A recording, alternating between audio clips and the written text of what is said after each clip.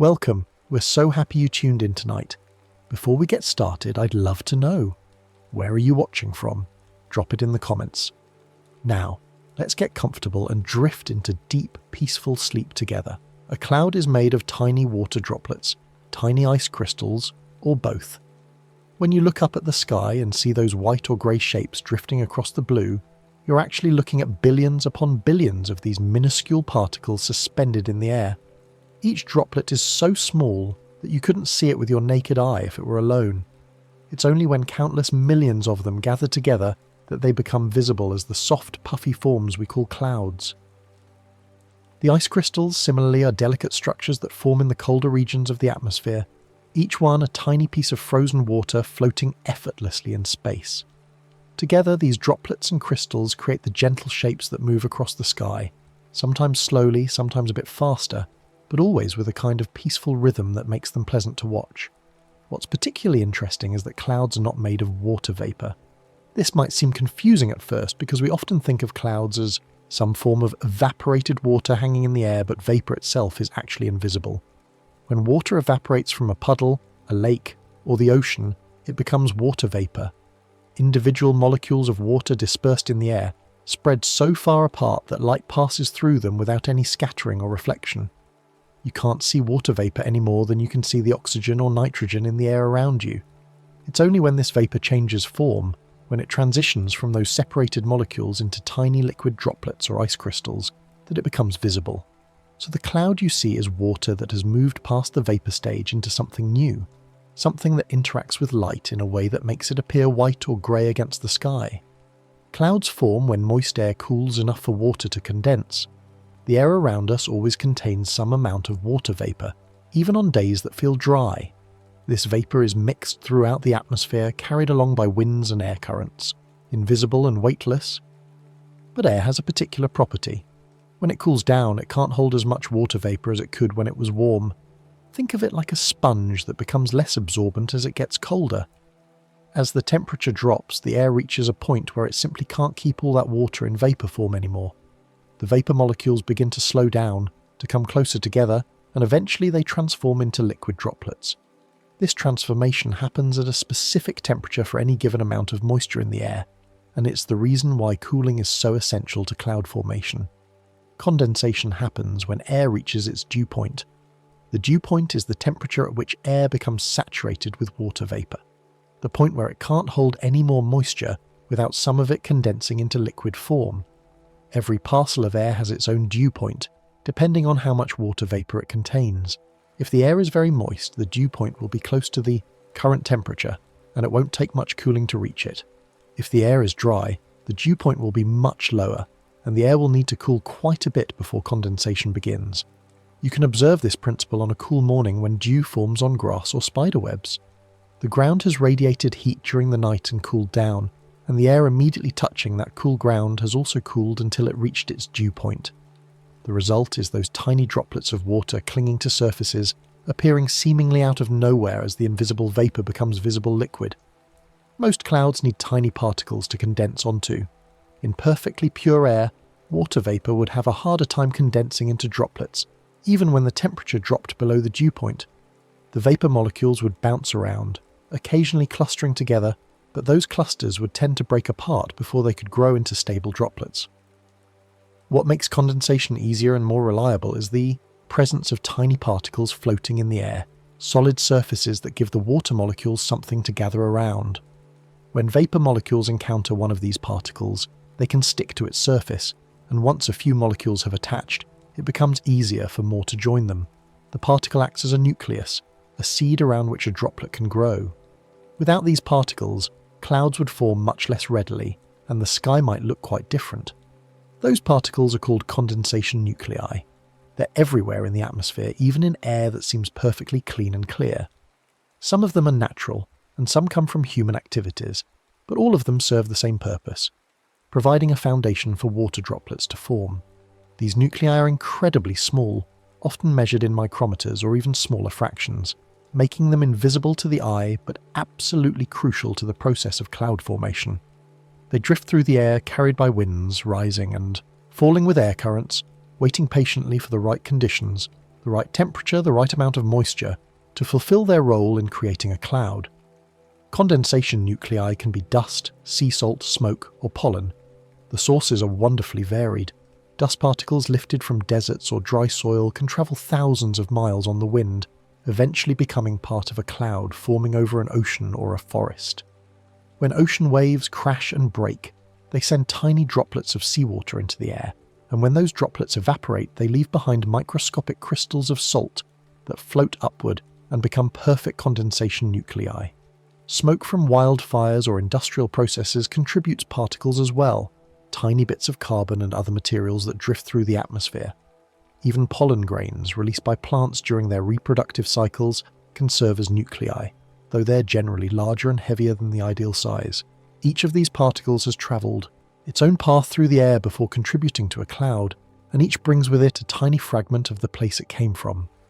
A desert, an ocean, a forest, a city. Each droplet in a cloud is extremely small. If you could somehow pluck a single droplet from a cumulus cloud and examine it, you'd find it measures about 10 to 20 micrometers in diameter. To put that in perspective, a human hair is roughly 70 micrometers across, so a cloud droplet is several times smaller than the width of a single hair. It would take millions of these droplets clustered together to form something the size of a raindrop. This extreme smallness is part of what allows clouds to float. Something so tiny doesn't fall through the air the way a raindrop does.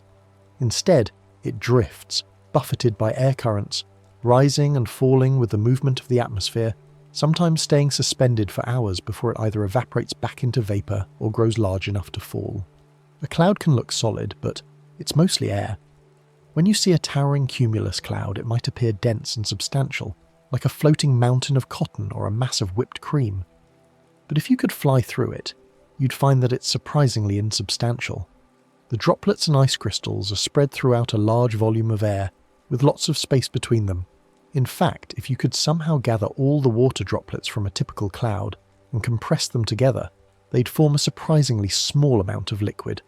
Perhaps just enough to fill a bathtub or a small swimming pool, depending on the cloud's size. The rest is simply air, with those tiny droplets scattered through it like dust motes in a sunbeam, each one too small to see individually but together creating something visible and beautiful. Clouds are part of the water cycle, moving water through the atmosphere. Water is always in motion on Earth, constantly changing form and location in a process that has continued for billions of years. The ocean evaporates water into the air. That water rises as invisible vapor, travels with the wind, cools and condenses into clouds. The clouds release the water as precipitation, rain, snow, sleet or hail, which falls to the ground, flows into streams and rivers, and eventually makes its way back to the ocean, or seeps into the soil where plants draw it up and release it back into the air through their leaves. Clouds are one stage in this endless cycle, a visible moment in water's long journey from sea to sky to land and back again. They're temporary structures, constantly forming and dissolving, but they're part of something permanent and essential to life on Earth. Just one more small fact, and then we drift. Cloud droplets are so small that they fall very slowly. When a tiny water droplet forms in a cloud, gravity does pull on it, trying to draw it downward toward the Earth. But the droplet is so light and so small that air resistance becomes a major factor. As it tries to fall, it has to push air molecules out of the way, and those molecules push back, creating drag that slows the descent dramatically. The result is that a typical cloud droplet falls at a rate of only about 1 centimeter per second, roughly the speed of a snail crawling across a sidewalk. At that rate, a droplet forming in a cloud several thousand feet up would take many hours to reach the ground, if it ever made it at all. In reality, such a slowly falling droplet would likely evaporate long before completing its journey, as it drifted down into warmer, drier air below the cloud. Upward moving air can keep droplets suspended. While the droplets are falling slowly downward due to gravity, the air itself is often moving upward, especially within and beneath clouds. If the upward motion of the air is faster than the downward drift of the droplets will actually rise instead of fall, carried along by the moving air like dust particles caught in a breeze blowing upward. Even if the upward air motion is slower than the fall speed, it can still slow the descent enough to keep the droplets aloft for extended periods. This is why clouds can persist for hours or even days.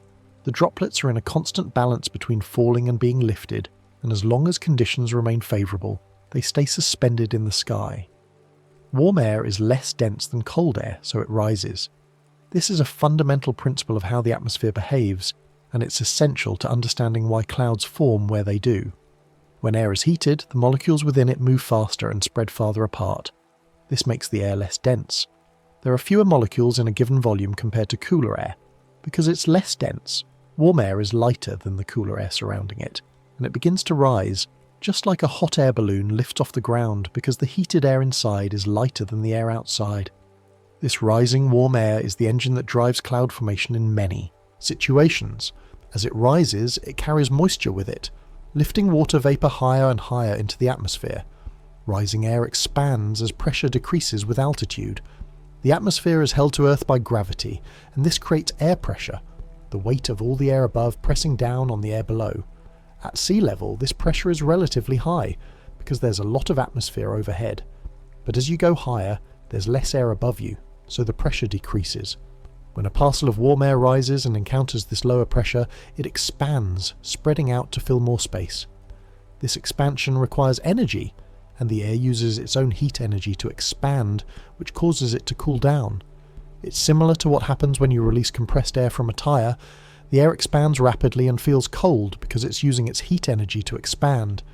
This principle, expansion causing cooling, is crucial to cloud formation. Expanding air cools, which helps clouds form.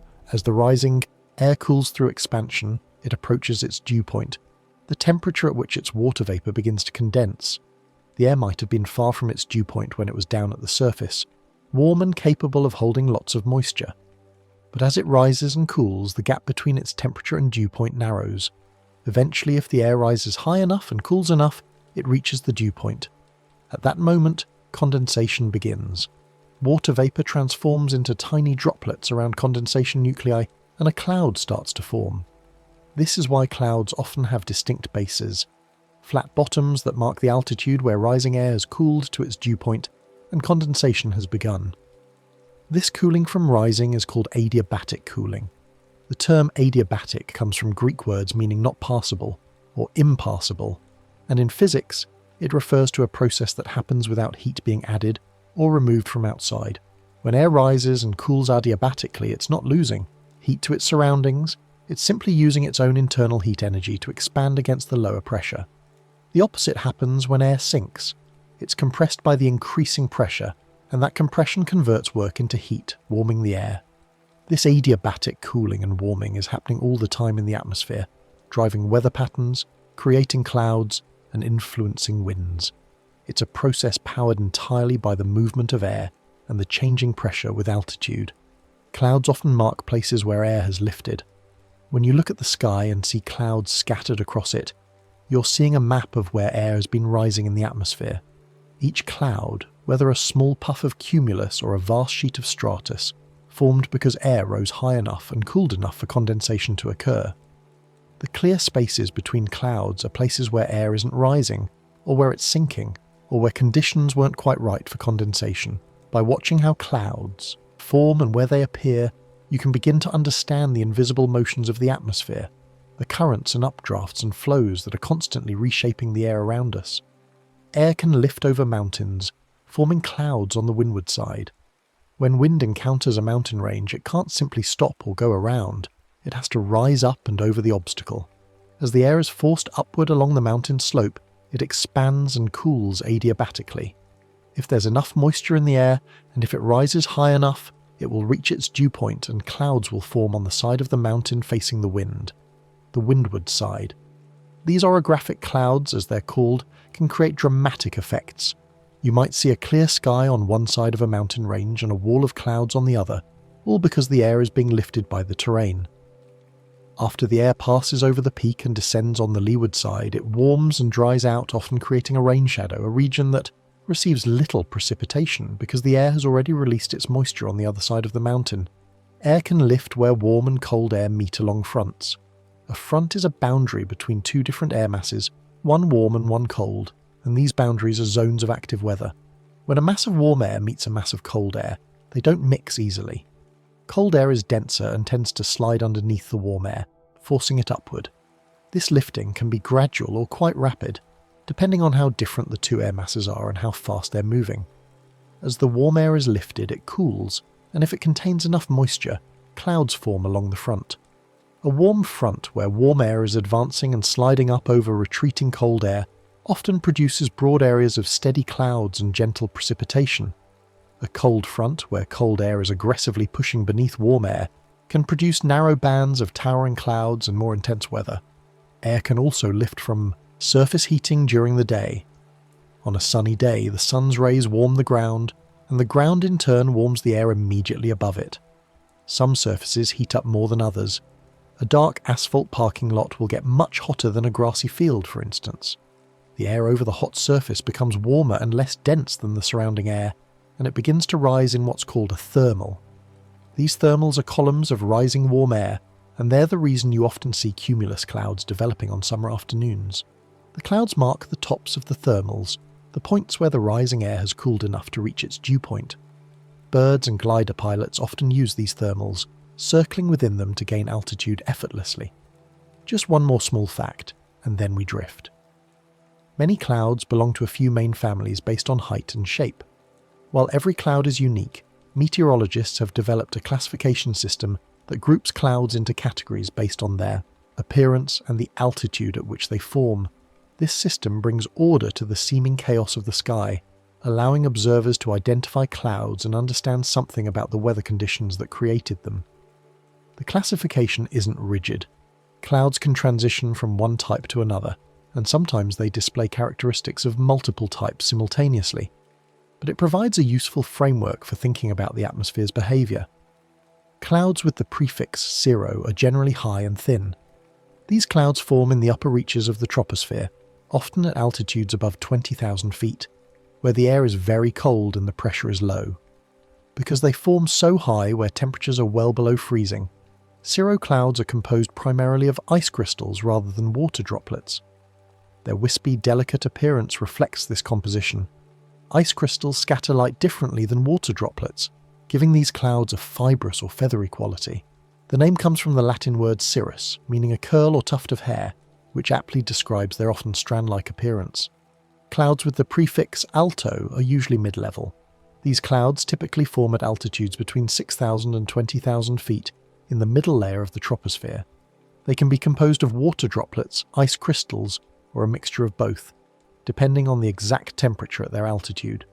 Alto clouds often appear as sheets or patches, sometimes covering large portions of the sky. The prefix comes from the Latin altus, meaning high, though in the modern classification system it's understood to mean middle level rather than the highest clouds. These clouds often appear ahead of approaching weather systems, as moisture at mid-levels increases before a front arrives. Clouds with the prefix strato are layered. The term comes from stratus, the Latin word for layer or spread out, and it describes clouds that form in stable air where there's not much vertical motion. Stratus clouds spread horizontally in sheets or blankets rather than building upward into towers. They often form when a large air mass gradually lifts or cools, or when moist air moves over a cool surface. The result is a smooth, uniform layer that can cover the entire sky, creating overcast conditions. Stratus clouds can occur at various altitudes, and when combined with other prefixes, they describe specific types, stratocumulus, for instance, or altostratus. Clouds with the prefix cumulo are puffy and piled. Cumulus means heap or pile in Latin, and these clouds look like what most people imagine when they think of clouds, those cotton ball shapes with distinct edges and bases. Cumulus clouds form in unstable air where there's active vertical motion, rising currents of warm air that build the clouds upward. They have a characteristic structure, a flat base marking the condensation level, and a rounded or dome-shaped top where the rising air pushes the cloud upward. On a fair weather day, you might see many individual cumulus clouds scattered across the sky, each marking a separate thermal updraft. The term nimbus suggests precipitation. When nimbus or nimbo appears in a cloud name, it indicates that the cloud is producing rain or snow. Nimbostratus, for instance, is a thick dark layer cloud that brings steady precipitation. Cumulonimbus is a towering cumulus cloud that has grown tall enough to produce rain, hail, or even tornadoes. The word comes from the Latin for rain cloud, and its presence in a cloud's name tells you immediately that this is an active precipitating system rather than a dry cloud that's merely decorating the sky. Cirrus clouds often look like wispy feathers. When you see these high clouds, they might appear as delicate streaks or hooks, white against the blue sky, sometimes almost translucent. They're composed entirely of ice crystals, and those crystals give them their characteristic appearance. Wind at high altitudes can be very strong, and it shapes cirrus clouds, stretching them out into long strands or mare's tails. Because they're so thin, cirrus clouds don't block much sunlight. You can usually see the sun or stars through them, but they can create beautiful optical phenomena like halos and sundogs when light passes through their ice crystals at particular angles. Stratus clouds often look like a grey blanket. These low-lying layer clouds can cover the entire sky in a uniform sheet, obscuring the sun and creating a dreary, overcast atmosphere. They form in stable conditions where air is lifted gently and uniformly, without the vigorous updrafts that create puffy cumulus clouds. Stratus clouds might produce drizzle or very light rain, but often they simply sit overhead, grey and featureless, filtering the daylight into a soft, diffuse glow. They can persist for hours or even days if conditions remain stable, creating that characteristic dull weather that makes you want to stay indoors with a book and a warm drink. Cumulus clouds often look like soft towers or cotton. On a pleasant day with scattered clouds, those individual puffy clouds you see are likely cumulus. They have distinct boundaries, with bright white tops where the sun illuminates them and darker bases in shadow. They can be small and flat, fair weather cumulus that look like little cotton balls drifting by, or they can grow taller, developing into towering cumulus that resemble cauliflower heads stacked on top of each other.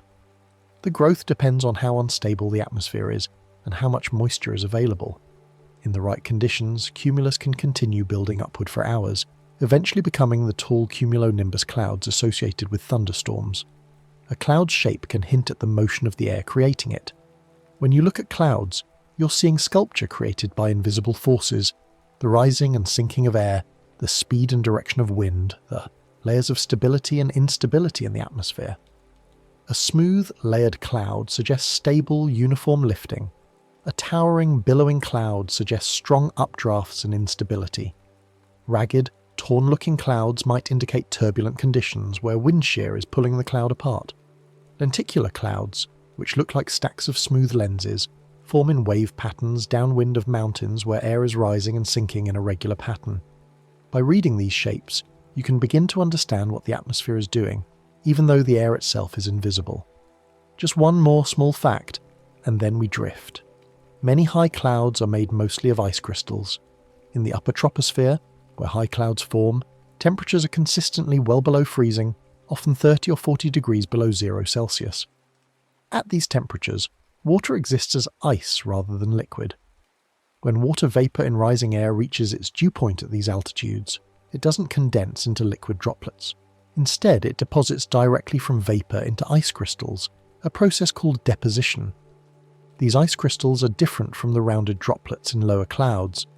They have geometric shapes, hexagonal plates, needles, columns, and intricate branching dendrites, determined by the temperature and humidity conditions where they form. The crystals are tiny, but their regular structure makes them behave differently than liquid droplets, affecting how they scatter light and how the cloud evolves. Cirrus clouds form high where the air is very cold. You typically find cirrus clouds at altitudes above 20,000 feet, though they can form even higher, sometimes reaching 40,000 feet or more in the tropics. At these heights, the air is thin and the temperature is frigid. The formation of cirrus clouds usually indicates that moist air has reached these high altitudes, perhaps pushed up by large-scale atmospheric motions, or by the exhaust from jet aircraft, which can provide both moisture and condensation nuclei. Because the air is so cold, cirrus clouds persist longer than they would if they were at lower altitudes. There's no risk of the ice crystals melting into droplets that might evaporate. Instead, they can drift for many miles, gradually evaporating as individual crystals sublimate back into water vapour. Ice crystals can make cirrus clouds sparkle softly in sunlight. When sunlight strikes the ice crystals in a cirrus cloud, some of it is reflected directly back, but some passes through the crystal, refracting and bending as it enters and exits. Because the crystals have flat faces and sharp angles, they act like tiny prisms, splitting light into its component colours, or reflecting it in specific directions. When conditions are right, this creates subtle sparkles or a soft shimmer that makes the cloud seem to glow. Unlike the bright white reflection from water droplet clouds, the shimmer from ice crystal clouds has a more delicate quality, sometimes with hints of colour around the edges.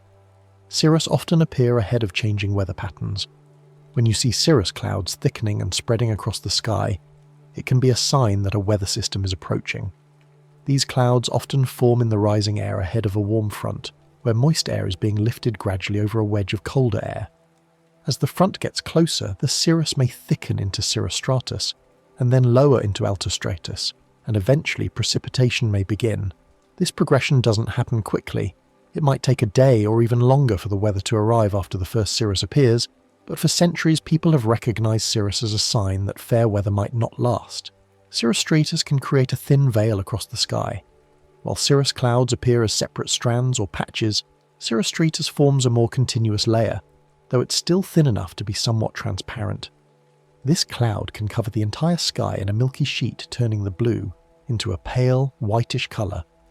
The sun or moon can usually still be seen through cirrostratus, appearing as a bright disk behind the veil.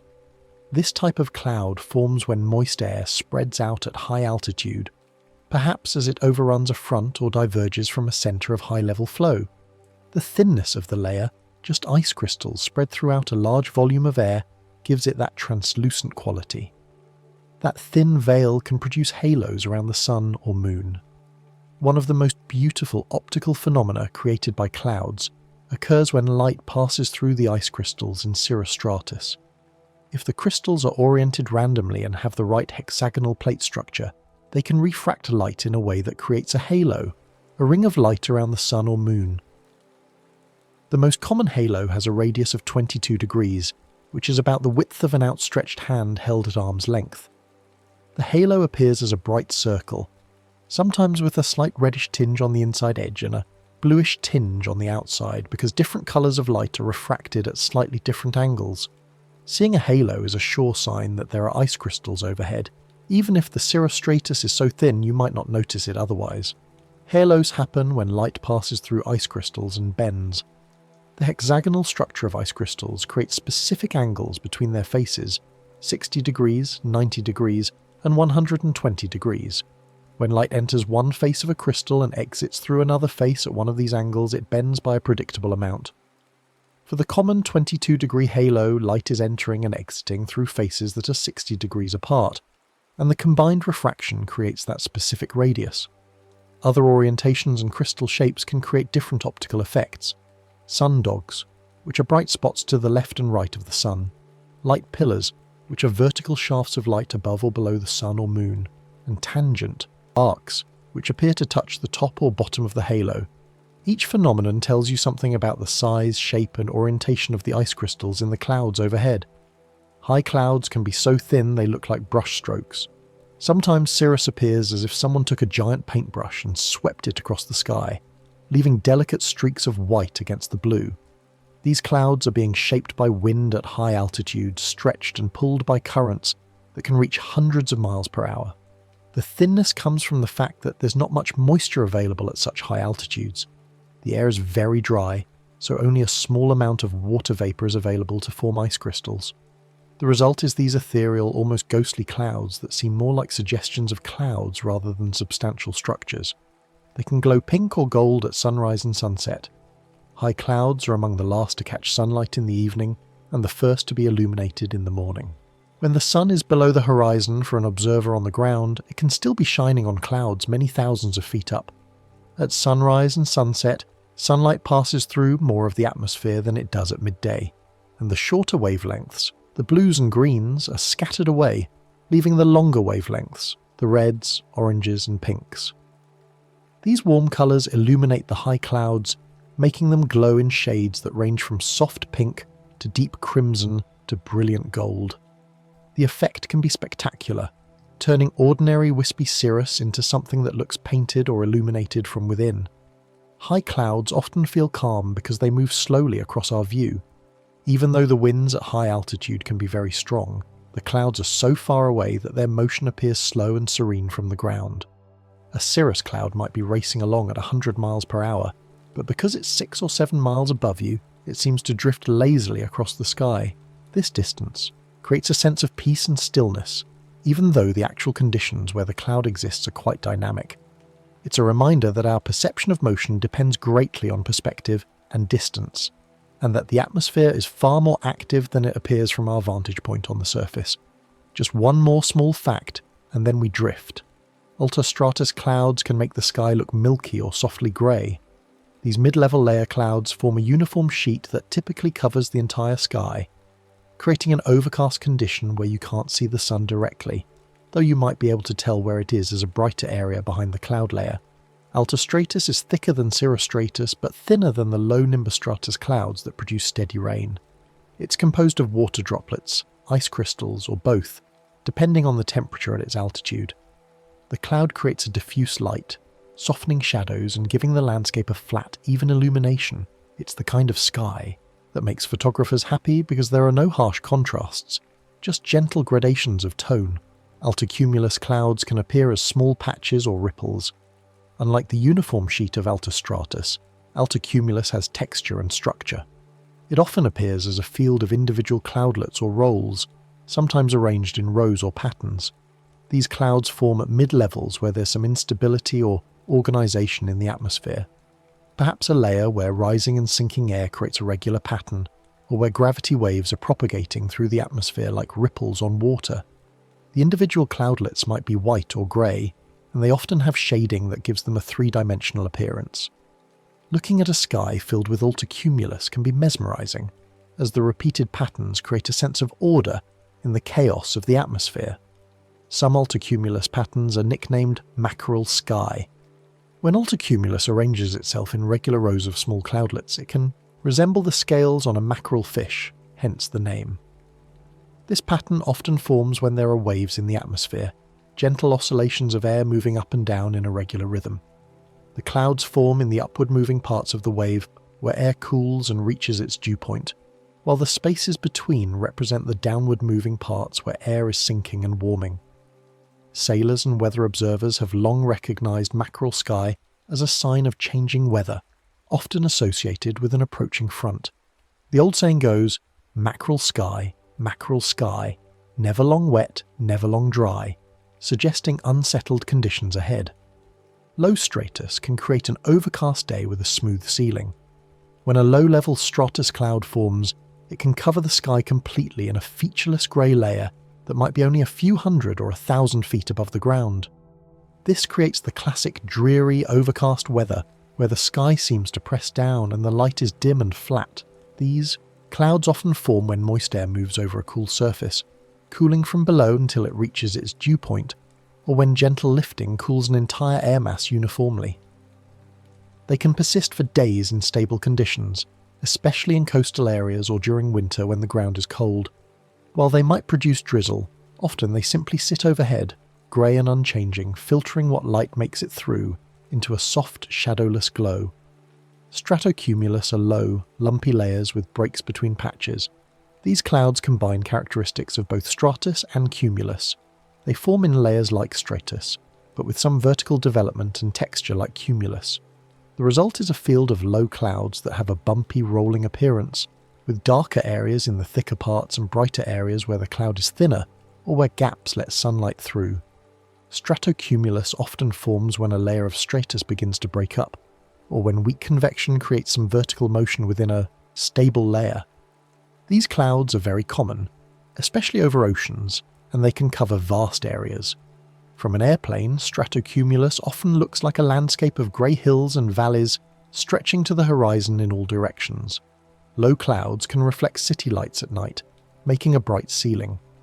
On a cloudy night over a city, the underside of the low clouds often glows with an orange or yellowish light reflected from streetlights, buildings, and signs below. The water droplets in the cloud scatter this light, sending it in all directions, including back down toward the ground. The result is that a cloudy night in the city can be much brighter than a clear night, as if the cloud layer is acting like a giant reflector or screen. The effect can be dramatic, especially when the clouds are low. The entire sky might have a soft artificial glow, bright enough to navigate by without a flashlight. In rural areas without much artificial light, Cloudy nights remain dark, but in urban areas, the clouds transform the night into something much brighter. Low clouds can also soften moonlight into a gentle glow.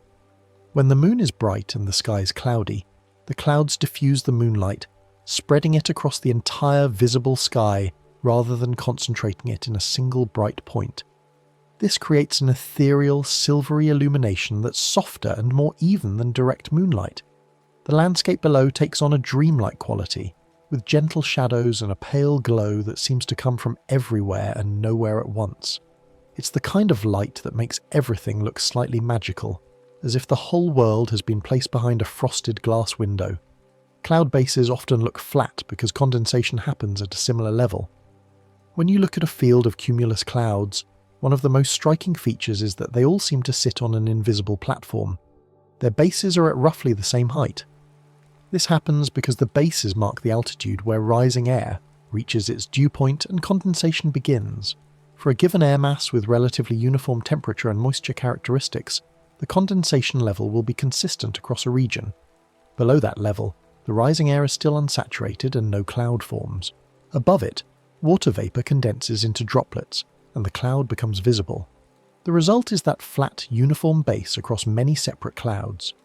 The height of the cloud base depends on temperature and humidity. On a hot, dry day, rising air has to climb quite high before it cools enough to reach its dew point, so cloud bases will be relatively high, perhaps several thousand feet up. On a cool, moist day, the air doesn't have to rise as far to reach saturation, so cloud bases will be lower, sometimes just a few hundred feet above the ground. Meteorologists can calculate the approximate cloud base height using surface temperature and dew point measurements, and this calculation is remarkably reliable. The relationship between these three values, temperature, dew point, and cloud base height, is a direct result of how adiabatic cooling works as air rises. When air is moist, clouds can form closer to the ground. In humid conditions where the air already contains a lot of water vapour, the gap between the actual temperature and the dew point is small. This means rising air doesn't have to cool much before condensation begins. The result is low cloud bases, and in very humid conditions, fog might form at ground level. In tropical regions or in temperate areas during humid summer weather, you often see low, ragged clouds or fog forming in valleys and low-lying areas, especially in the early morning when the air is coolest and most likely to reach saturation. Just one more small fact, and then we drift. Fog is simply a cloud at ground level. There's no fundamental difference between fog and a cloud. Both are made of tiny water droplets or ice crystals suspended in air. The only distinction is that fog is in contact with the ground while clouds are elevated above it.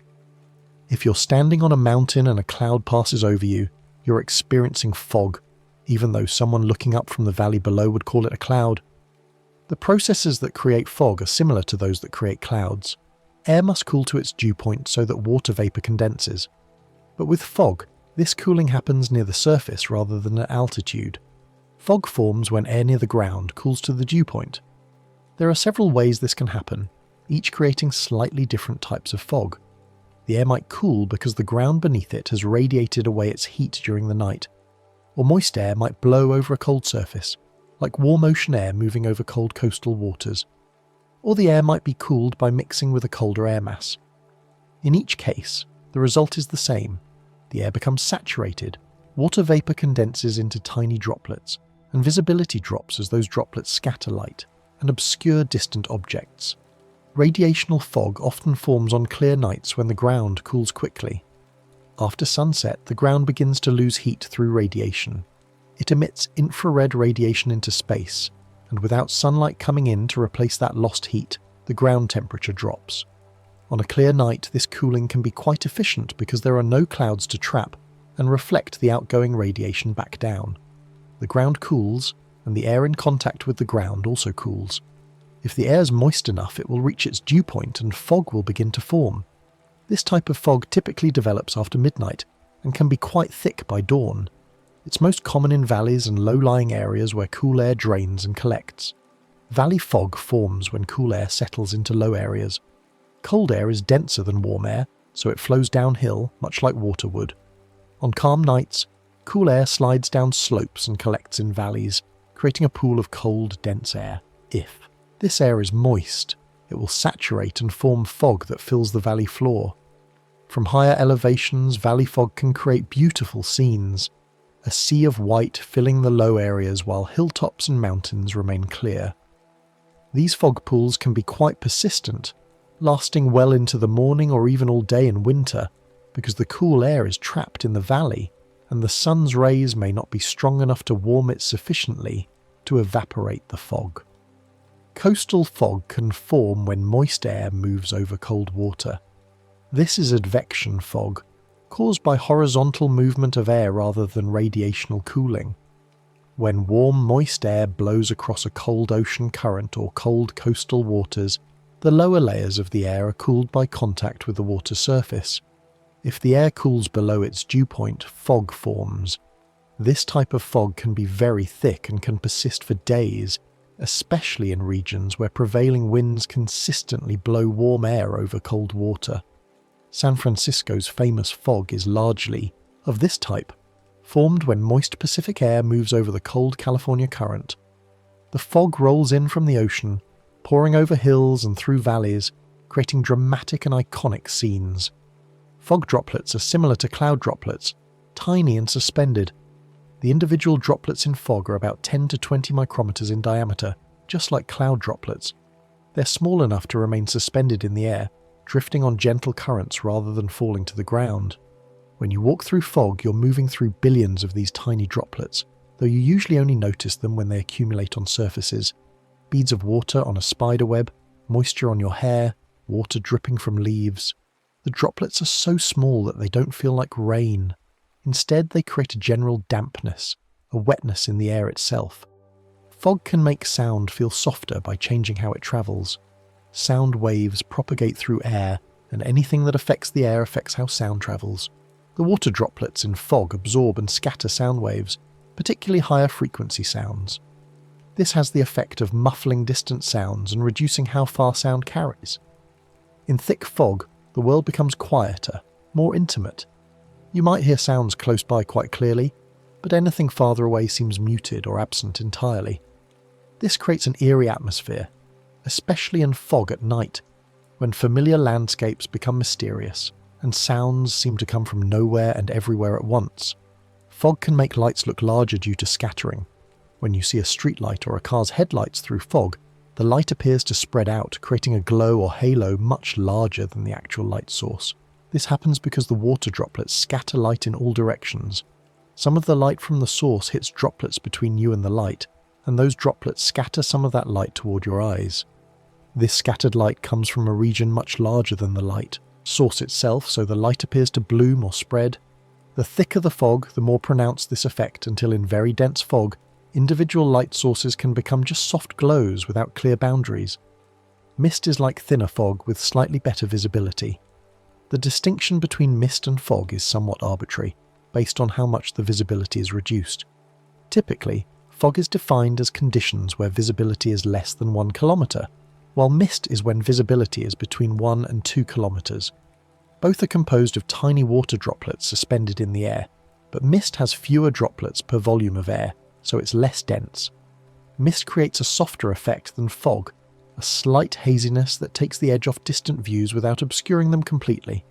It's common in the early morning or evening, or in humid conditions where the air is close to saturation but not quite there. Fog often lifts when sunlight warms the ground and the air mixes. After dawn, as the sun rises and begins to warm the ground in turn warms the air above it. This warming has two effects. It increases the temperature of the air, moving it away from the dew point, and it can create gentle mixing and turbulence that breaks up the stable layer of fog. The fog droplets evaporate back into water vapor, and visibility improves. The lifting often happens from the ground up. You might see the fog thinning at the surface first, while a layer of stratus cloud remains overhead. Eventually, if warming continues, even that layer might dissipate, leaving a clear sky. The process can be quite beautiful to watch, as shafts of sunlight break through thinning fog, illuminating the remaining mist and creating an ethereal landscape. Just one more small fact, and then we drift. Many cloud droplets are too small to fall as rain on their own. A typical cloud droplet, measuring 10 to 20 micrometers across, is far too small and light to overcome air resistance and fall to the ground. It would evaporate long before completing the journey. For precipitation to occur, droplets need to grow much larger, at least 100 times larger in diameter, which represents about 1,000,000 times more volume and mass. A typical raindrop is around 1 to 3 millimeters in diameter, enormous compared to a cloud droplet. The question of how droplets grow from cloud-sized to raindrop-sized has been central to understanding precipitation, and the answer involves several different processes. Droplets can grow by colliding and merging. In a cloud with lots of droplets, especially one with vigorous updrafts that keep the droplets suspended and moving around, droplets frequently bump into each other. When they collide, they can stick together, merging into a single larger droplet. This process is called collision and coalescence.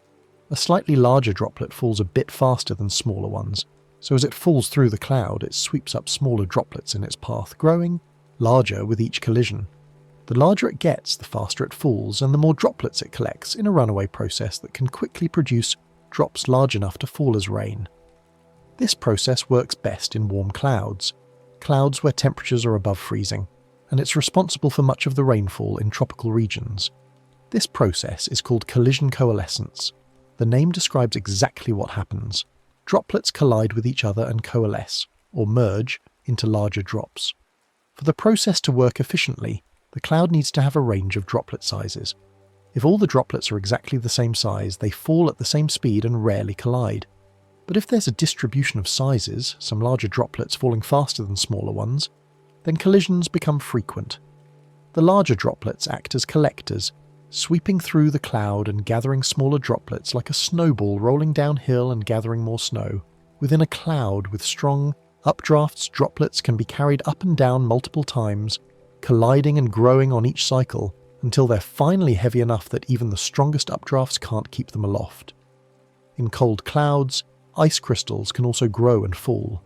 When temperatures in a cloud drop below freezing, ice crystals can form alongside supercooled water droplets, liquid droplets that remain liquid even though they're colder than 0 degrees Celsius.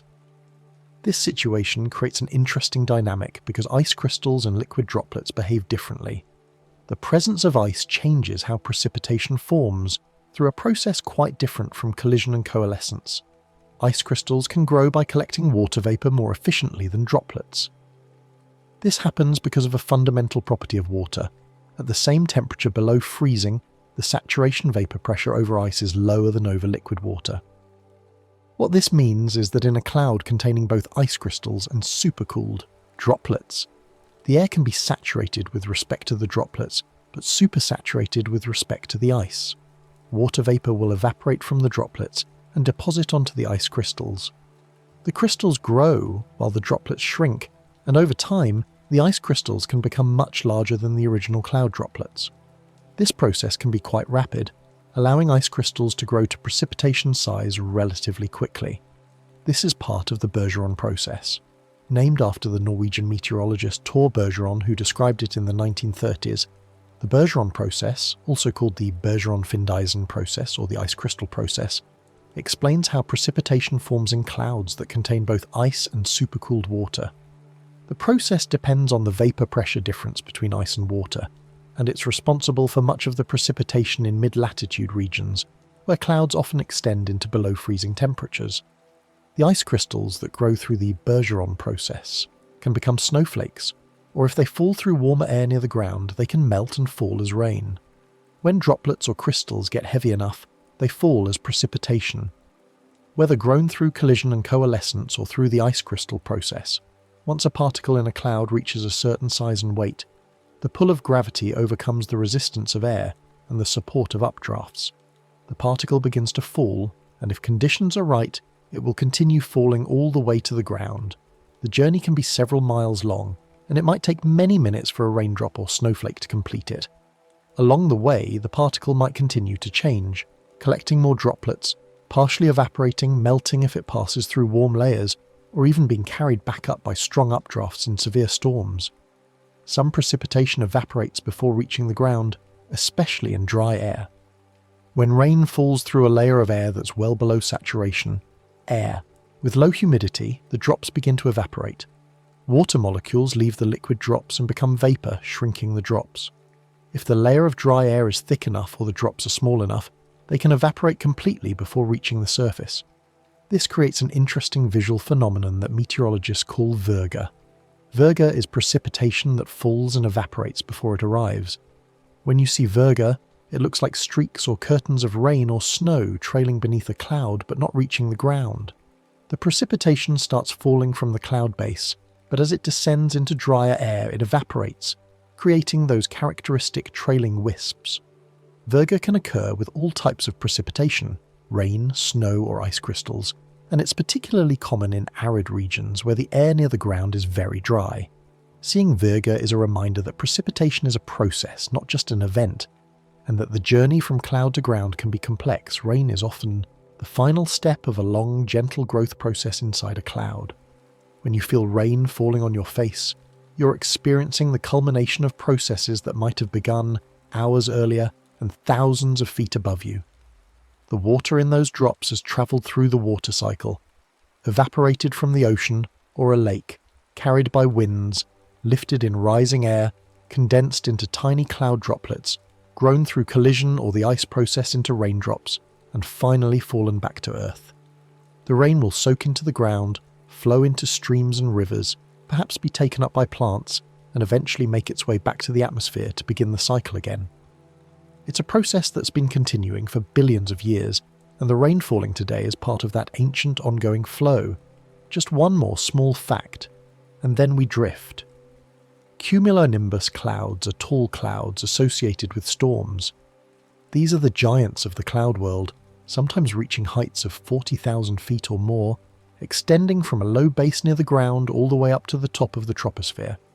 They're the clouds that produce thunderstorms, heavy rain, hail, strong winds, and sometimes tornadoes. But despite their fearsome reputation, they follow the same basic principles as all clouds. They form when moist air rises and cools to its dew point.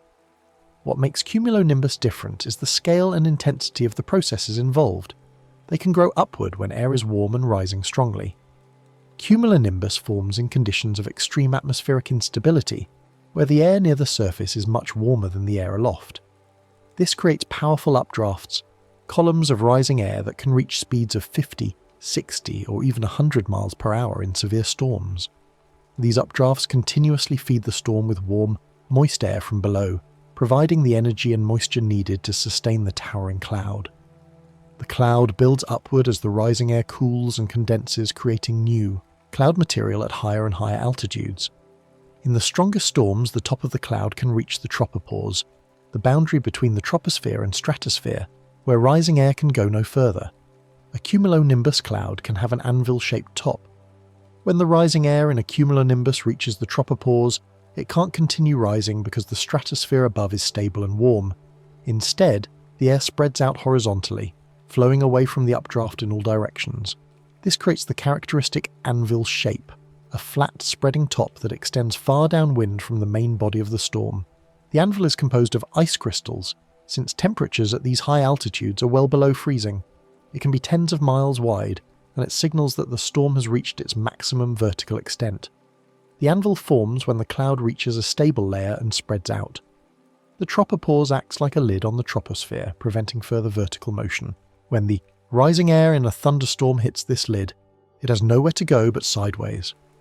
Upper-level winds carry the spreading ice crystals downwind, stretching the anvil in the direction of the wind. Sometimes the anvil can extend for 50 miles or more from the main storm, creating a massive shield of ice cloud overhead. Flying through an anvil in an airplane, you'd experience smooth conditions. The turbulent updrafts are in the main body of the storm, while the anvil is relatively calm, just a vast field of ice crystals drifting slowly downward. Thunderstorms recycle air up and down within the cloud. Inside a mature cumulonimbus, the air is in constant motion. The main updraft carries warm, moist air from near the surface up to high altitudes. But there are also downdrafts, descending currents of cooler air. These form when precipitation starts falling, dragging air down with it, or when evaporation of rain cools the air and makes it negatively buoyant. The downdrafts spread out when they reach the surface, creating gusty winds and sometimes advancing as a gust front ahead of the storm. Meanwhile, the updraft continues to feed the storm from behind.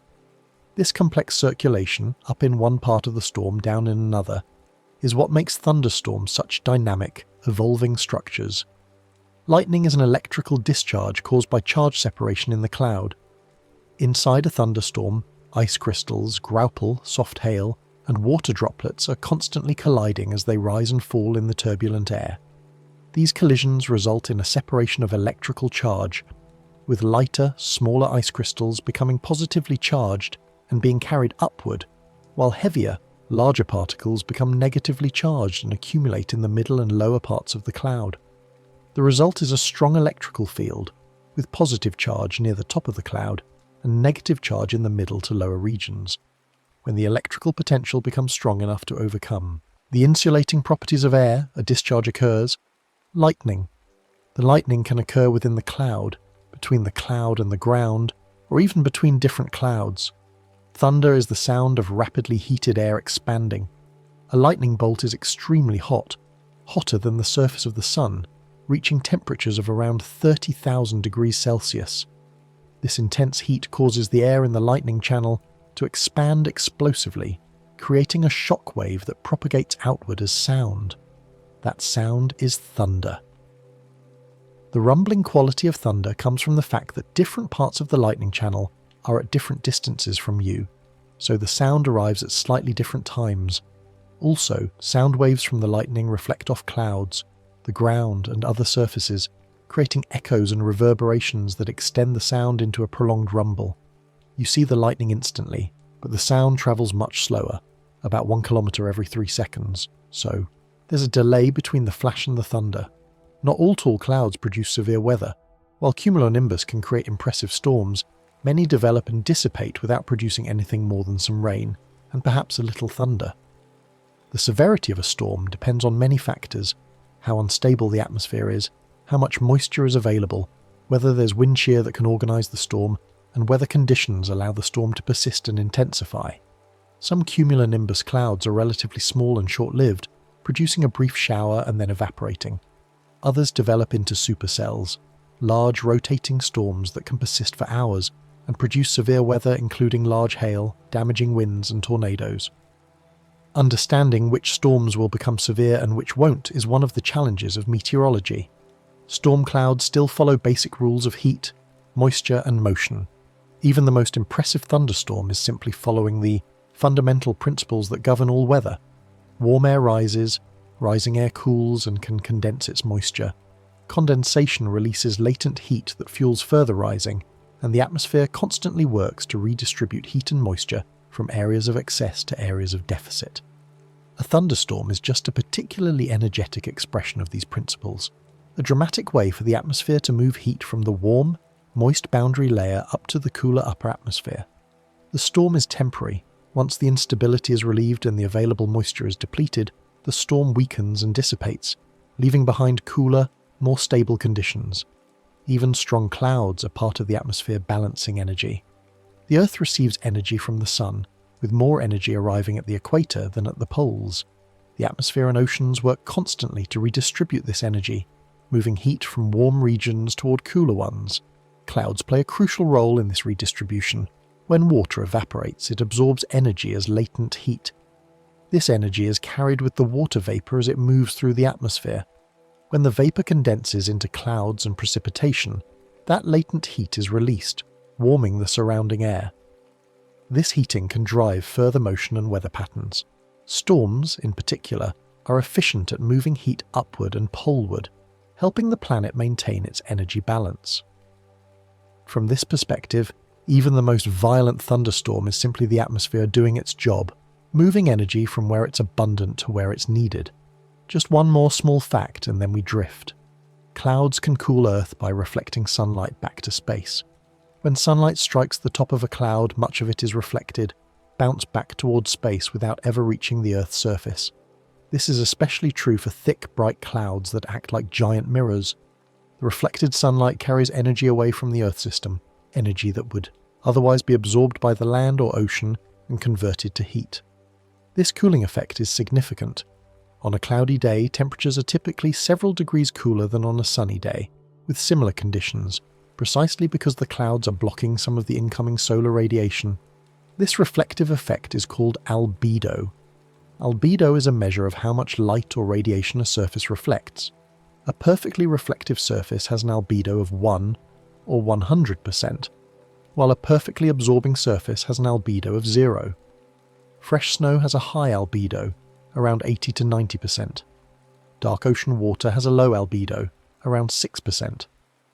Clouds have albedos that vary depending on their thickness and composition, but typically range from 30 to 90%. Thick stratus or stratocumulus clouds can reflect as much as 90% of the sunlight hitting them, making them highly effective at cooling the planet. This reflective property is one reason why clouds are so important in regulating Earth's temperature. Thick, bright clouds generally reflect more sunlight. The reflectivity of a cloud depends mainly on how many droplets or ice crystals it contains and how thick it is.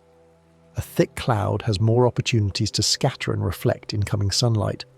Photons bounce from droplet to droplet, and many eventually bounce back out the top of the cloud. A thin cloud allows more light to pass through. Similarly, clouds with many small droplets are more reflective than clouds with fewer large droplets, because the total surface area available for scattering is greater. This is why marine stratocumulus clouds, which cover vast areas of ocean and contain many small droplets, have such high albedos and play such an important role in Earth's energy balance. Clouds can also warm Earth by trapping some outgoing heat. Earth doesn't just receive energy from the sun, it also radiates energy back to space in the form of infrared radiation. This outgoing radiation is how Earth cools itself, maintaining a balance between incoming solar energy and outgoing thermal energy. But clouds can interfere with this cooling process. The water droplets and ice crystals in clouds absorb some of the outgoing infrared radiation and re-emit it in all directions, including back down toward the surface. This acts like a blanket, reducing the rate at which Earth loses heat to space. This warming effect is like a blanket that slows heat loss. On a clear night, the ground can cool rapidly through radiational cooling, losing heat directly to space. The temperature can drop significantly, and frost might form if conditions are right. But on a cloudy night, the clouds intercept much of the outgoing infrared radiation and radiate some of it back to the ground. The result is that temperatures don't drop as much. The low temperature on a cloudy night might be 5 or 10 degrees warmer than on a clear night with similar conditions. This is the greenhouse effect of clouds, and it's particularly strong with low, thick clouds that are close to the surface. High, thin clouds often trap heat more than they reflect sunlight. For high cirrus clouds, the warming effect can dominate over the cooling effect. These clouds are thin enough that they don't reflect much incoming solar radiation. Much of the sunlight passes right through them, but they're very cold, which makes them effective at absorbing outgoing infrared radiation from the warm surface below. They then re-emit this radiation, but because they're so cold, they emit at longer wavelengths and with less intensity, and much of what they emit goes sideways or down rather than up to space. The net effect is that high thin clouds tend to warm the planet slightly, trapping more heat than they reflect. Low thick clouds often reflect sunlight strongly and can cool the surface. Conversely, low stratocumulus or stratus clouds are very effective at reflecting sunlight because they're thick and bright, but they're not as effective at trapping outgoing infrared radiation because they're relatively warm. Their temperature is similar to the surface below. The net effect is that these clouds tend to cool the planet. The vast decks of stratocumulus that cover subtropical and mid-latitude oceans are thought to have a significant net cooling effect on Earth's climate, and changes in these clouds could substantially affect global temperatures. Cloud effects depend on cloud type, thickness, and height. The radiative effect of any given cloud is the result of a complex interplay between its reflective properties, which depend on thickness, droplet size, and composition, and its thermal properties, which depend on temperature and thus height. Scientists use detailed measurements from satellites and aircraft to study these properties and incorporate them into climate models. Understanding clouds remains one of the biggest challenges in climate science because clouds can both cool and warm, and their net effect depends on details that can vary with time and location. Clouds help distribute heat by releasing latent heat when water condenses. Beyond their radiative effects, clouds play an active role in moving heat around the atmosphere through the water cycle. When water evaporates from the ocean, it absorbs a large amount of energy, about 2.5 million joules per kilogram, which is stored as latent heat in the water vapour. This vapor can be transported over long distances by winds. When it finally condenses into clouds, that stored energy is released, warming the air. This process moves heat from the surface, where evaporation occurred, to higher altitudes or different latitudes where condensation occurs. It's a crucial mechanism for redistributing energy in the atmosphere. That released heat can influence winds and weather patterns. The warming that occurs when water vapor condenses can strengthen updrafts, intensify storms, and drive larger-scale atmospheric circulations. In tropical regions, the enormous amount of latent heat released by deep convective clouds helps drive the Hadley circulation, which moves air from the equator toward the poles.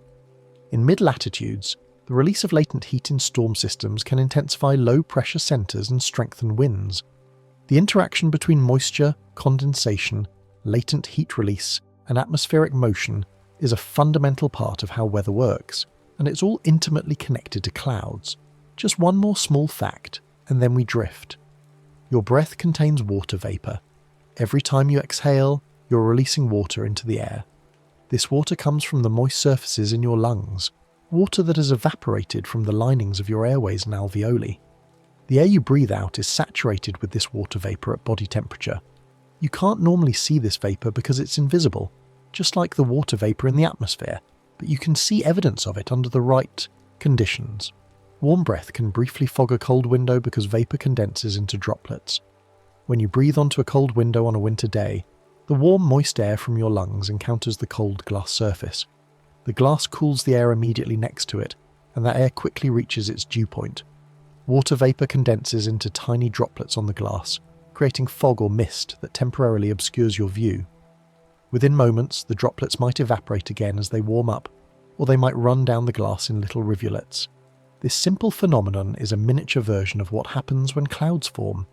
Warm, moist air cooled to its dew point, resulting in visible water droplets. Indoor air can be dry or humid depending on temperature and ventilation. The humidity inside a building depends on many factors: how much moisture is being added to the air through cooking, showering, breathing, and plants, how much moisture is being removed through ventilation or dehumidifiers, and the temperature, since warm air can hold more moisture than cool air. In winter, heated indoor air often becomes very dry because the heating process doesn't add moisture, and the cold outdoor air that infiltrates contains little moisture to begin with. In summer, indoor air might be more humid, especially in climates where the outdoor air is humid and ventilation brings that moisture inside. Humidity changes how warm or cool the air feels on your skin. When the air is dry, sweat evaporates readily from your skin, and this evaporation cools you. It's your body's primary cooling mechanism. But when the air is humid, evaporation slows because the air is already close to saturation and can't accept much more water vapor. As a result, you feel warmer and more uncomfortable at the same temperature. This is why a hot, humid day feels much worse than a hot, dry day, even though the actual air temperature might be the same. The humidity affects your comfort directly through its impact on evaporative cooling. Outside, clouds are constantly forming and dissolving. The sky is never truly static. At any given moment, somewhere in the atmosphere, air is rising and cooling, water vapor is condensing, and new clouds are forming. Simultaneously, other clouds are evaporating, their droplets turning back into vapor as they mix with drier air or warm up. Some clouds persist for hours, growing and evolving. Others last only minutes, appearing briefly and then vanishing as conditions change. This constant formation and dissolution is part of the dynamic nature of the atmosphere, which is always in motion, always responding to the unequal heating of Earth's surface and the rotation of the planet. A cloud can be temporary, but the water in it continues the cycle. The cloud you see drifting overhead might dissipate within the hour, its droplets evaporating back into invisible vapor. But the water molecules that made up those droplets don't disappear, they simply change form. They might remain as vapor for days, travelling hundreds of miles on the wind before condensing again into a different cloud. Or they might condense and fall as rain within hours, only to evaporate from a puddle and return to the atmosphere. Each water molecule is on a continuous journey through the water cycle, spending time as vapor, as cloud droplets, as rain, as ocean, as ice, as groundwater, as part of a plant, and then back to vapor again. The same water can move from ocean to cloud to rain and back again. If you could follow a single water molecule through its travels, you'd see a complex path. Perhaps it evaporates from the Pacific Ocean, rises in a thermal over a warm spot, condenses into a cloud, falls as rain on a forest, soaks into the soil, is taken up by a tree, transpires from a leaf back into the atmosphere, condenses in another cloud, falls as rain again, flows into a stream, travels to a river, and eventually makes its way back to the ocean. This journey might take days, or weeks, or years, but it's all part of the same continuous cycle that has been operating for as long as Earth has had water and an atmosphere. Clouds are proof that invisible air can carry hidden moisture. When you look at a clear blue sky, it's easy to forget that the air contains water, invisible water vapour mixed throughout the atmosphere. But clouds make this invisible moisture visible. They're like markers, showing where the air has risen and cooled enough to release its hidden water. Every cloud is evidence of moisture that was there all along, just waiting for the right conditions to reveal itself. In this way, clouds help us see something we couldn't otherwise perceive: the water content of the air, the vertical motions of the atmosphere, the processes that drive weather and climate. Tonight, you can let thoughts behave like clouds, arrive, change shape, and pass. As you rest, consider that thoughts are a bit like clouds. They appear in consciousness, sometimes small and wispy, sometimes larger and more substantial, sometimes charged with emotion like a thundercloud. But like clouds, thoughts are temporary. They form, they persist for a while, they change and evolve, and eventually they dissipate. You don't have to hold on to them or push them away.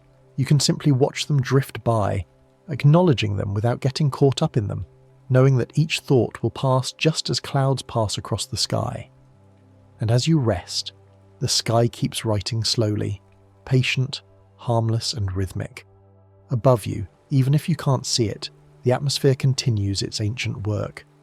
Air rises and falls, moisture condenses and evaporates, clouds form and dissolve. The processes are gentle, continuous, and utterly indifferent to human concerns. They've been happening for billions of years, long before there were people to observe them, and they'll continue long after we're gone. There's something peaceful in that, the knowledge that these vast, slow processes continue, regardless, that the sky will keep creating its ephemeral sculptures of water and air, writing and rewriting its story in droplets and ice crystals, patient and endless and beautiful. Just one more small fact, and then we drift. The clouds you saw today are gone now, evaporated or transformed or fallen as rain somewhere distant. But new clouds are forming even as you close your eyes, and tomorrow there will be new shapes in the sky, new patterns of light and shadow, new evidence of the atmosphere's constant motion. The water cycle continues, clouds rise and fall, and the gentle processes that govern vapour and droplets and ice continue their work. Quiet and patient and eternal. Rest now, knowing that these processes require nothing from you, that they'll continue through the night while you sleep, that when you wake the sky will have written something new, and that all of it, every cloud, every drop of rain, every crystal of ice, is part of something ancient and beautiful and fundamentally peaceful. The next story is about to begin. Please relax and enjoy. The sun is a star at the centre of our solar system. It sits there, quiet and enormous, anchoring everything around it with gravity and light. When you think about the sun, you might picture something fierce or blinding, but tonight we're going to think about it differently. Tonight the sun is just a steady presence, a kind of cosmic hearth that has been burning gently for longer than anything you can imagine. There's no urgency here, no need to hold on to these facts too tightly. They're just here to keep you company as your mind begins to settle, as your breathing slows, and as the day finally releases its hold on you. The sun is a huge sphere of hot gas, mostly hydrogen and helium. That's all it is, really. Gas, held together by its own gravity, compressed and heated until it glows. There's something calming about that simplicity. No solid ground, no surface you could stand on, just layers of gas pressing inward, getting hotter and denser the deeper you go. The sun contains most of the solar system's total mass. When scientists add up everything in our neighbourhood of space, all the planets, all the moons, all the asteroids and comets and dust, the sun accounts for more than 99% of it all. Everything else, including Earth, is just a collection of leftovers, small fragments that didn't fall into the sun when the solar system was forming. The sun's gravity holds the planets in their orbits. That invisible pull reaches out across millions and billions of miles, keeping Earth on its steady path year after year, century after century. We orbit because the Sun is there, massive and patient, never letting go. The Sun looks constant, but it is always active in gentle ways. If you could watch it closely over hours or days, you'd see patterns shifting across its surface, bright regions and dark regions coming and going, loops of glowing gas rising and falling. But from here, from Earth, it just looks like a steady circle of light. That's okay. You don't need to see the details to feel the constancy. The Sun's energy comes from nuclear fusion in its core. Deep inside, where the pressure is immense and the temperature climbs to millions of degrees, hydrogen atoms are squeezed together so tightly that they combine. Fusion combines hydrogen into helium. 4 hydrogen nuclei become 1 helium nucleus, and in that transformation, a tiny amount of mass is converted into energy. It's the same process that powers hydrogen bombs, but in the Sun it happens in a controlled, sustained way, not as an explosion but as a continuous burn that has lasted for billions of years. Fusion releases energy as light and heat. That energy starts deep in the core, but it doesn't escape right away. It takes a long, slow journey outward, bouncing and scattering through the Sun's inner layers, sometimes taking hundreds of thousands of years to work its way from the center to the surface. By the time it reaches the surface and radiates out into space, it's the sunlight, you know, the warmth on your skin, the brightness in the sky. The Sun has been shining for billions of years, about 4.5 billion years to be more precise, though precision isn't really the point tonight. The point is just to know that the Sun is old, ancient even, and that it has been doing this same steady work since long before there were people to notice it, long before there was anything alive on Earth at all. The Sun is close compared with other stars, which is why it looks so large in our sky. The nearest star beyond the Sun is more than 4 light-years away, a distance so great that even travelling at the speed of the light, the fastest anything can go, it would take over 4 years to get there. The Sun, by contrast, is only 8 light minutes away, close enough that its light reaches us in the time it takes to boil water or listen to a couple of songs. That closeness is what makes the Sun special to us, what makes it the Sun and not just another point of light. Just one more small fact, and then we drift. Sunlight takes time to travel to Earth. Even though light is fast, the fastest thing there is, it still needs time to cross the distance between the Sun and our planet. That travel time is a little over 8 minutes, 8 minutes and 20 seconds if you want to be exact, though again, exactness can wait for another day. When you feel sunlight, you're receiving a message from minutes ago. The light that touches your face left the Sun's surface 8 minutes earlier. In a way, you're always seeing the Sun as it was, not as it is. It's a small delay, barely noticeable, but it's there. A reminder that even light has to travel, that even the fastest things take time. The Sun's light spreads outward in all directions. It doesn't aim for Earth specifically. It just radiates, sending energy out in every direction equally, and Earth happens to be in the path of a tiny sliver of that outward flow. Earth receives only a small fraction of the Sun's total output. If you imagine the Sun's energy as a sphere expanding outward, Earth would intercept only about 1 part in 2 billion of it. Everything else flies off into space, warming nothing, lighting nothing, just travelling outward until it fades into the cold emptiness between stars. Even that small fraction is enough to power weather and life. Every gust of wind, every rainstorm, every growing plant, every breath you take, all of it traces back to that thin stream of sunlight falling on Earth's surface, day after day, year after year. Sunlight includes many wavelengths, not just visible light. When you see sunlight, you're seeing only a narrow band of the electromagnetic spectrum, the part your eyes happen to be sensitive to. But sunlight also carries wavelengths you can't see. Some sunlight is infrared, which we feel as warmth. You can't see infrared light, but you can feel it when you stand in the sun and your skin grows warmer. That warmth is just another form of light, vibrating at frequencies too slow for your eyes to detect.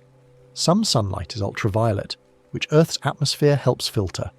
Ultraviolet light carries more energy than visible light, enough to damage living cells if too much gets through, but the ozone layer high in the atmosphere absorbs most of it before it reaches the ground.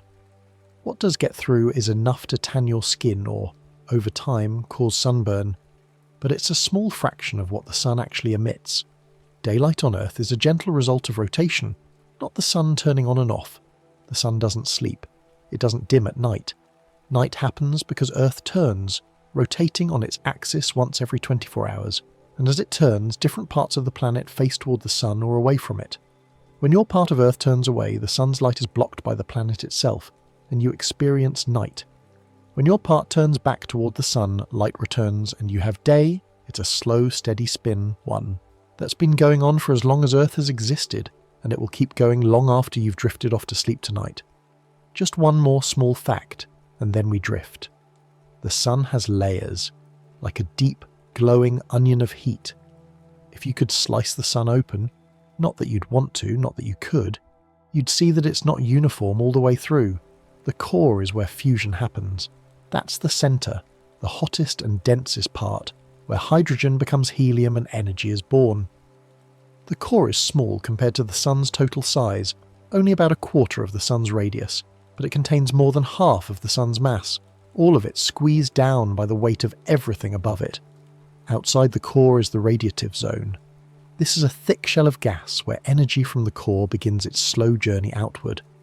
In the radiative zone, energy moves outward mainly by radiation.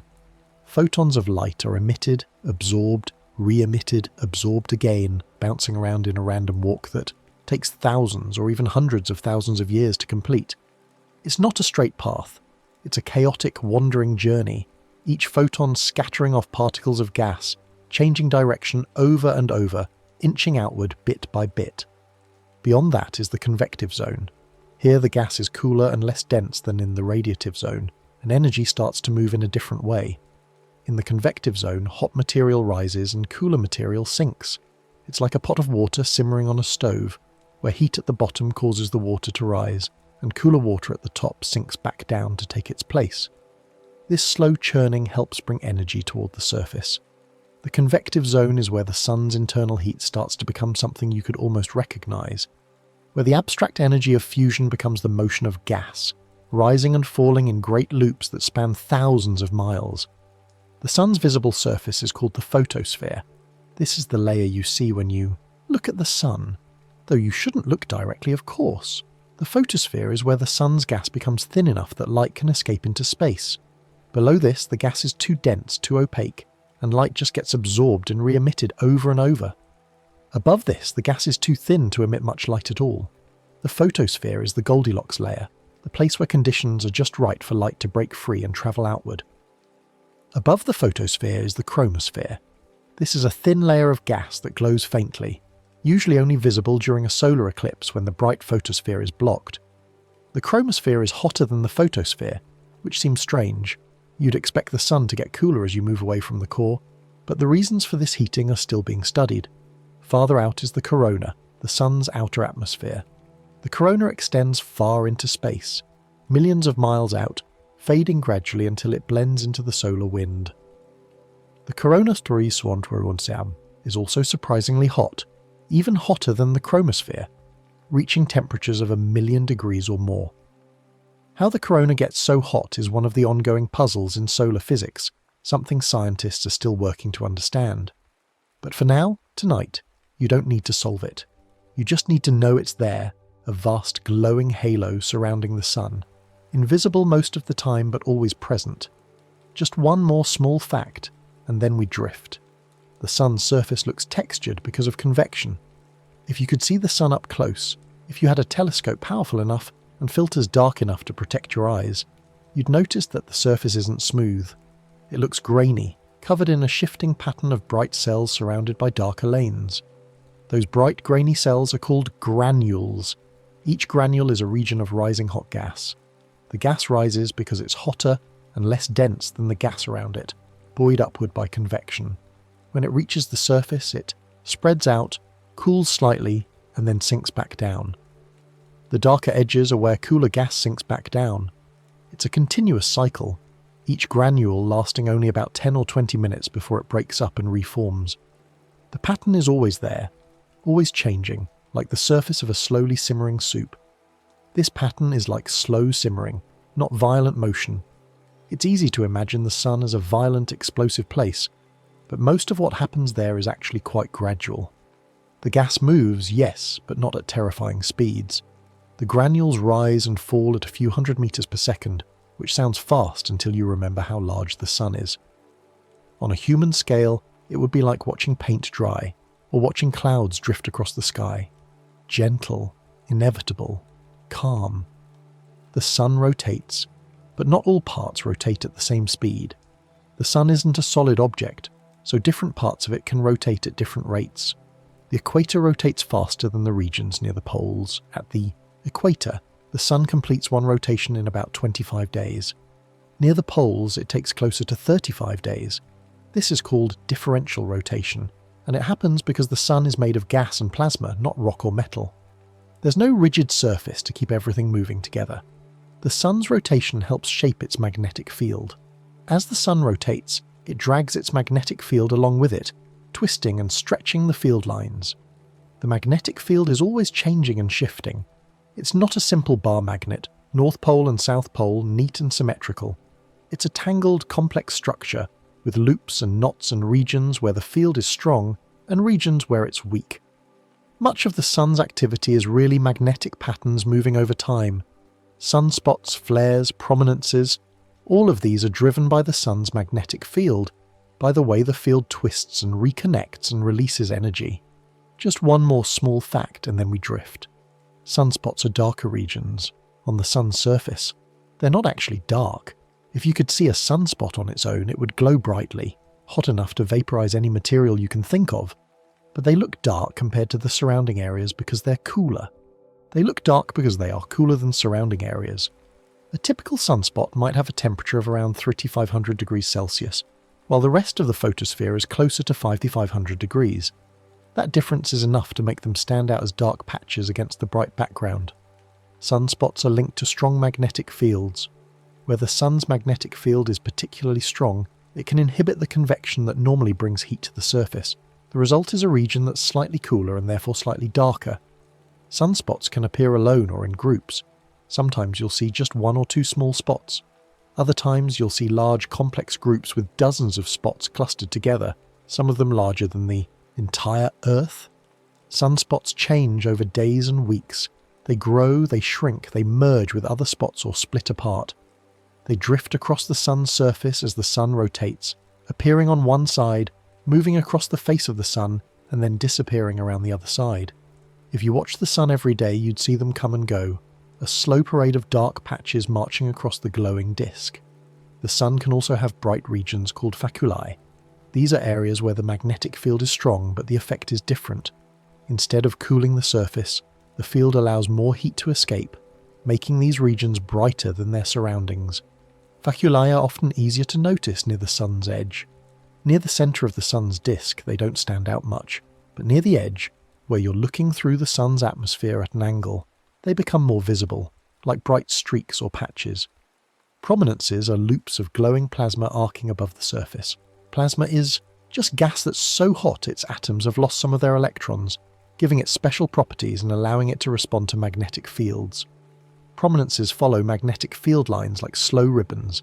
They can stretch for tens of thousands of miles, great arcs of glowing gas suspended above the sun's surface, held in place by invisible magnetic forces.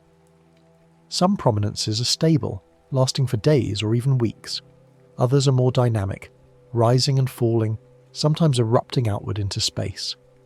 Many solar features are beautiful examples of physics staying organised. Despite the heat, despite the chaos of all that gas churning and boiling, the sun's magnetic field creates structure. It organises the chaos into patterns, loops, arcs, spots, bright regions and dark regions.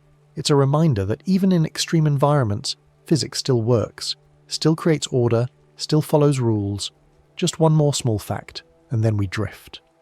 The corona is the sun's outer atmosphere.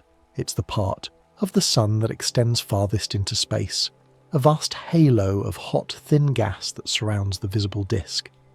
The corona extends far into space. There's no sharp boundary where the corona ends. It just fades gradually, becoming thinner and thinner until it blends into the solar wind and the space between planets. During a total solar eclipse, when the moon blocks the bright photosphere, The corona becomes visible as a pearly white glow surrounding the darkened sun, with delicate streamers and plumes extending outward. The corona is surprisingly hot compared with the surface below. The photosphere, the visible surface, is about 5,500 degrees Celsius. The corona, despite being farther from the core, is more than 1,000,000 degrees Celsius. This is one of the great mysteries of solar physics. Heat normally flows from hotter regions to cooler regions, so you'd expect the temperature to drop as you move away from the sun's core. But the corona defies that expectation. Scientists study the corona to understand heating and magnetic effects. Current theories suggest that the sun's magnetic field plays a key role, perhaps releasing energy as field lines twist and snap and reconnect, heating the surrounding gas. It's still an active area of research, still something scientists are working to fully understand. The sun releases a steady flow of particles called the solar wind. The corona is so hot that it's not gravitationally bound to the sun. The gas has enough energy to escape, streaming outward in all directions. The solar wind moves outward through the solar system. It's not a fast wind by the standards of, say, a hurricane, but it's steady, flowing past Earth at a few hundred kilometers per second, carrying charged particles, electrons, protons, and heavier ions, out into space. Earth's magnetic field helps deflect many solar wind particles. The Earth has its own magnetic field, generated by the motion of molten iron in its core, and that magnetic field acts like a shield, deflecting most of the solar wind around the planet. The solar wind helps shape Earth's space environment. It compresses the magnetic field on the side facing the sun and stretches it out into a long tail on the night side, creating a region called the magnetosphere. Changes in the solar wind can influence auroras on Earth. When the solar wind is stronger or more turbulent, it can disturb Earth's magnetic field, sending particles spiraling down into the atmosphere near the poles, where they collide with air molecules and create the shimmering lights of the aurora borealis and aurora australis. Most of the time, the solar wind is a quiet, continuous stream. It's not dramatic. It's not something you'd notice unless you had the right instruments. It's just there, a gentle breeze of particles flowing outward from the sun, day after day, year after year, filling the space between worlds. Just one more small fact, and then we drift. The sun has an activity cycle that rises and falls over time. This is often called the solar cycle. The number of sunspots, the frequency of flares, the intensity of the solar wind, all of these vary in a regular pattern. The cycle is about 11 years long on average. Sometimes it's a bit shorter, sometimes a bit longer, but 11 years is a good rough estimate. During higher activity, sunspots are more common.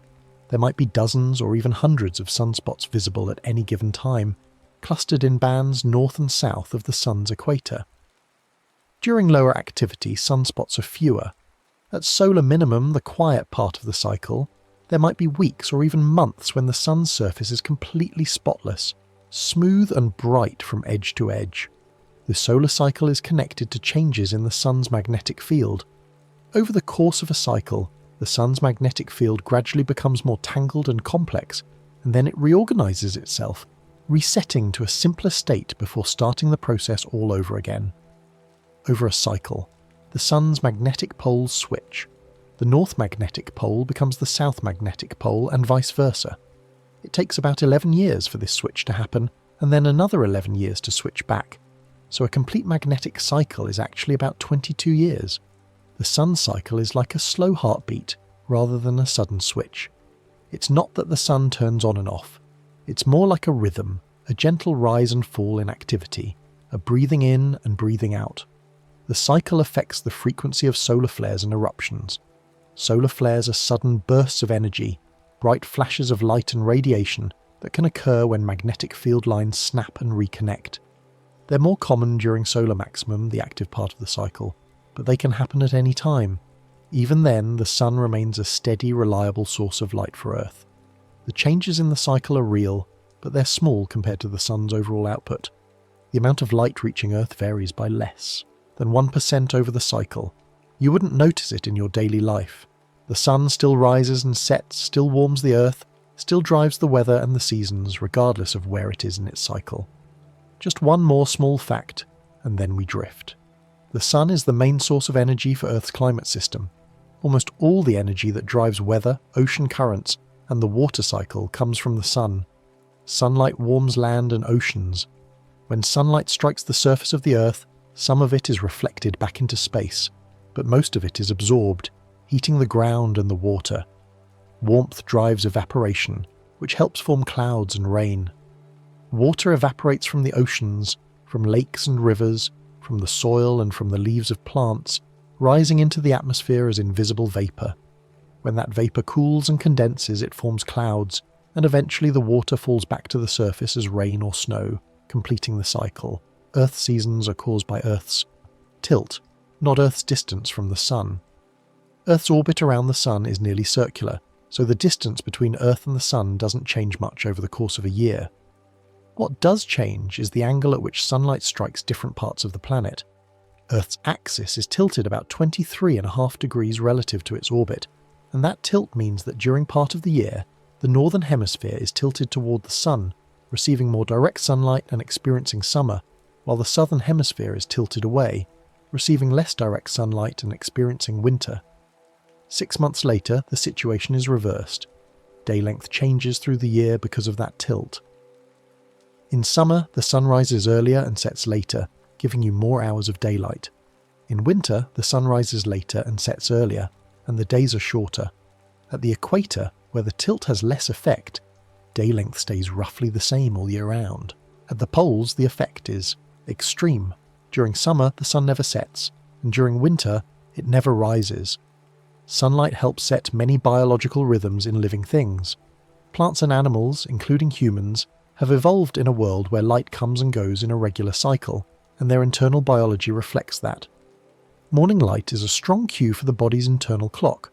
When light enters your eyes in the morning, it signals to your brain that it's time to wake up, time to be active. This helps synchronize your circadian rhythm, your internal sense of time, with the external cycle of day and night. The sun's position helps guide animal migration and navigation. Many birds, for example, use the position of the sun in the sky to help them find their way during migration. They have an internal sense of time that allows them to compensate for the sun's movement across the sky, effectively using the sun as a compass. Plants respond to sunlight for growth and timing. They grow toward the light, a process called phototropism, and many plants also track the time of year based on the length of the day, using that information to decide when to flower or when to drop their leaves. Even indoors, your day-night rhythm is still connected to the sun. Even if you spend most of your time inside, away from direct sunlight, the cycle of light and dark still affects you. Artificial light can mimic some of the effects of sunlight, but it's not quite the same. Natural light has a quality, a spectrum, and an intensity that your body recognizes and responds to. The sun, in a sense, is still part of your daily life, even when you're not thinking about it, even when you're asleep. Just one more small fact, and then we drift. The sun is one star among hundreds of billions in the Milky Way. Our galaxy, the Milky Way, is a vast spiral of stars, gas and dust, stretching across about 100,000 light-years. The sun is just one of those stars located out in one of the spiral arms about halfway, between the center of the galaxy and the edge. It is a medium-sized star, not the largest type. There are stars much larger than the sun, giants and supergiants that dwarf it in size and brightness. And there are stars much smaller, red dwarfs that glow faintly and burn their fuel so slowly they could last for trillions of years. The sun is somewhere in the middle, a perfectly average, ordinary star. The sun's age is about 4.6 billion years. That's a number so large it's hard to grasp, but it means the sun is old. Older than any rock on Earth. Older than the Earth itself. The sun formed from a cloud of gas and dust. Somewhere in the Milky Way, about 4.5 billion years ago, there was a cloud of gas, mostly hydrogen and helium left over from the Big Bang, mixed with heavier elements created in earlier generations of stars. Something, perhaps the shock wave from a nearby supernova, perhaps just the cloud's own gravity, caused the cloud to start collapsing. As it collapsed, it began to spin, and most of the material fell toward the center, forming the sun. That same cloud also formed the planets. The leftover material, the part that didn't fall into the sun, formed a disk around the young star. In that disk, dust grains stuck together, forming larger and larger clumps, and eventually those clumps became the planets, moons, asteroids, and comets of the solar system. Everything you see in the night sky, everything in our solar system, came from that same cloud.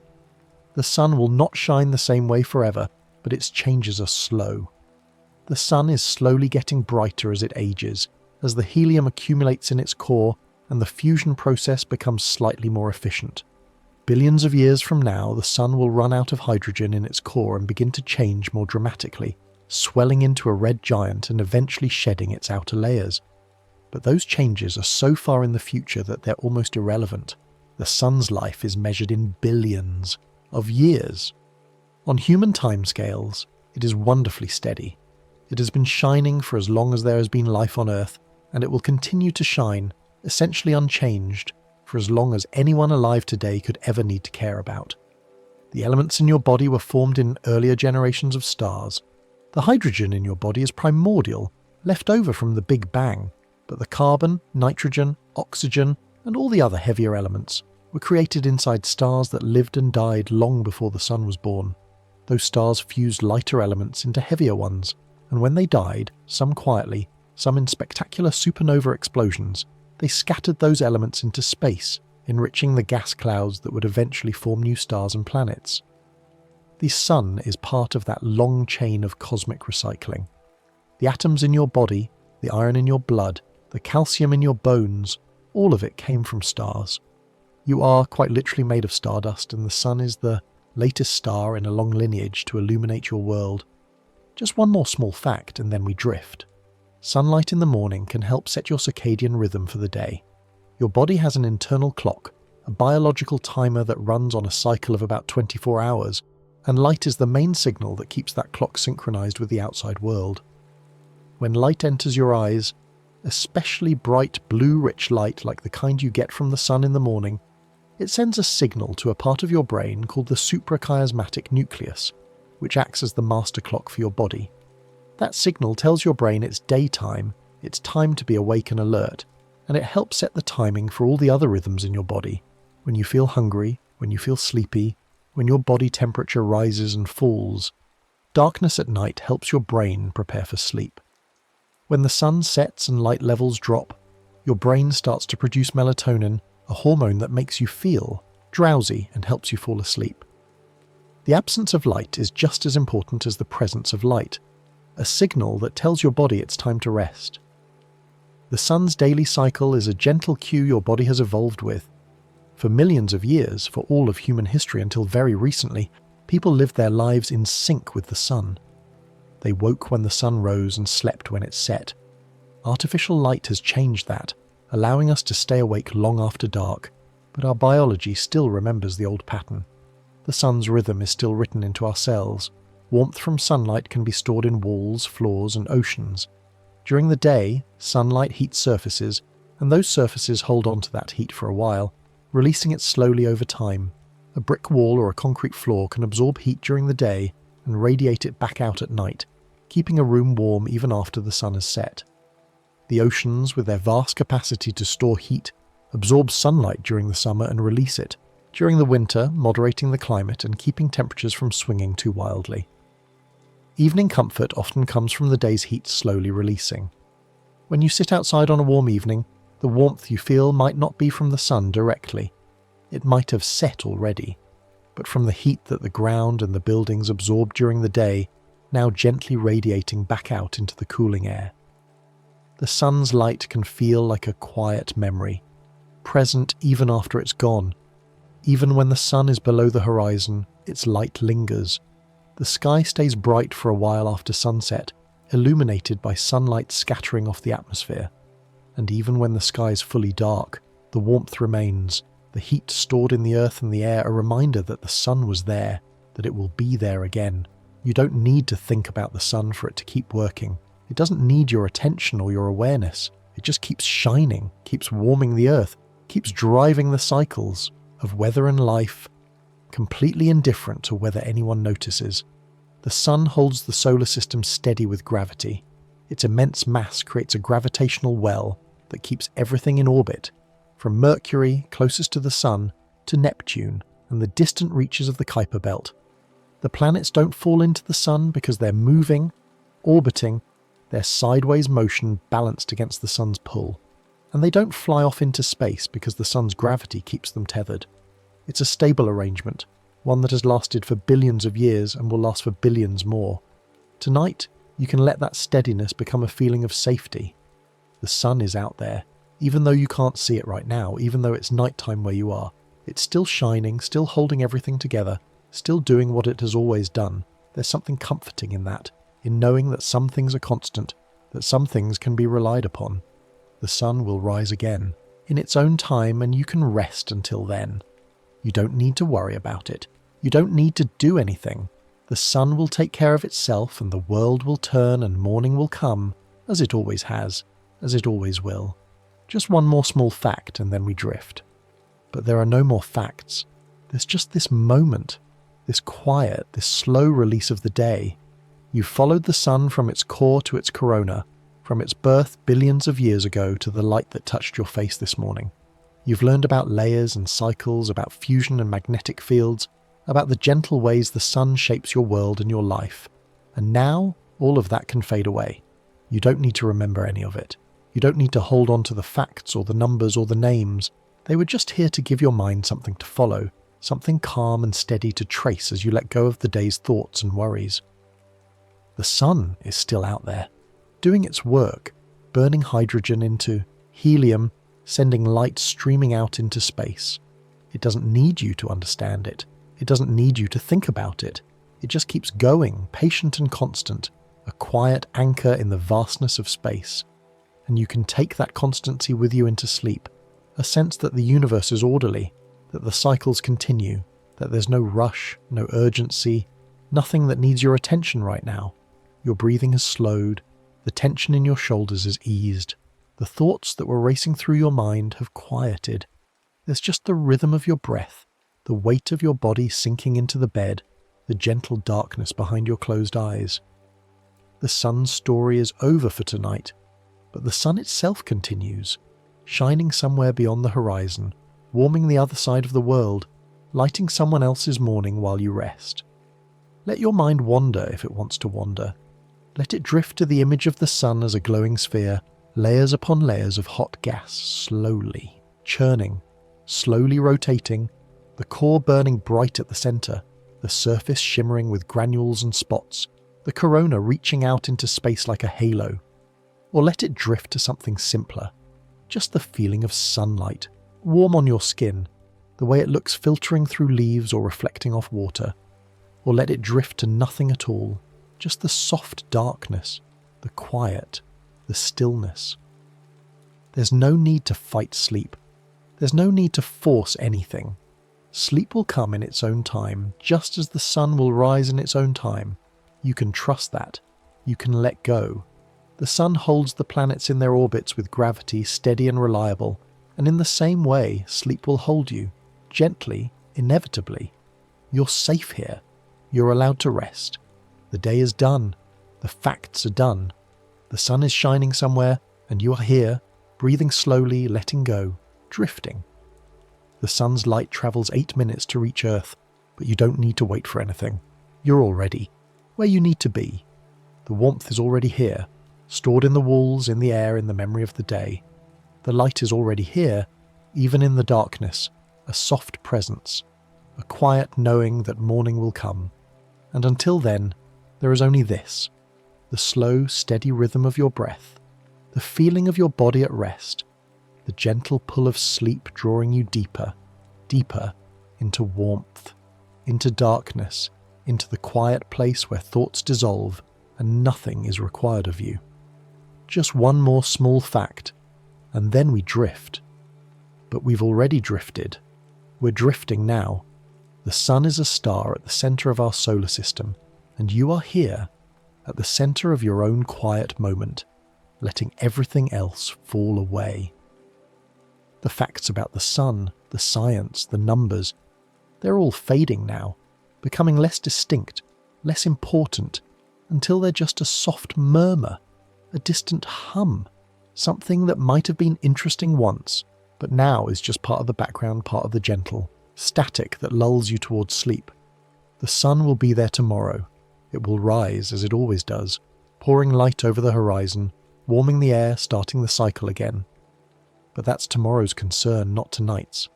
Tonight, you rest. Tonight, you let the sun do its work without you. Let the earth turn without your attention. Let the universe continue its slow, steady rhythms while you sink into sleep. The sun holds the solar system steady, and sleep holds you steady, and everything is exactly as it should be.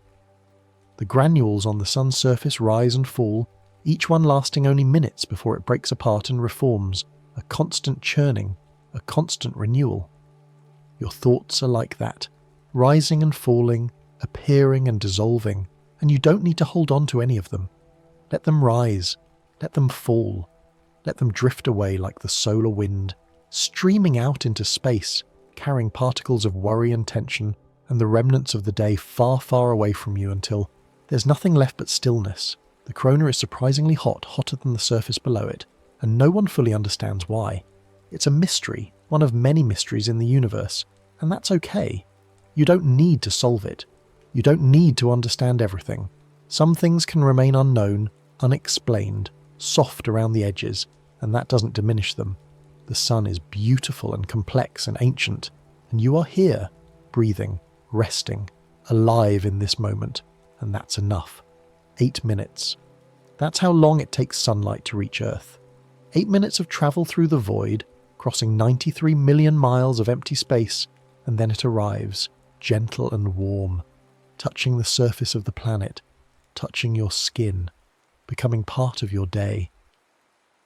But those 8 minutes are nothing compared to the time it took for that light to journey from the core to the surface. Hundreds of thousands of years of bouncing and scattering, a slow, patient escape from the heart of the sun. Everything takes time. Everything unfolds at its own pace. Even light, the fastest thing in the universe, needs time to travel. And you, too, can take your time. You can let sleep come slowly, naturally, without rushing, without forcing. The sun's magnetic field twists and tangles, creating sunspots and prominences, loops of glowing plasma suspended in space, held by invisible forces. Your thoughts are tangled too, threads of the day woven together, and now you can let them untangle, let them smooth out, let them release their hold on you. There's nothing you need to figure out right now. There's nothing you need to plan or worry about or solve. It can all wait. It can all dissolve into the quiet. The solar cycle rises and falls, 11 years from peak to peak, a slow heartbeat, a breathing in and out of activity. Your own breath rises and falls, in and out, a rhythm you don't have to think about, a rhythm that continues on its own, steady and reliable. You can follow that rhythm if you like, or you can let it fade into the background, just another part of the quiet, another part of the stillness. The sun is one star among hundreds of billions, ordinary and average, nothing special except that it's ours, except that it's close enough to warm us, close enough to light our days, and you are one person among billions, ordinary and average in some ways, unique in others, and tonight that doesn't matter. Tonight, you're just here, resting, part of the vast, quiet universe, connected to the sun by 8 minutes of light, connected to the earth by gravity, connected to sleep by the simple, inevitable need to rest. The atoms in your body came from stars, formed in the cores of ancient suns, scattered into space when those stars died, gathered together again in the cloud that became our solar system. You are stardust, shaped by billions of years of cosmic history, and tonight you return to the stars in a way, returning to the quiet, the darkness, the stillness from which everything came. Sleep is a kind of return, a letting go, a sinking back into the void that holds everything. The sun doesn't need you to watch it. It doesn't need your awareness or your attention. It shines whether you're awake or asleep, whether you're thinking about it or not.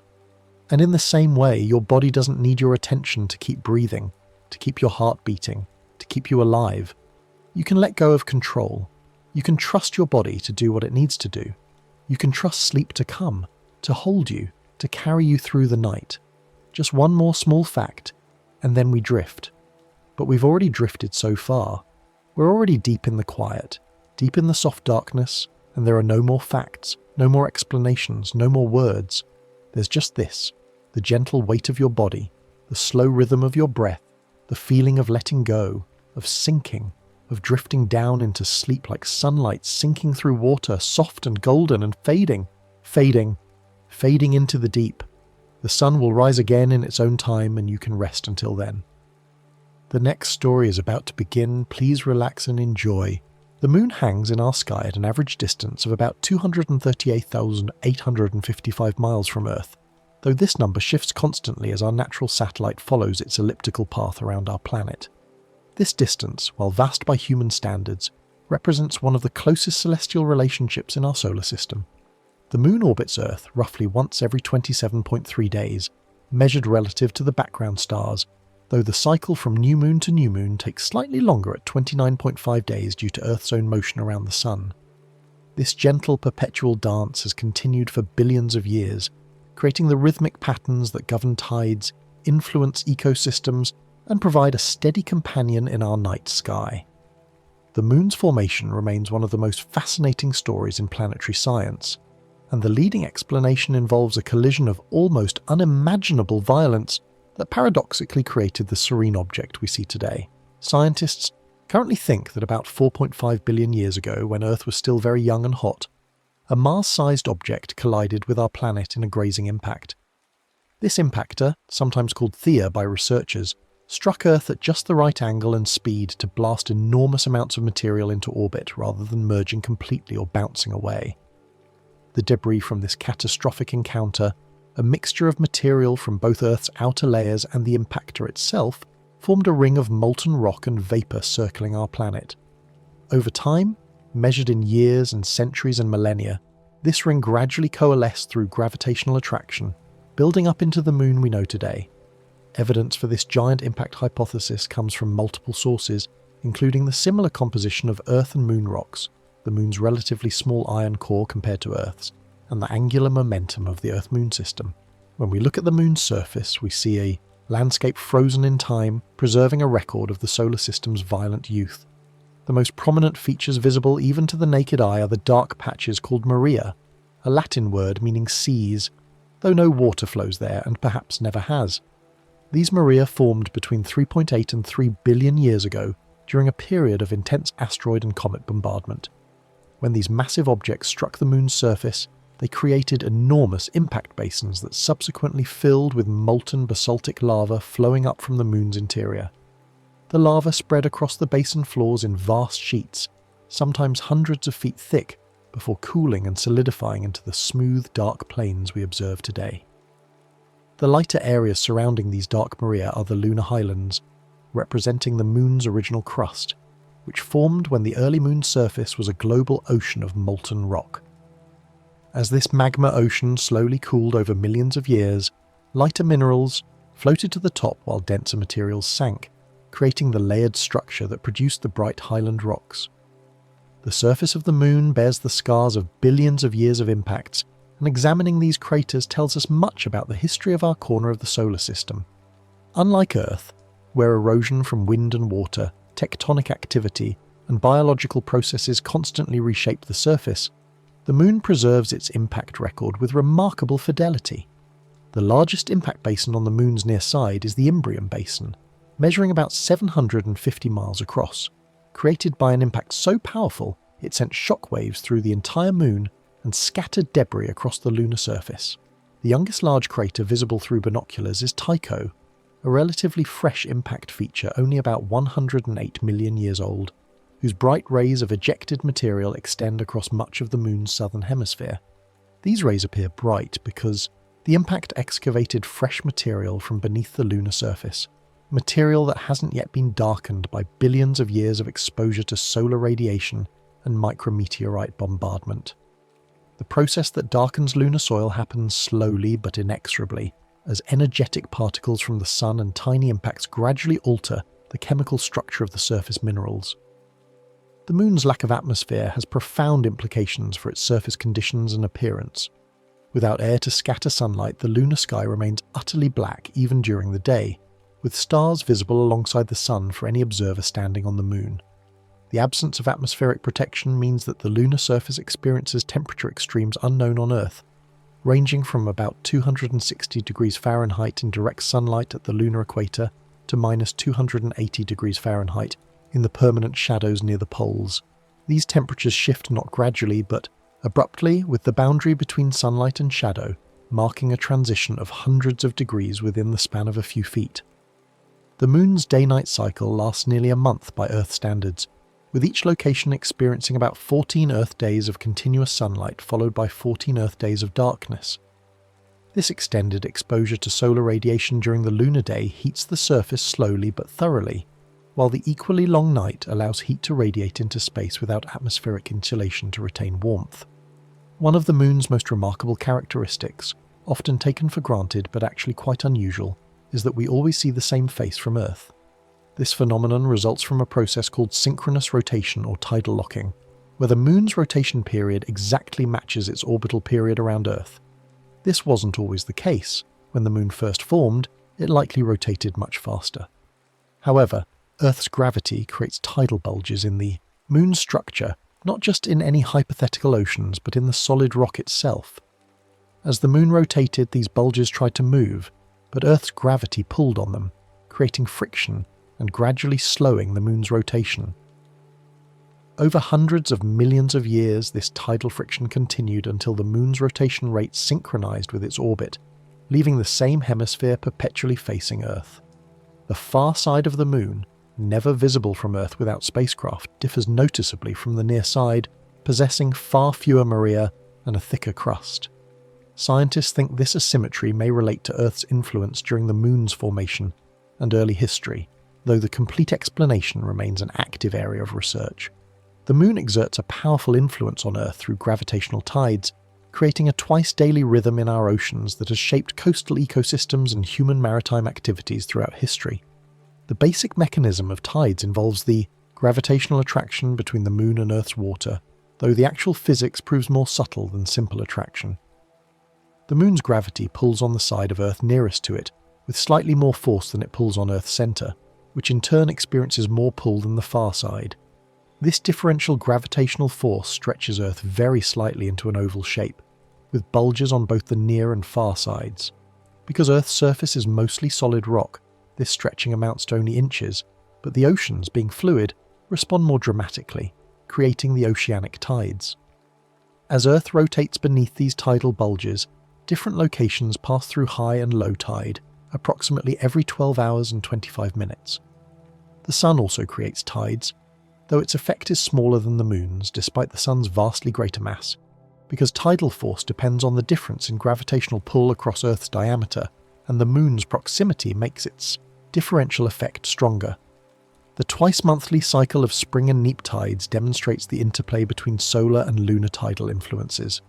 Spring tides, which occur during new and full moons, happen when the Sun and Moon align and their tidal effects combine, creating higher high tides and lower low tides than average. The term spring refers not to the season but to the idea of the tide springing or rising higher. Neap tides occur during the moon's first and third quarters when the Sun and Moon form a right angle as seen from Earth, causing their tidal effects to partially cancel each other, resulting in more moderate tidal ranges. The magnitude of tides varies considerably depending on local geography, with some locations experiencing tidal ranges of only a foot or two, while others, particularly in narrow bays and estuaries where tidal waters are funneled and amplified, see ranges exceeding 50 feet. The Bay of Fundy in Canada holds the record for the highest tides on Earth, with a maximum range of about 53 feet, creating dramatic transformations of the coastline twice daily. Beyond their effects on ocean levels, tides have more subtle but profound impacts on Earth's rotation and the Moon's orbit. The friction between tidal waters and the ocean floor, along with the deformation of Earth's solid body, dissipates energy and gradually slows Earth's rotation.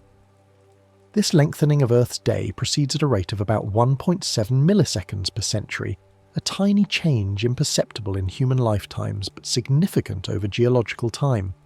When Earth rotates with shallow seas sloshing across continental shelves, the tidal friction becomes particularly effective at extracting rotational energy. This energy doesn't vanish but rather transfers to the Moon's orbital motion through a complex gravitational interaction involving the slight offset of Earth's tidal bulge.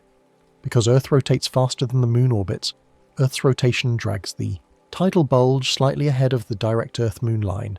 This offset bulge then gravitationally pulls on the moon in the direction of its orbital motion, accelerating the moon and causing it to slowly spiral outward.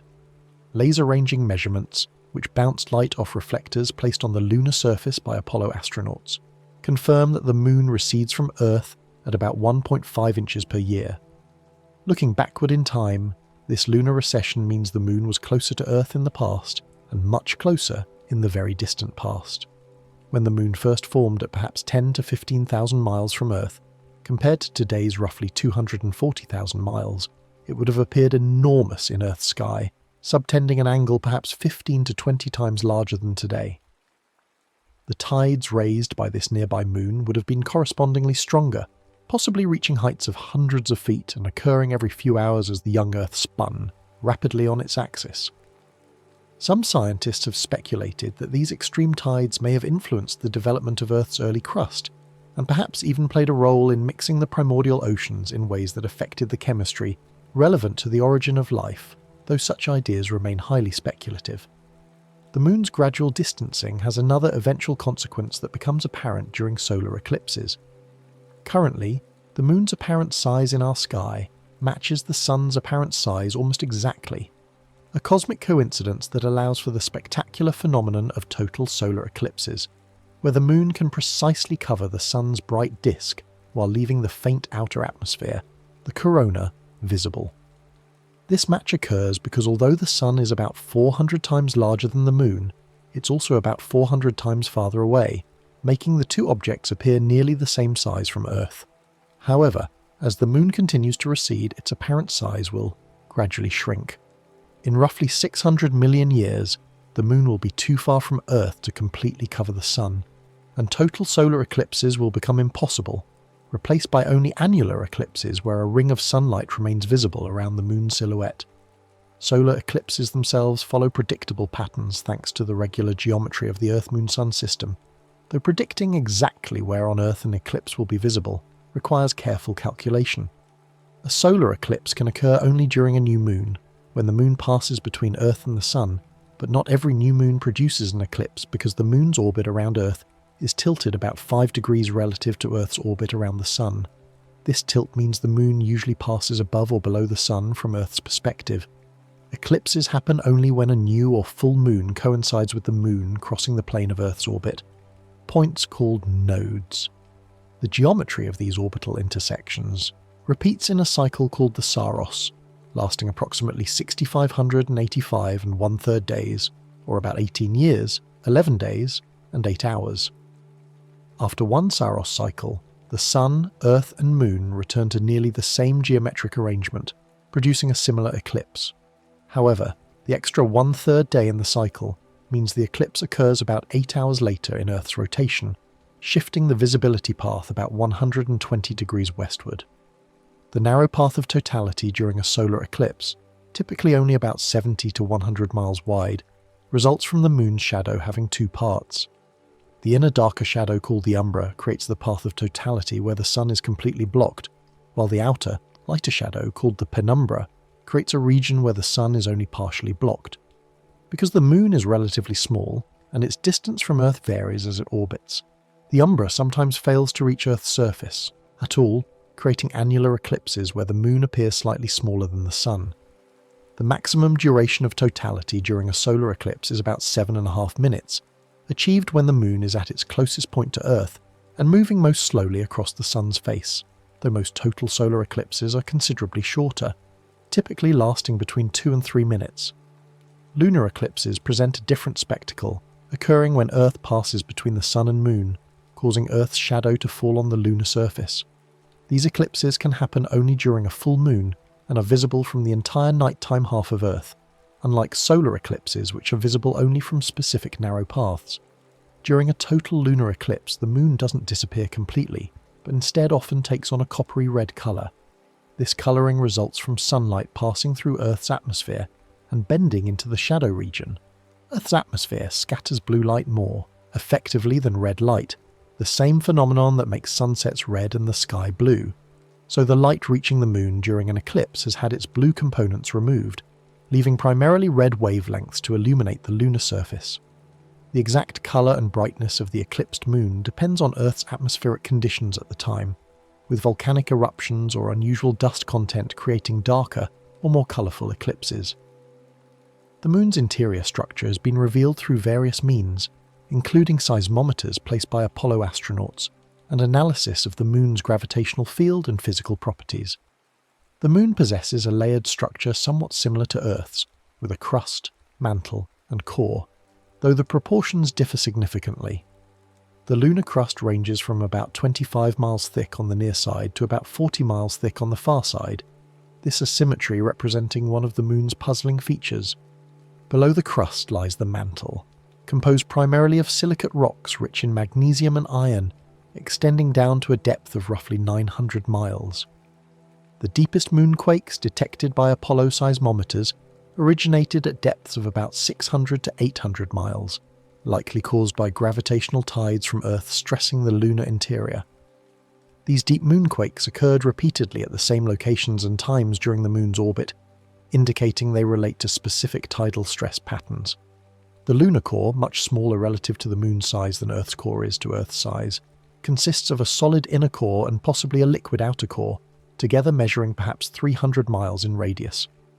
This small core helps explain why the moon lacks a global magnetic field today, though measurements of lunar rocks reveal that some possessed magnetization, requiring an ancient lunar magnetic field. Scientists think the moon may have generated a magnetic field through a dynamo process early in its history when the core was entirely molten and convecting. But as the moon cooled and much of the core solidified, this dynamo ceased.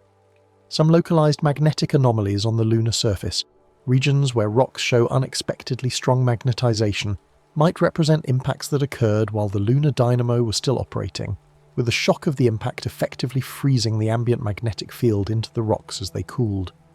The Apollo program of the 1960s and 70s represents humanity's most direct interaction with the moon, placing 12 astronauts on the lunar surface across 6 missions between 1969 and 1972. These missions returned 842 pounds of lunar rocks and soil, samples that remain the primary source of detailed information about lunar composition and history. The rocks revealed that the moon's maria consist of basalt similar to volcanic rocks on Earth, but with subtle compositional differences, including lower water content and different relative abundances of certain elements.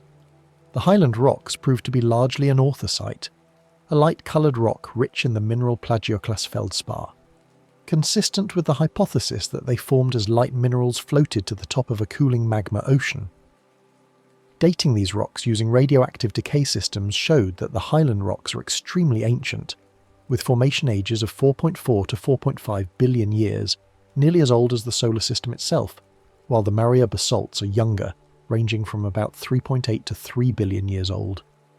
One surprising discovery from the Apollo samples was the near-complete absence of water in lunar rocks, or more precisely, the near-complete absence of water that was incorporated into minerals as they formed. The lunar rocks are drier than any naturally occurring rocks found on Earth, sometimes described as being drier than the driest terrestrial deserts. This extreme dryness supported the giant impact hypothesis for lunar formation, because the impact would have vaporized water and other volatile substances, allowing them to escape. However, more recent discoveries have complicated this picture slightly. Orbital spacecraft have detected signatures of water ice in permanently shadowed craters near the lunar poles, where temperatures remain cold enough that ice can persist for billions of years. Additionally, very sensitive measurements of Apollo samples have revealed traces of water in volcanic glass beads and in the interiors of some minerals, suggesting the moon's interior might not be quite as dry as once thought, though it remains extremely dry by Earth standards. The permanently shadowed craters near the moon's poles represent some of the coldest places in the solar system, with temperatures that may reach as low as -400 degrees Fahrenheit, or perhaps even colder. These cold traps occur because the moon's axis of rotation is tilted only about 1.5 degrees relative to its orbital plane, compared to Earth's 23.5 degree tilt. This near-vertical orientation means that the floors of deep craters near the poles never receive direct sunlight. Any water molecules that happen to wander into these cold traps, perhaps delivered by comet impacts or produced by interactions between the solar wind and oxygen in lunar rocks, would freeze and remain frozen for geological time periods. Some researchers have speculated that these permanently shadowed regions might contain not just water ice, but also frozen deposits of other volatile substances, including carbon dioxide, ammonia and methane, creating a record of material delivered to the inner solar system over billions of years. The lunar surface experiences constant bombardment by micrometeorites, tiny particles ranging from dust grains to pebbles that strike the moon at velocities of tens of thousands of miles per hour. Without an atmosphere to burn them up, these particles strike the surface directly, creating microscopic craters and gradually pulverizing the upper layers of rock into a fine powder. This process, operating over billions of years, has created the lunar regolith, a layer of fragmented and broken rock covering the moon's surface to depths ranging from about 10 feet in the Maria to perhaps 30 feet or more in the highlands. The regolith consists not just of simple crushed rock, but includes glass spherules created when impacts melted rock, particles welded together by impact heat, and fragments excavated from depths and transported far from their origins by large impacts. Walking on the lunar surface, Apollo astronauts found the regolith behaved somewhat like snow, compressing under their boots but also clinging to their spacesuits with surprising tenacity. The constant rain of solar wind particles, primarily protons and electrons streaming from the sun, affects the lunar surface in subtle but interesting ways. These energetic particles strike the moon directly without atmospheric shielding and become implanted in the upper layers of regolith grains. Over time, solar wind hydrogen can react with oxygen in lunar minerals to create tiny amounts of water or hydroxyl groups, explaining some of the water signatures detected by spacecraft. The solar wind implantation also creates a very thin and extremely tenuous atmosphere, if it can be called an atmosphere at all, consisting of particles knocked off the surface by impacts and solar wind bombardment. This exosphere is so tenuous that particles almost never collide with each other, following ballistic trajectories more like spacecraft in orbit than like molecules in a gas. The moon's influence extends beyond physical effects, like tides, to encompass cultural and biological influences that have shaped life on Earth and human civilization. The regular cycles of lunar phases provided early humans with a natural calendar, and many cultures developed lunar or lunisolar calendars to track time and coordinate seasonal activities. The word month derives from moon, reflecting this ancient connection. Some biological organisms synchronize their reproductive cycles with lunar phases, the most famous examples being certain marine species that spawn during specific lunar phases, apparently using moonlight levels or tidal patterns as timing cues. Coral reefs around the world often show synchronized spawning events tied to lunar cycles, releasing eggs and sperm on specific nights following full moons, a strategy that increases the chances of successful fertilization while also potentially overwhelming predators with the sheer abundance of gametes in the water. Whether the moon affects human biology and behavior beyond providing light at night remains controversial, with many claimed lunar effects failing to hold up under careful statistical analysis. The popular notion that full moons influence human behavior, causing increased emergency room visits, psychiatric episodes, or births, has been extensively studied and generally not supported by data when proper statistical controls are applied. The term lunacy derives from the Latin word for moon, luna, reflecting ancient beliefs about lunar influences on the mind. But modern evidence suggests these effects were likely either coincidental or caused by confirmation bias.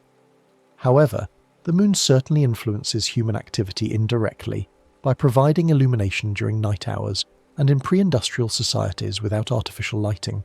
Full moons would have enabled activities impossible during dark nights, potentially affecting sleep patterns and activity rhythms.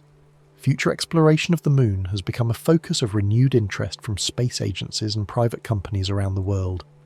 The motivations include scientific discovery, testing technologies for eventual Mars missions, and potentially utilizing lunar resources. The presence of water.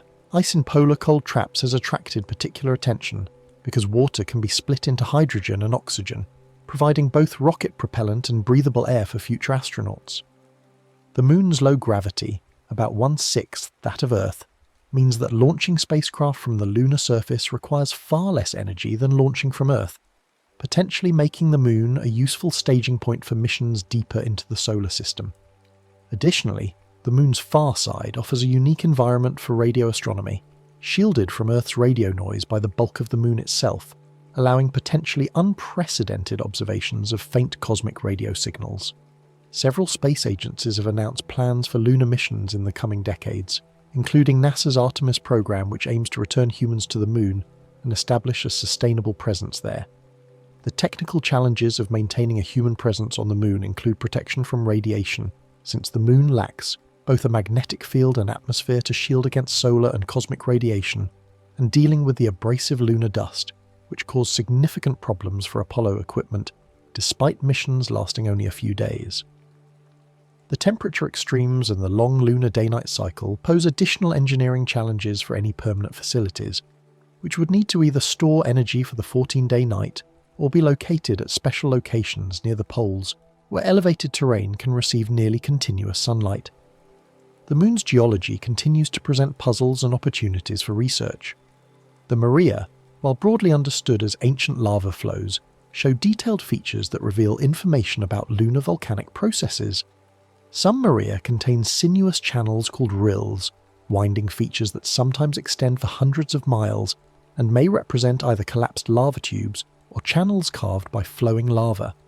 The lunar surface also contains mysterious dome structures, thought to be volcanic in origin, and straight or curved features called wrinkle ridges that may represent buckling of the lava flows as they cooled and contracted, or as the weight of the lava compressed the underlying crust. Understanding these features helps planetary scientists piece together the moon's volcanic history and compare it to volcanic processes on Earth and other solar system bodies.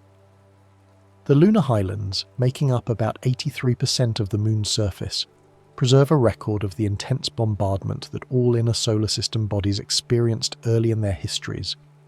This period of heavy bombardment, lasting from the solar system's formation until about 3.8 billion years ago, shaped the surfaces of the Moon, Mercury, Mars, and even Earth, though Earth's active geology has erased most direct evidence from our planet's surface.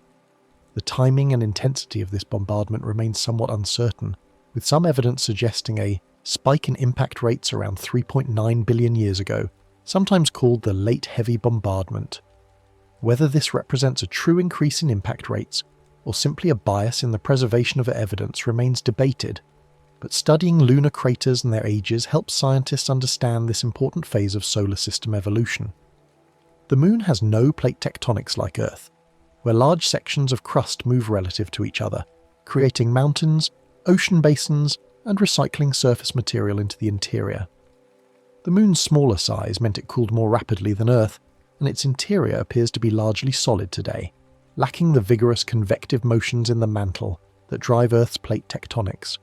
Without this geological recycling and without erosion from water or atmosphere, the lunar surface preserves features billions of years old with remarkable clarity. This geological stillness makes the Moon valuable as a record of solar system history, but it also means that the Moon's active geological history was relatively brief.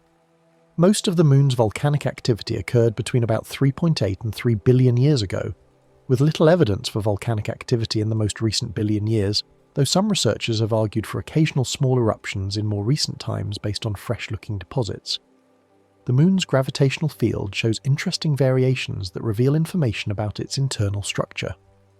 Concentrations of mass beneath some of the large impact basins, called mascons for mass concentrations, create regions of slightly stronger gravity that can affect the orbits of spacecraft. These mascons probably represent the dense mantle material that welled up after the giant impacts, partially filling the basins before the lava flows arrived. The presence of mascons indicates that the lunar lithosphere, the strong outer shell of the Moon, was thick enough to support these mass concentrations, without the basins collapsing back to equilibrium, suggesting the Moon had already cooled and developed a substantial lithosphere by the time the large impacts occurred. One of the curious aspects of the Moon's orbit is its slight eccentricity, meaning the orbit is not perfectly circular but slightly elliptical. This eccentricity causes the Moon's distance from Earth to vary from about 225,000 miles at perigee, the closest point, to about 252,000 miles at apogee, the farthest point.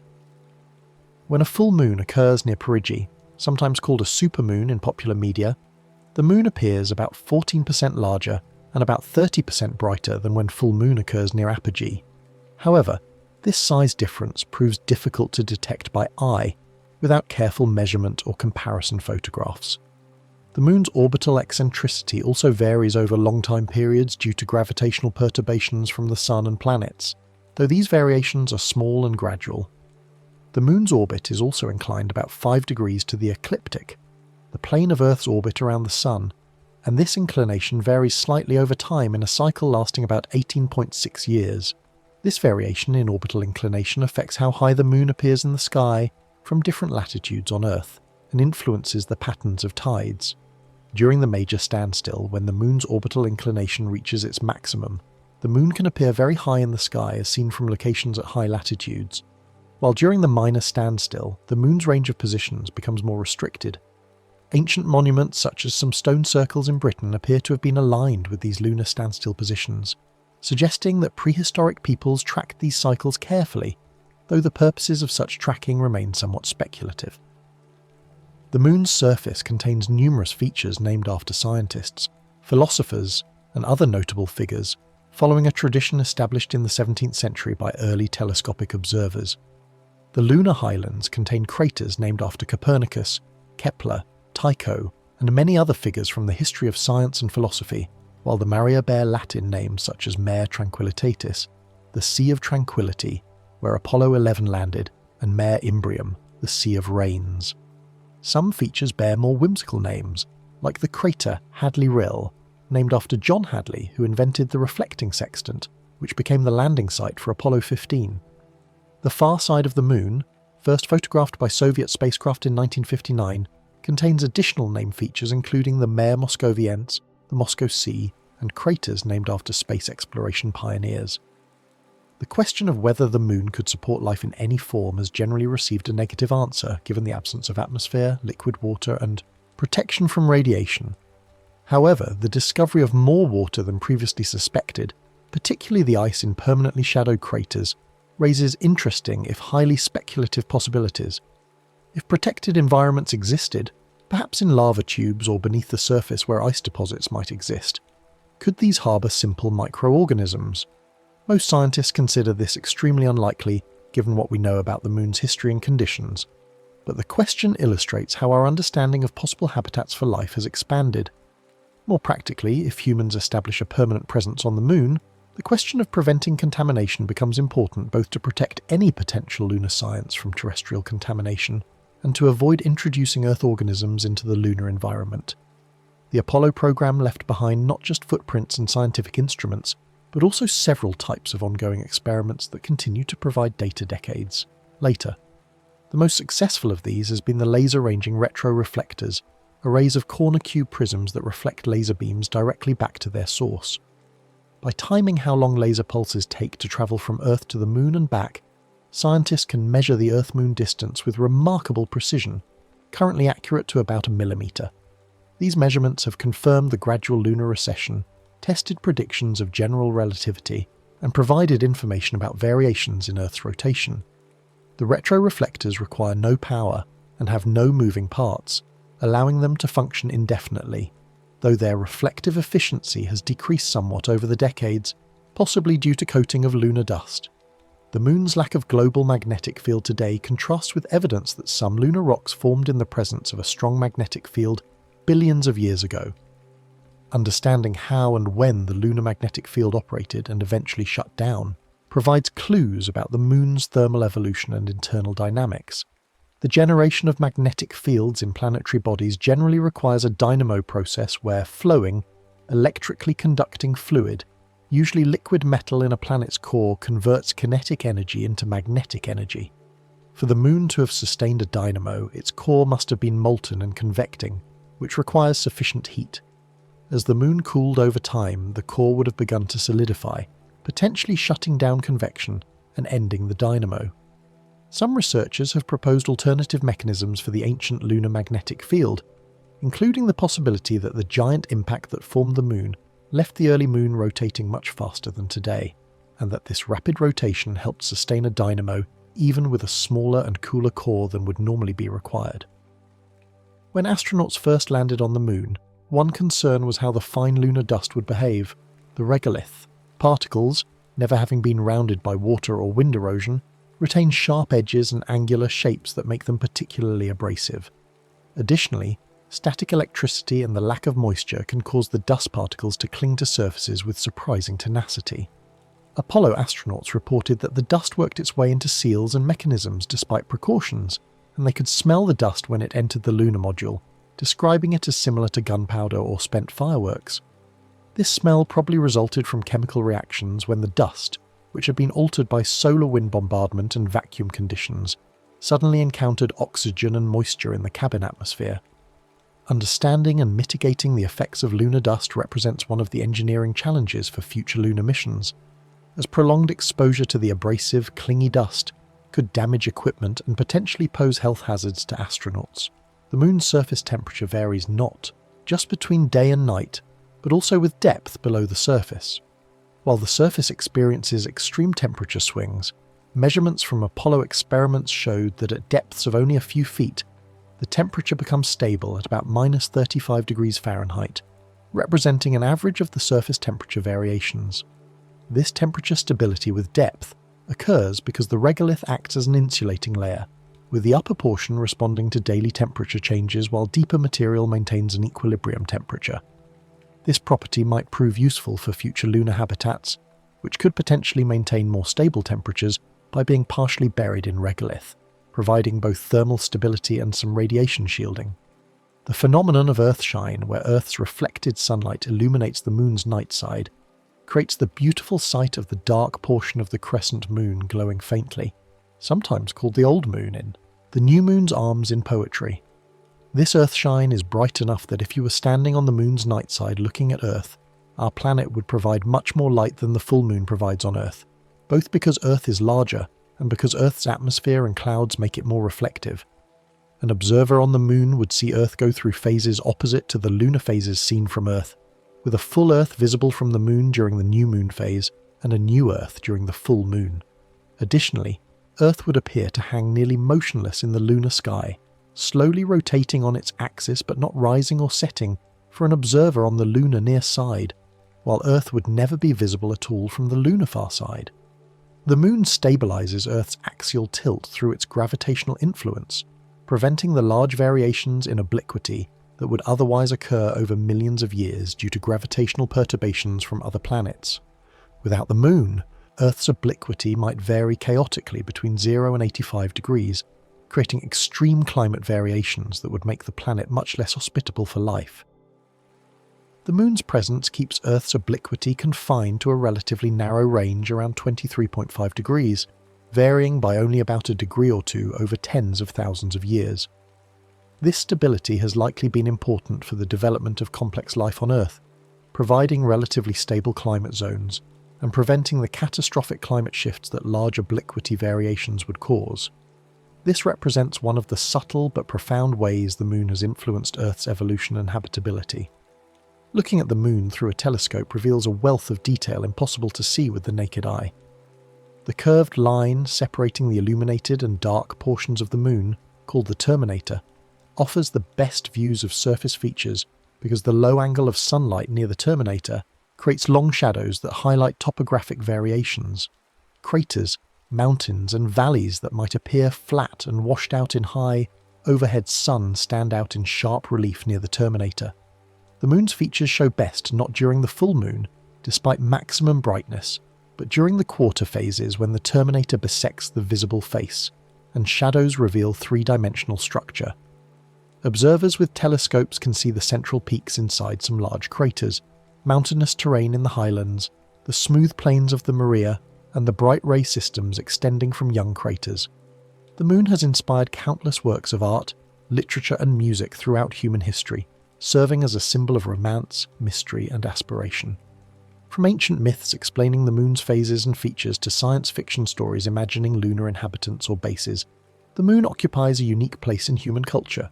The achievement of landing humans on the moon in 1969 represented not just a technical accomplishment, but a moment when humanity first set foot on another celestial body, expanding our physical presence beyond Earth. The famous photograph of Earth rising over the lunar horizon, taken by Apollo 8 astronauts in December 1968, provided a new perspective on our home planet as a small, beautiful, fragile world hanging in the void, an image that helped inspire environmental awareness and a sense of our common humanity. The phases of the moon result from the changing angles between the Sun, Earth and Moon as the moon orbits Earth. During the new moon, the moon lies between Earth and the Sun, with its illuminated side facing away from Earth, making it invisible except during solar eclipses. As the moon continues its orbit, a thin crescent becomes visible, growing thicker each night as more of the illuminated face becomes visible from Earth. At the first quarter, half of the moon's face appears illuminated, though the term quarter refers to the moon's position in its orbit rather than the visible fraction. The waxing gibbous moon shows more than half illuminated, until the full moon occurs when Earth lies between the Sun and Moon, and we see the entire illuminated face. The cycle then reverses through waning gibbous, third quarter, and waning crescent before returning to new moon. This entire cycle takes 29.5 days, slightly longer than the moon's orbital period of 27.3 days because Earth's motion around the Sun means the moon must travel slightly more than one complete orbit to return to the same phase. The moon's influence on Earth's rotation, gradually slowing it through tidal friction, means that Earth's day has been lengthening throughout geological history. When the moon first formed, Earth's day may have been only 4 to 6 hours long, compared to today's 24 hours. Evidence for Earth's changing rotation rate comes from multiple sources, including growth patterns in ancient corals and other organisms that recorded daily and annual cycles in their structures. By counting daily growth bands within yearly patterns in fossil corals hundreds of millions of years old, paleontologists have determined that Earth's day has indeed grown longer over time, consistent with the predictions from tidal friction theory. This gradual slowing continues today, adding about 1.7 milliseconds to the day length per century, a change that accumulates enough over many centuries that it becomes necessary to occasionally add leap seconds to our atomic time standards to keep them synchronized with Earth's actual rotation. The moon's surface features include not just craters and maria, but also mysterious swirl-like patterns visible in some locations, appearing as bright, winding streaks on the surface. These lunar swirls, found in areas such as Reina Gamma and near the far-side crater Mare Magenis, don't obviously correspond to topographic features, but instead appear to be albedo markings, where surface material has different reflective properties. The swirls correlate with local magnetic anomalies, regions where crustal rocks possess stronger than average magnetization. One hypothesis suggests that these magnetic fields, though weak by Earth standards, provide slight protection from solar wind bombardment, preventing or slowing the normal darkening of the soil that occurs over time, thus preserving brighter, fresher-looking material. Alternative explanations involving comet impacts or other processes have also been proposed, but the magnetic shielding hypothesis currently appears most consistent with observations. The Moon's interior, though much less active than Earth's, may not be completely dead geologically. Seismometers placed by Apollo astronauts detected thousands of seismic events during their operating period, ranging from impacts of meteorites and spacecraft to deep moonquakes and thermal quakes, caused by the sudden temperature changes at sunrise. The deep moonquakes, occurring at depths of 600 to 800 miles, appear to result from tidal stresses caused by Earth's gravity flexing the moon slightly as it orbits. These moonquakes are much weaker than typical earthquakes, but occur in clusters at specific locations and times in the lunar month, creating a predictable pattern tied to the moon's orbital position. Thermal moonquakes, caused by the expansion and contraction of surface rocks as they heat in sunlight and cool in shadow, mostly occur near sunrise when surface rocks experience the most rapid temperature changes. Recent analysis of Apollo seismic data using modern techniques has revealed additional information about the lunar interior, including evidence for a partially molten layer at the base of the mantle and confirmation of a small metallic core. The details of the core structure remain somewhat uncertain, with estimates of the solid inner core radius ranging from about 150 to 250 miles, and the liquid outer core perhaps extending to a radius of about 200 to 300 miles. These small sizes, compared to Earth's core, which extends to about half of Earth's radius, help explain why the Moon lacks a current magnetic field and provide constraints on models of lunar formation and thermal evolution. Volcanic glasses found in lunar samples provide evidence for fire fountaining, where lava erupted explosively from the lunar interior, spraying droplets that cooled and solidified into tiny glass beads. These pyroclastic deposits sometimes appear as dark halos around small craters or as darker patches on the Maria, representing volcanic material spread across the surface by explosive eruptions rather than flowing as lava. The composition of these glasses reveals information about the Moon's interior chemistry, and the presence of the glasses indicates that at least some lunar magmas contained enough dissolved gases to drive explosive eruptions, contrary to the expectation that the Moon's interior would be completely dry and unable to produce such eruptions. The gases involved were probably not water vapour, but instead carbon monoxide or sulfur compounds. The Moon affects life on Earth in subtle ways beyond the obvious tides. The lunar illumination cycle influences the behaviour of many nocturnal animals, with some species more active during bright moonlit nights and others preferring darker periods. Predator-prey relationships can shift with lunar phase, as moonlight makes it easier for predators to hunt, but also makes it easier for prey to detect approaching threats. Some researchers have found correlations between lunar cycles and ecological processes such as leaf litter decomposition rates or soil respiration, though the mechanisms for such effects, if real, remain unclear. The Moon may also affect atmospheric tides, creating subtle periodic variations in atmospheric pressure and winds, though these effects are much smaller than oceanic tides and difficult to measure against the background of weather variations. Throughout human history, different cultures have created myths and stories to explain the Moon's features, phases, and movements. Many cultures saw shapes or figures in the pattern of Maria and highlands on the Moon's near side. Western tradition speaks of the man in the Moon, seeing the dark Maria as forming facial features, while other cultures identified different patterns. Some saw a rabbit or hare in the Moon, particularly in East Asian and Central American traditions, while others saw a woman, a toad, or various other figures. These interpretations demonstrate how humans naturally seek patterns and meaning in the objects around us, finding familiar forms even in the random arrangement of lunar geological features.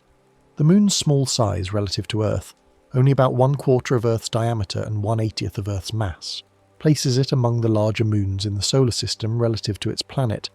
Only Charon, Pluto's moon, is larger relative to its primary body.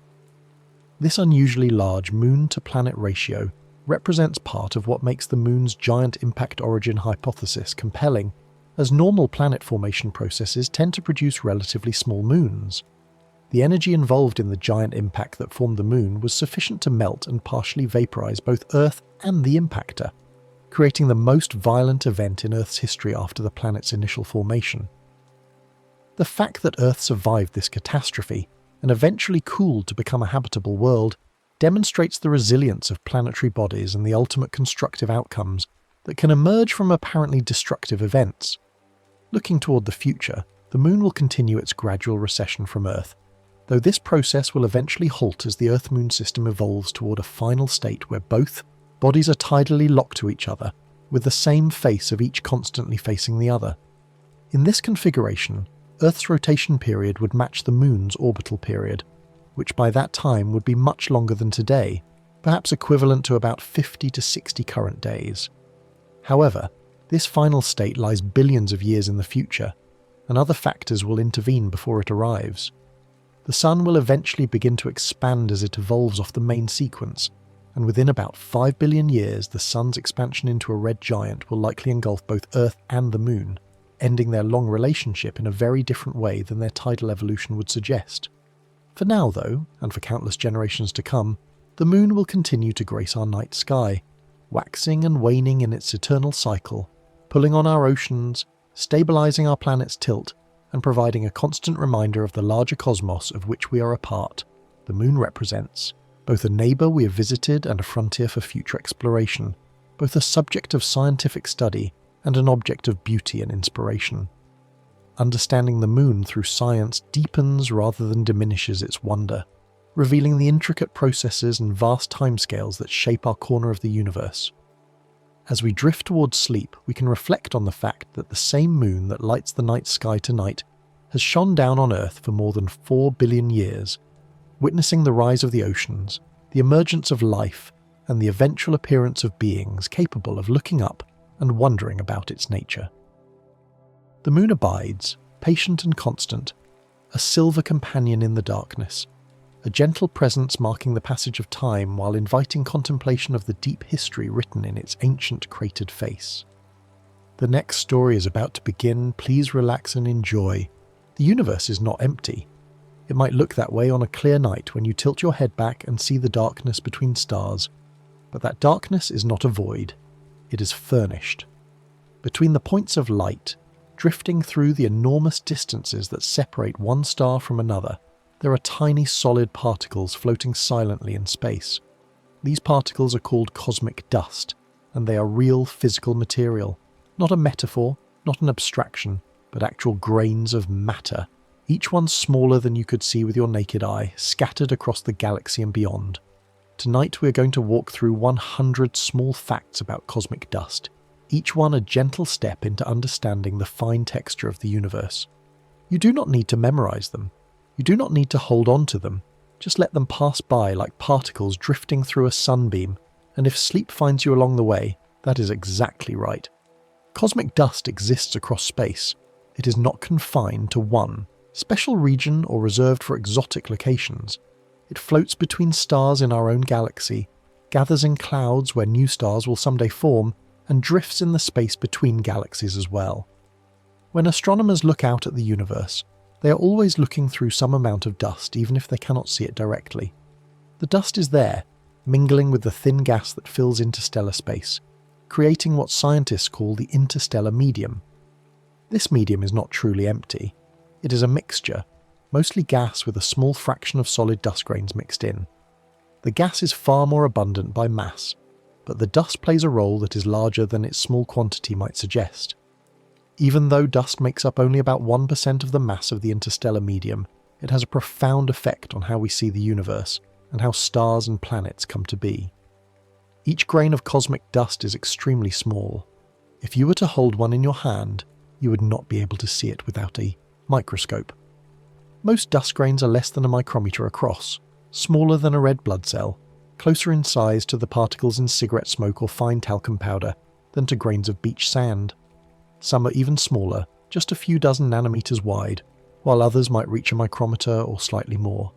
They are irregular in shape, not perfect spheres, and their surfaces are rough and varied.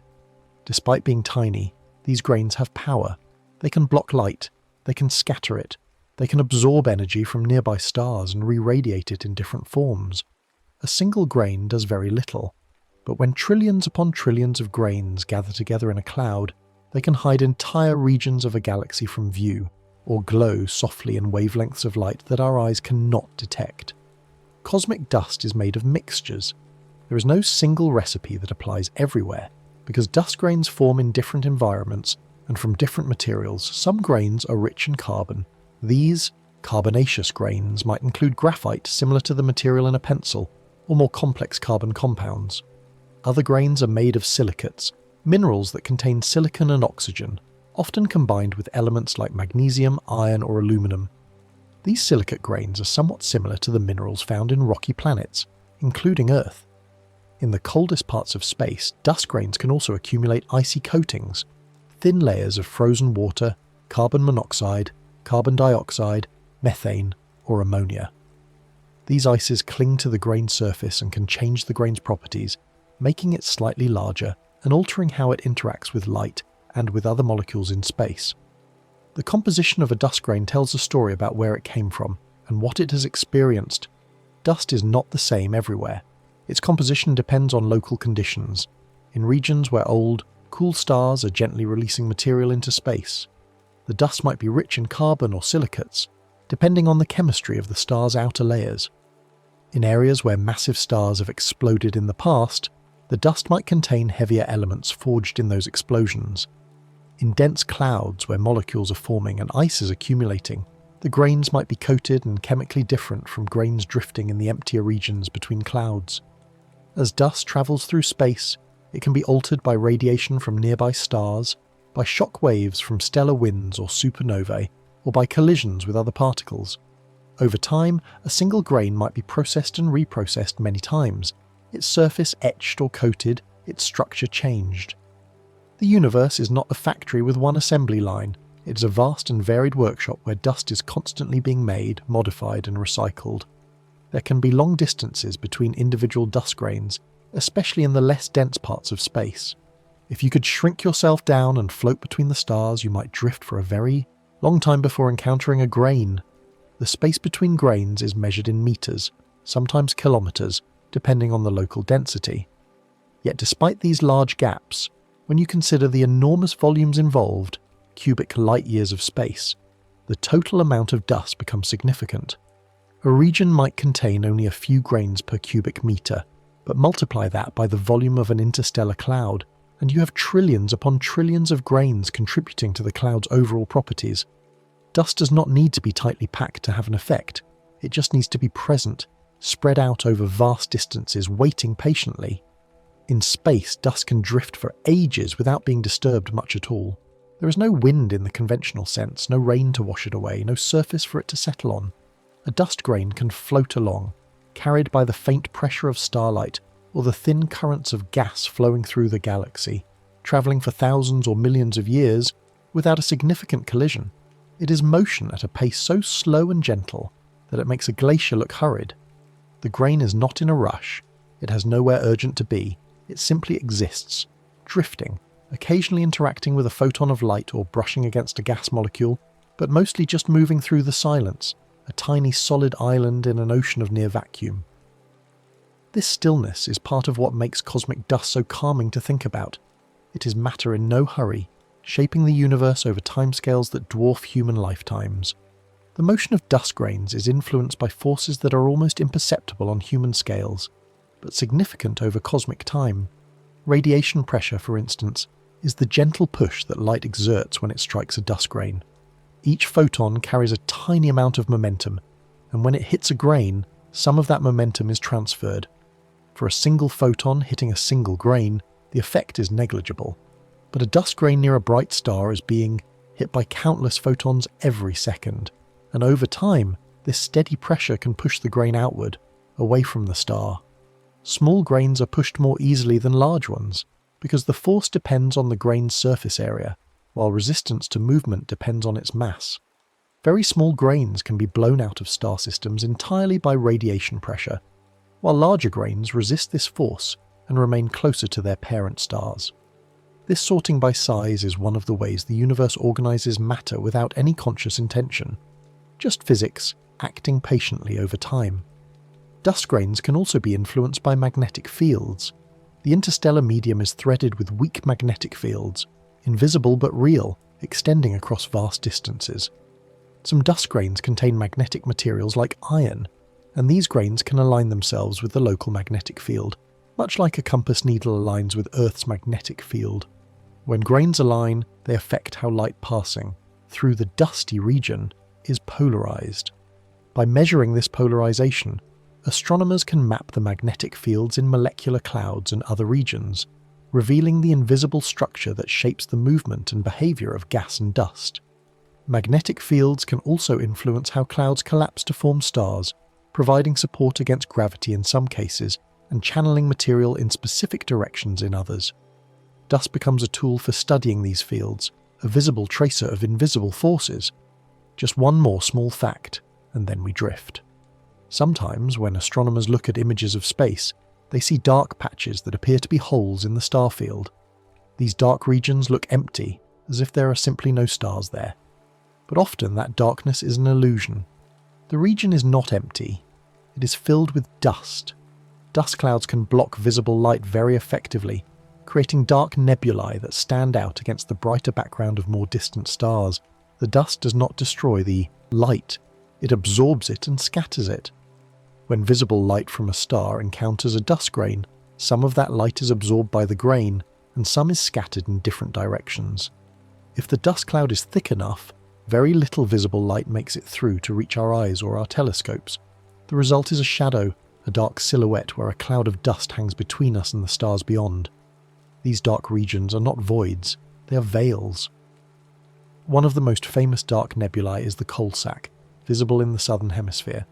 It appears as a dark patch in the Milky Way, a region where the brightness of the galactic band is interrupted by what looks like a hole. But the Coal Sack is not a hole. It is a molecular cloud filled with gas and dust, located about 600 light-years from Earth. The cloud blocks the light from the stars behind it, creating the illusion of emptiness. If you could travel to the coal sack and look around from inside it, you would see dust and gas, surrounding you, faintly illuminated by the light of distant stars. You would not perceive it as a void. The darkness is purely a matter of perspective, a consequence of standing on the far side and looking through a dusty curtain. Dust can absorb starlight and warm slightly. When a dust grain absorbs a photon of visible or ultraviolet light, that energy is converted into heat. The grain's temperature rises by a tiny amount. Because the grain is solid, it can then re-emit that energy, but not in the same form it received it. Instead of giving off visible light like a hot star would, the dust grain radiates energy at much longer wavelengths, in the infrared part of the spectrum. This re-emission is gentle and quiet. Infrared light is lower in energy than visible light, more like warmth than glare. The grain glows softly in the infrared, invisible to our eyes but detectable by instruments designed to see heat. This process transforms the light of the universe. A bright star might pour out visible and ultraviolet light. But if that light passes through a dusty region, some of it is converted into infrared glow, changing the energy budget of the surrounding space. The temperature of a dust grain depends on its distance from nearby stars and on the intensity of the radiation it receives. Close to a hot, bright star, dust grains can be warmed to several hundred degrees Kelvin, warm enough to glow brightly in the mid-infrared. Farther away, in the cold outer regions of a molecular cloud, dust grains might be only a few tens of degrees above absolute zero, emitting faintly in the far infrared and sub-millimeter wavelengths. The grain does not hold on to heat indefinitely. It radiates energy continuously, finding a balance between the energy it absorbs and the energy it emits. This balance is dynamic and depends on the local environment, making dust a sensitive indicator of conditions in different regions of space. This means that darkness in visible light can hide brightness in infrared. A cloud that looks completely black in an optical photograph might light up beautifully when observed with an infrared telescope. The dust is quietly glowing, warmed by the hidden stars embedded within the cloud or by nearby stars whose light has been absorbed. Astronomers have learned to look at space in multiple wavelengths precisely because dust changes what is visible. A region that seems cold and empty in one kind of light can reveal itself as warm and active in another. The universe has layers of visibility, and dust is one of the things that creates those layers. It is a reminder that seeing is not always straightforward, that what looks dark might only be dark in one narrow slice of the electromagnetic spectrum. Infrared observations have transformed our understanding of star formation. Before infrared telescopes became widely available, astronomers could only study the later stages of starbirth when young stars had cleared away enough of their surrounding dust to be visible in optical light. But the earlier stages, the collapse of a cloud core, the formation of a protostar, the assembly of a protoplanetary disk, all happen hidden inside thick dust envelopes. Infrared light can penetrate these envelopes, allowing astronomers to see what is happening inside. They can watch as material falls onto a growing protostar, observe the structure of the disk where planets will form, and measure the temperature and density of the surrounding gas and dust. Infrared astronomy has opened a window onto processes that were previously invisible, revealing the messy, complex reality of how stars and planets come into being. Dust also filters light by scattering. When starlight passes through a dusty region, blue light is scattered more efficiently than red light. This happens because blue light has a shorter wavelength, and dust grains of certain sizes are particularly good at redirecting short wavelength light in random directions. Red light with its longer wavelength is less affected and passes through more easily. The result is that the starlight emerging from the other side of a dust cloud is redder than it was when it went in. Astronomers call this process interstellar reddening or extinction, though the light is not truly extinct, just filtered and redistributed. The effect is similar to what happens during a sunset on Earth, when the sun's light passes through a long path of atmosphere and dust, scattering away the blue and leaving the reds and oranges to reach our eyes. In space, this reddening is permanent for any observer looking through the dust, giving distant stars a tinted appearance like a cosmic sunset that never ends. The amount of reddening depends on the amount of dust along the line of sight and on the properties of the dust grains themselves. Larger grains scatter light differently than smaller grains, and grains with different compositions have different scattering properties. By carefully, Measuring the colours of stars and comparing them to what those colours should be based on the star's temperatures and spectral types, astronomers can determine how much reddening has occurred. This, in turn, tells them how much dust lies between Earth and the star. It is a technique that requires precision and care, but it provides valuable information about the distribution of dust in the galaxy and helps correct observations for the effects of extinction. This scattering effect has practical consequences for astronomers. When they measure the brightness and colour of a distant star, they have to account for the dust between here and there. If they do not, they might think the star is cooler and dimmer than it really is, because the dust has made it look redder and has blocked some of its light.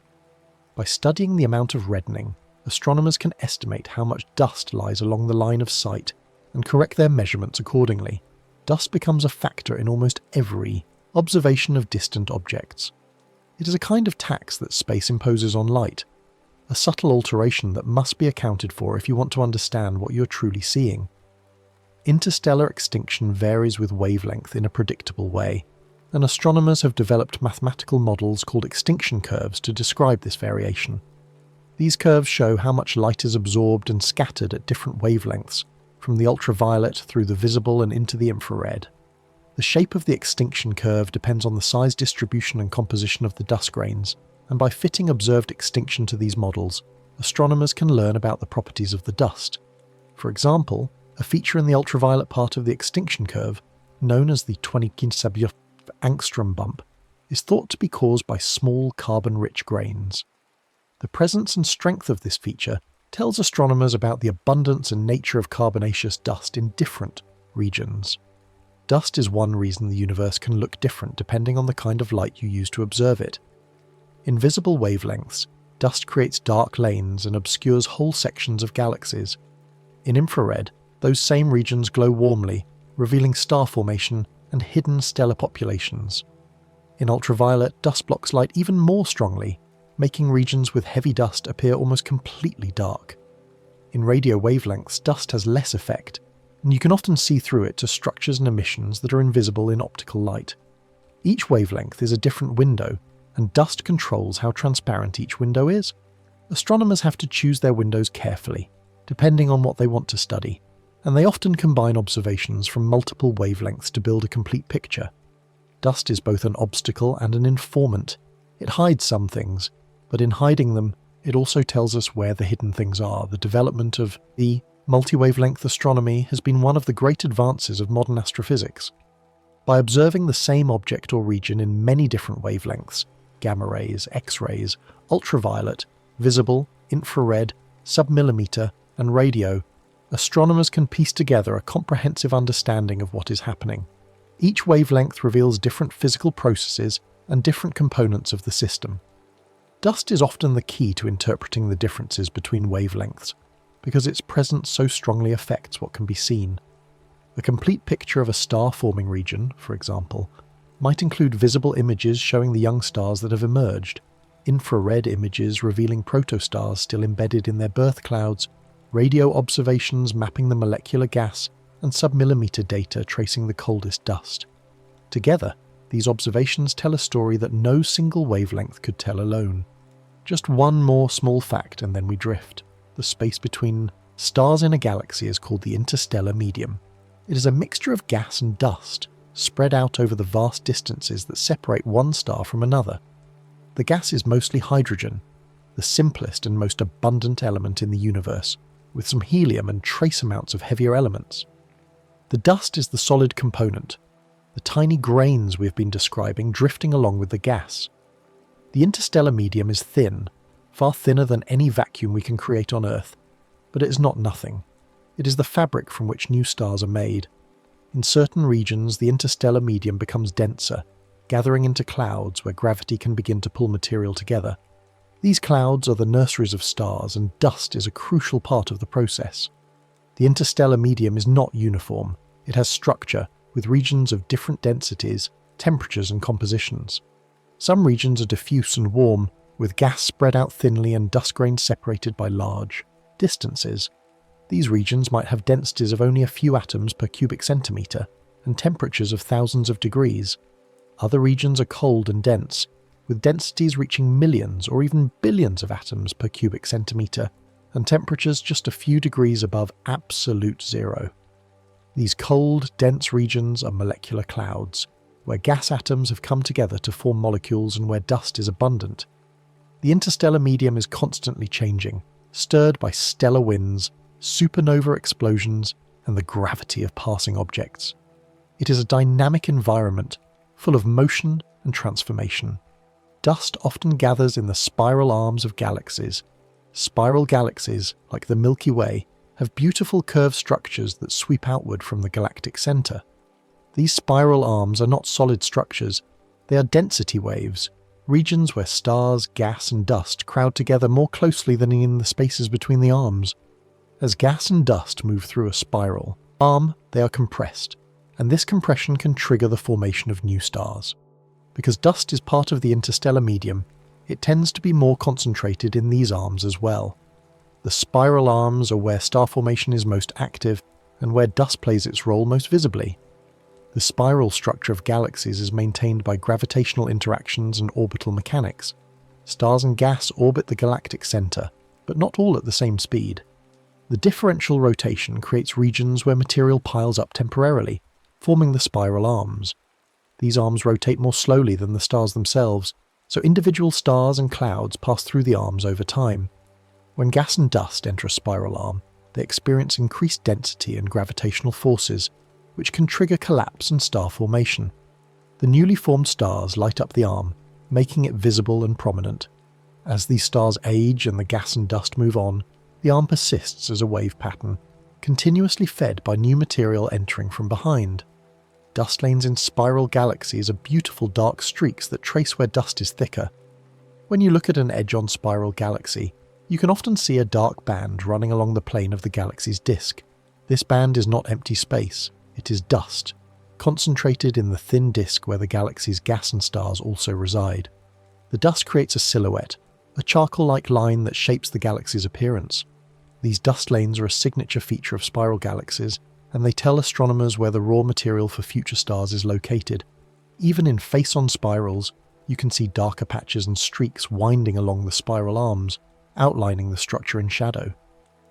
The dust lane in an edge-on galaxy can be remarkably thin compared to the galaxy's overall size. A typical spiral galaxy might be tens of thousands of light years across, but the dust layer might be only a few hundred light years thick. This thin layer marks the mid-plane of the galactic disk, where gravity has pulled the dust and gas into a concentrated sheet.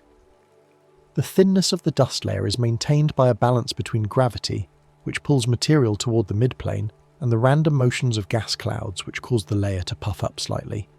The result is a delicate structure, a flat ribbon of dust threading through the galaxy, visible as a dark line when seen from the side.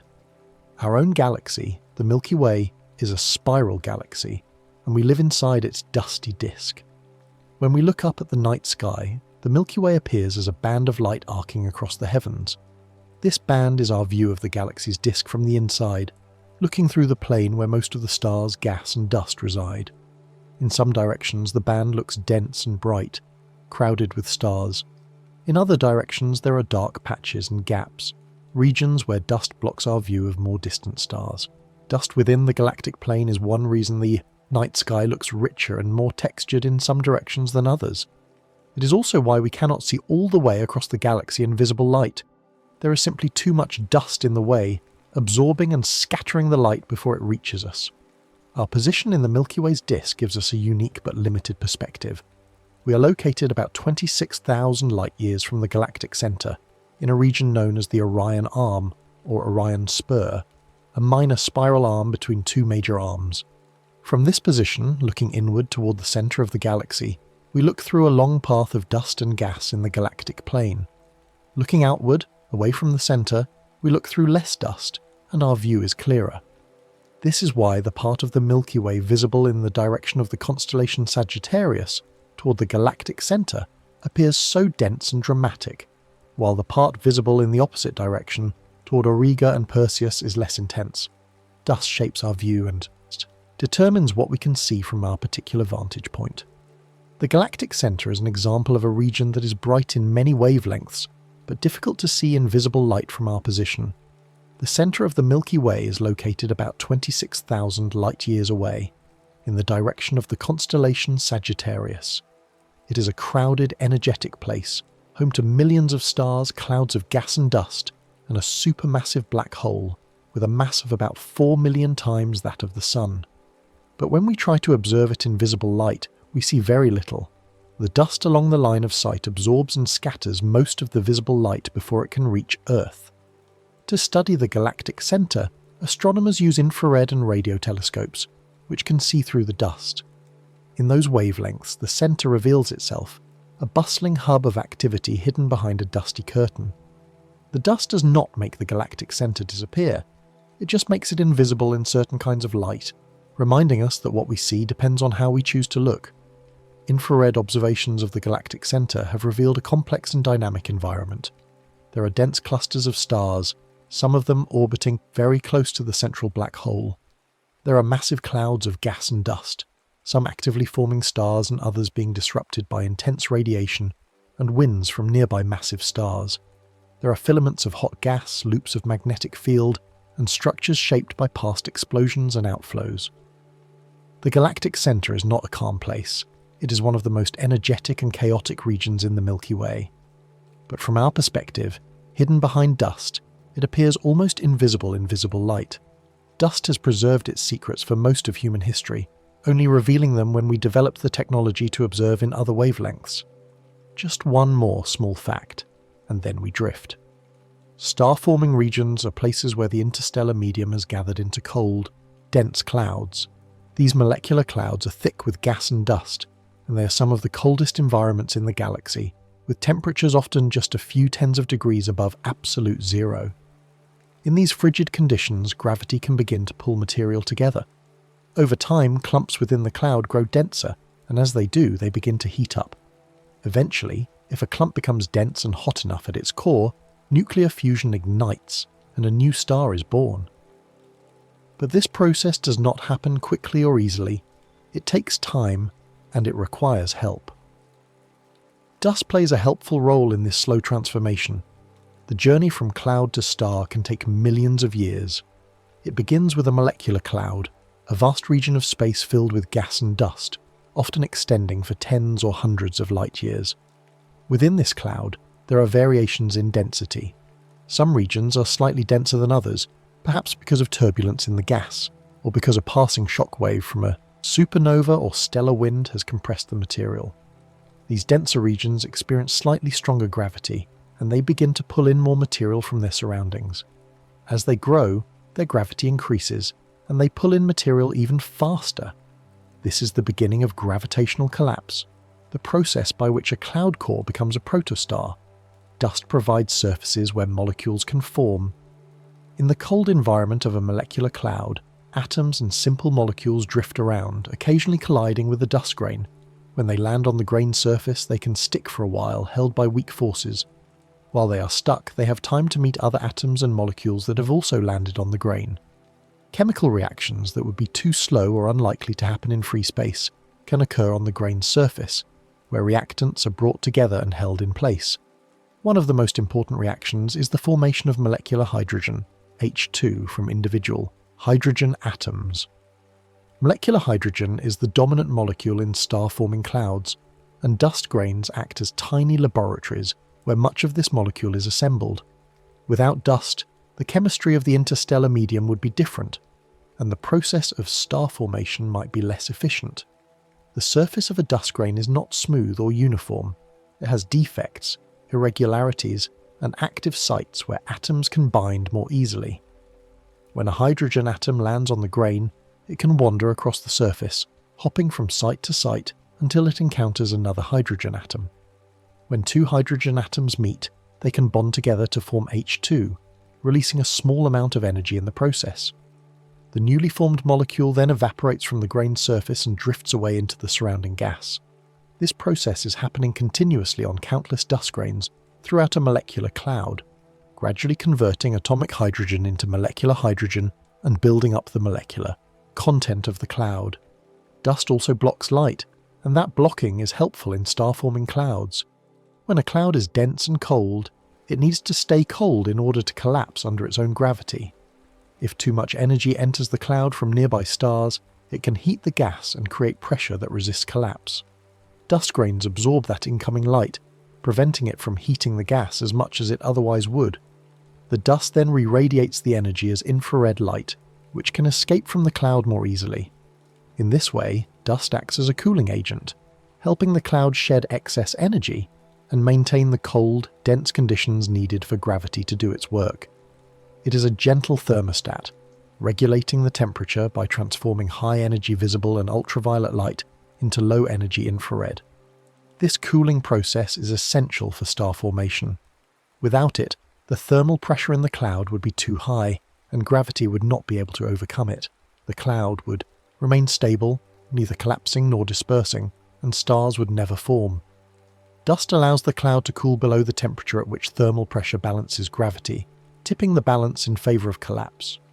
Once collapse begins, the process accelerates. As the cloud core contracts, it becomes denser and gravity becomes stronger. Material falls inward, heating up as it converts gravitational potential energy into kinetic energy. At the center of the collapsing core, a protostar begins to form, growing as it accretes material from the surrounding cloud. Once a cloud begins to collapse, dust grains begin a new role. They start to collide and stick together. In the densest parts of a collapsing cloud, where a new star is forming, there is often a disk of material orbiting around the young star. This disk is made of gas and dust, and it is the leftover material from the collapse. Within the disk, dust grains move around, occasionally bumping into each other. When they collide, gently they can stick together, held by weak forces like static electricity or van der Waals forces. Each collision that results in sticking makes the grain a little bit larger. Over time, two grains become one slightly bigger grain. That bigger grain can collide with others and grow larger still. This process is slow and delicate. If the collisions are too violent, the grains shatter instead of sticking, but in the right conditions, it works. The sticking process depends on the properties of the grains and on the conditions in the disk. Grains with icy coatings tend to stick together more easily than bare grains, because the ice can act like glue, binding the grains when they touch. Temperature plays a role too. If the disk is too warm, the ice evaporates, and sticking becomes harder. Turbulence in the disk can cause collisions to be too violent, breaking grains apart instead of allowing them to grow. But in the cooler, calmer regions of the disk, the conditions are just right. Grains collide gently, stick, and grow, beginning the long process of building larger bodies. As dust grains stick and grow, they move from the realm of microscopic particles into the realm of pebbles. A pebble in the context of planet formation is not necessarily something you could hold in your hand. It might be anywhere from a millimeter to a centimeter or more in size, but it is much larger than the original dust grains. These pebbles are the intermediate stage between dust and planets. They continue to collide and grow, sometimes through gentle sticking, sometimes through gravitational attraction, as they become large enough to pull on each other. Over millions of years, these pebbles can accumulate into larger bodies called planetesimals, which are kilometers across and can have enough gravity to pull in more material actively. Planetesimals collide and merge, forming protoplanets, and eventually, if the conditions are right, a rocky planet like Earth or a core for a giant planet can form. The growth from pebbles to planetesimals is one of the most challenging aspects of planet formation to understand. There is a size range, roughly from centimeters to meters, where objects tend to be fragile and prone to breaking apart when they collide rather than sticking together. This has been called the meter-size barrier, and it presents a puzzle for planetary scientists. How do growing bodies cross this barrier without being destroyed? Several mechanisms have been proposed. One idea is that turbulence in the disk can concentrate pebbles into dense clumps, where their combined gravity is strong enough to hold them together and allow them to collapse into larger objects. Another idea is that some bodies grow more quickly than others, perhaps because they start in a particularly dense region of the disk, and once they reach a certain size, they can accrete material gravitationally without needing to rely on collisional sticking. The details are still being worked out, but the general picture is clear. Somehow, the disk manages to build planetesimals, bridging the gap between tiny grains and kilometer-sized bodies. The peaceful big picture is simple. Worlds begin as dust learning to hold hands.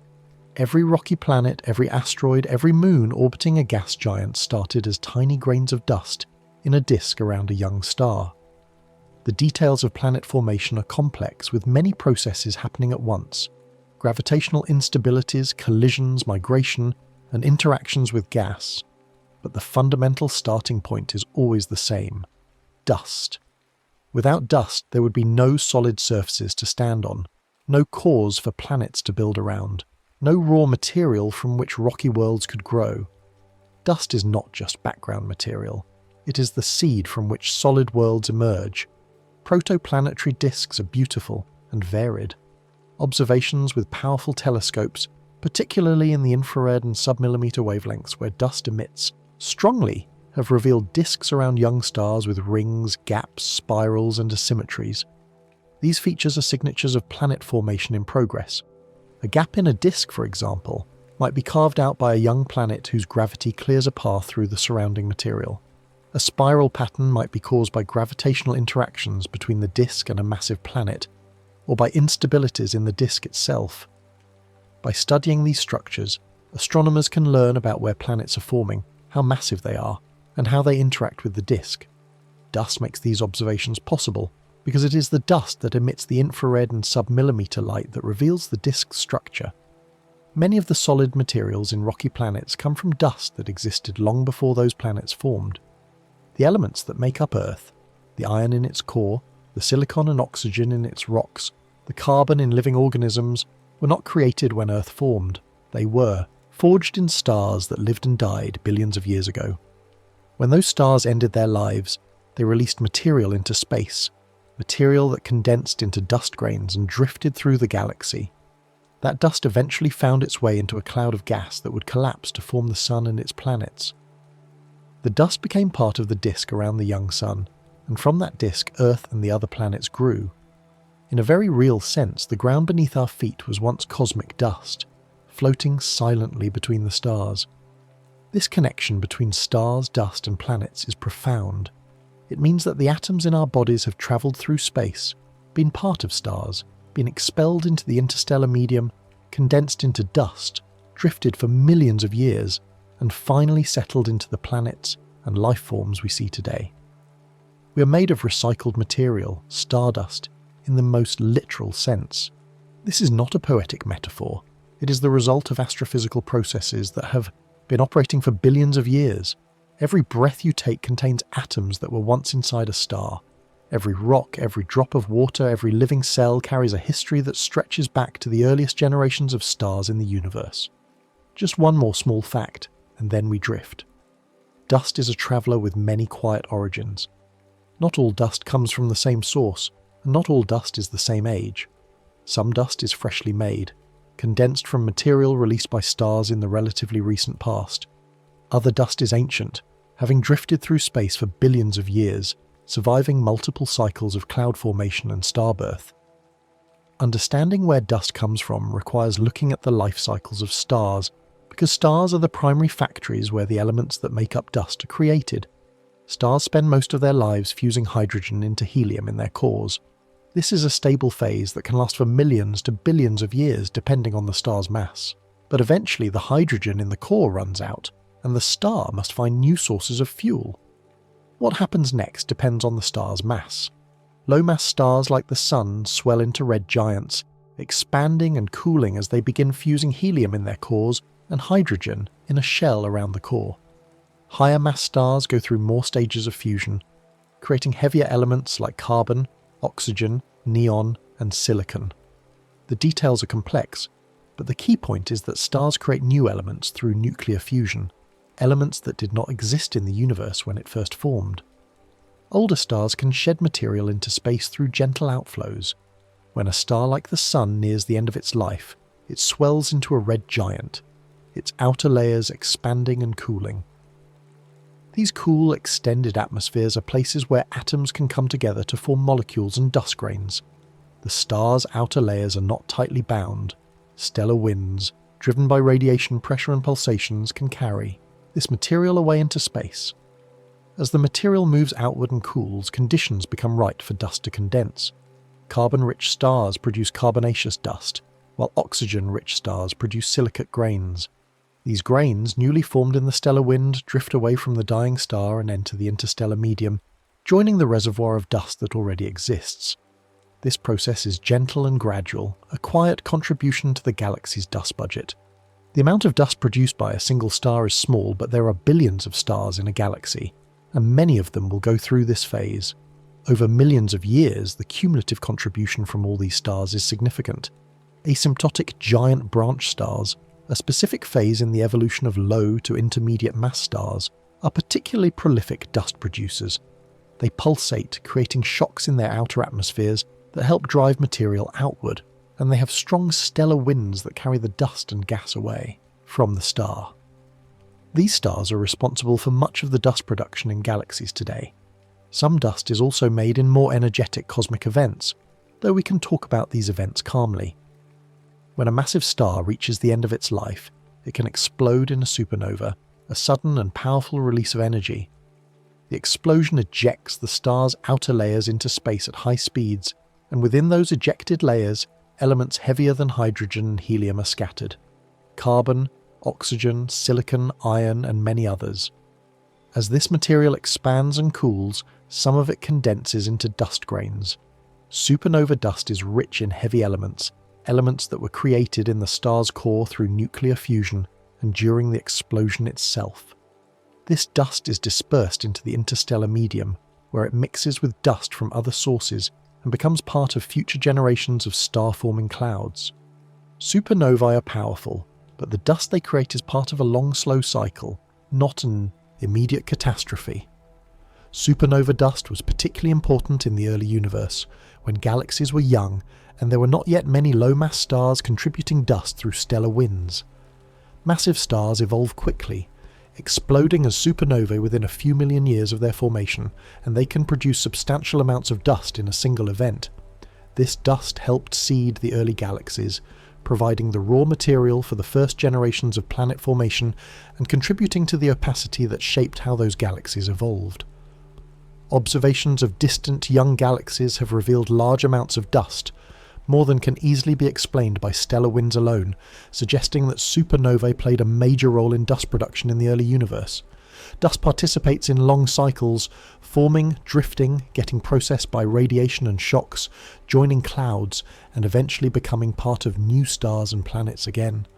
A dust grain that forms in the wind of a dying star might drift through the galaxy for millions of years before it encounters a molecular cloud. In that cloud, it might be incorporated into a new star-forming region, where it helps cool the gas and provides a surface for chemistry. If it ends up in a disk around a young star, it might stick to other grains and become part of a growing planet. Or it might be destroyed, heated by radiation, shattered by a shock wave from a nearby supernova, or vaporized as it falls into a star. Even when destroyed, the atoms that made up the grain are not lost. They remain in space, available to form new dust later. This recycling is continuous and patient. Nothing is wasted. It just changes shape and location, over and over across billions of years. The timescale of this recycling varies. In the densest parts of the galactic disk, where star formation is active and the interstellar medium is constantly being stirred by stellar winds and supernovae, a dust grain might be cycled through clouds and stars relatively quickly, perhaps on timescales of tens to hundreds of millions of years. In the outer parts of the galaxy, where the density is lower and star formation is less frequent, a grain might drift for billions of years without being incorporated into a new star. Some grains are lucky. They avoid destruction and remain intact for most of the galaxy's history. Others are processed repeatedly, each cycle altering their structure and composition. The idea of recycling is comforting. It means that the universe is not running down in a simple linear way. It is renewing itself constantly. The dust that helps form stars today will someday be part of new dust, and that new dust will help form stars and planets in the future. The cycle connects the past and the future, linking the death of old stars to the birth of new ones. It also connects us to the rest of the cosmos, the atoms in our bodies, the elements in the air we breathe, the materials in the buildings and tools around us. All of these came from dust, and before that, from stars. We are made of recycled stardust, participants in a process that has been going on for billions of years and will continue long after we are gone. Dust also carries information. By studying the composition of dust grains, astronomers can learn about the conditions in which they formed. Grains rich in certain elements suggest they came from specific types of stars. Grains with icy coatings tell us about the cold environments they passed through. Isotopic ratios within grains can reveal details about nuclear processes in stars and supernovae. Some meteorites contain tiny grains that are older than the solar system, pre-solar grains that formed in other stars before our sun existed. These grains are messengers from the distant past, carrying information about the galaxy as it was billions of years ago. By analysing them in the laboratory, scientists can learn about the history of stellar evolution, nucleosynthesis, and the interstellar medium in ways that would be impossible otherwise. Dust is not just material, it is a record, a library written in atoms and minerals. Presolar grains are remarkable.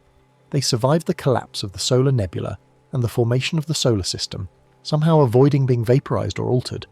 They were incorporated into meteorites, which drifted through space for billions of years before falling to Earth, where scientists found them and recognized them as something extraordinary. By measuring the isotopic composition of these grains, researchers can determine which type of star they came from and when that star lived.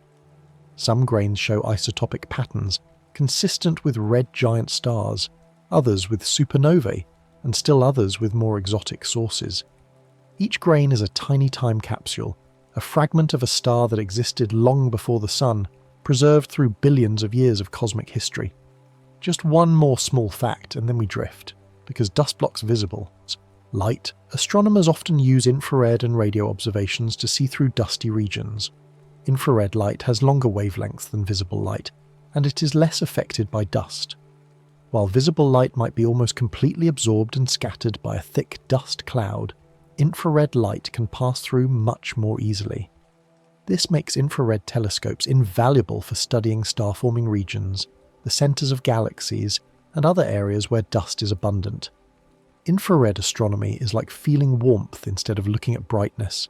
It is a quieter kind of seeing, more subtle, but in many cases more informative. The development of infrared astronomy required overcoming significant technical challenges.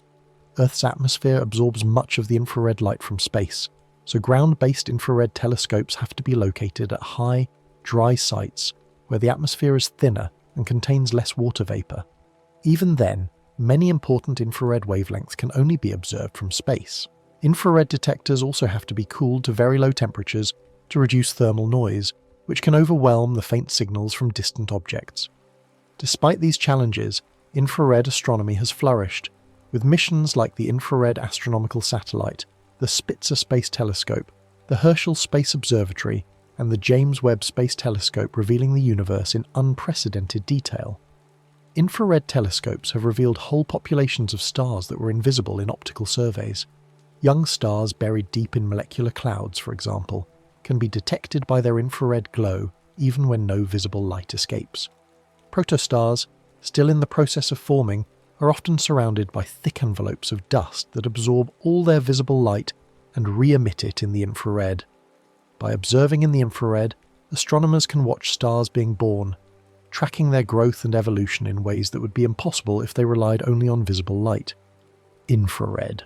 Astronomy has also revealed the structure of dusty disks around stars, showing where planets might be forming and how material is distributed within those disks. It is a powerful tool for studying processes that are hidden by dust. Infrared observations have also transformed our understanding of galaxies. Many galaxies, particularly those undergoing intense star formation, emit most of their energy in the infrared rather than in visible light.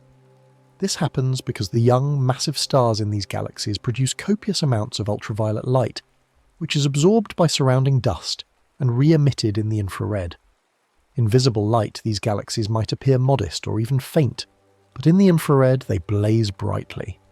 Infrared surveys have discovered populations of these infrared galaxies, revealing a component of cosmic star formation that was previously hidden.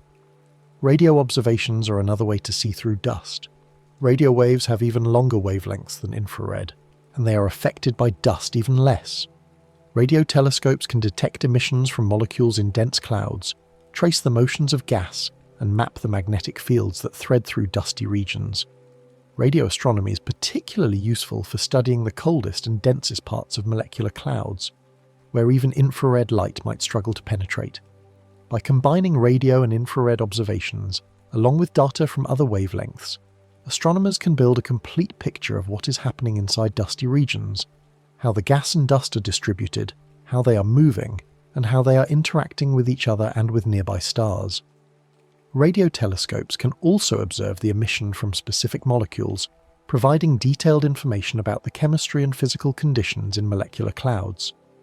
Molecules like carbon monoxide emit radio waves at characteristic frequencies, and by measuring the intensity and Doppler shift of these emissions, astronomers can map the distribution and velocity of the gas. This reveals the internal structure of clouds, showing where dense cores are located, how the gas is flowing, and whether there are outflows or jets associated with young stars. Radio observations complement infrared data, providing a different perspective on the same regions and adding to our understanding of the processes at work. Dust also creates some of the most beautiful and informative patterns in astronomy. In images of nebulae and galaxies, dust often appears as dark lanes or bright filaments, depending on whether it is blocking light or glowing with absorbed energy. These patterns outline clouds, trace spiral arms, and mark where future stars may form. Dust is an artist, shaping the visual appearance of the universe in ways that make abstract physics tangible and aesthetically moving. When you look at a photograph of a star-forming region, with its dark cores and glowing edges, you are seeing dust at work, blocking, scattering, absorbing and re-radiating light, all in the service of creating new stars. Some of the most iconic astronomical images feature dust prominently.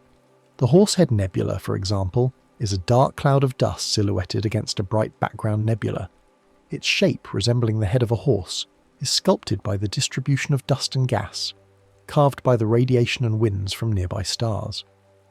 The pillars of creation in the Eagle Nebula are towering columns of gas and dust, their shapes defined by the erosion caused by intense ultraviolet light from young stars. These pillars are regions where new stars are forming, protected from the surrounding radiation by the dense dust and gas.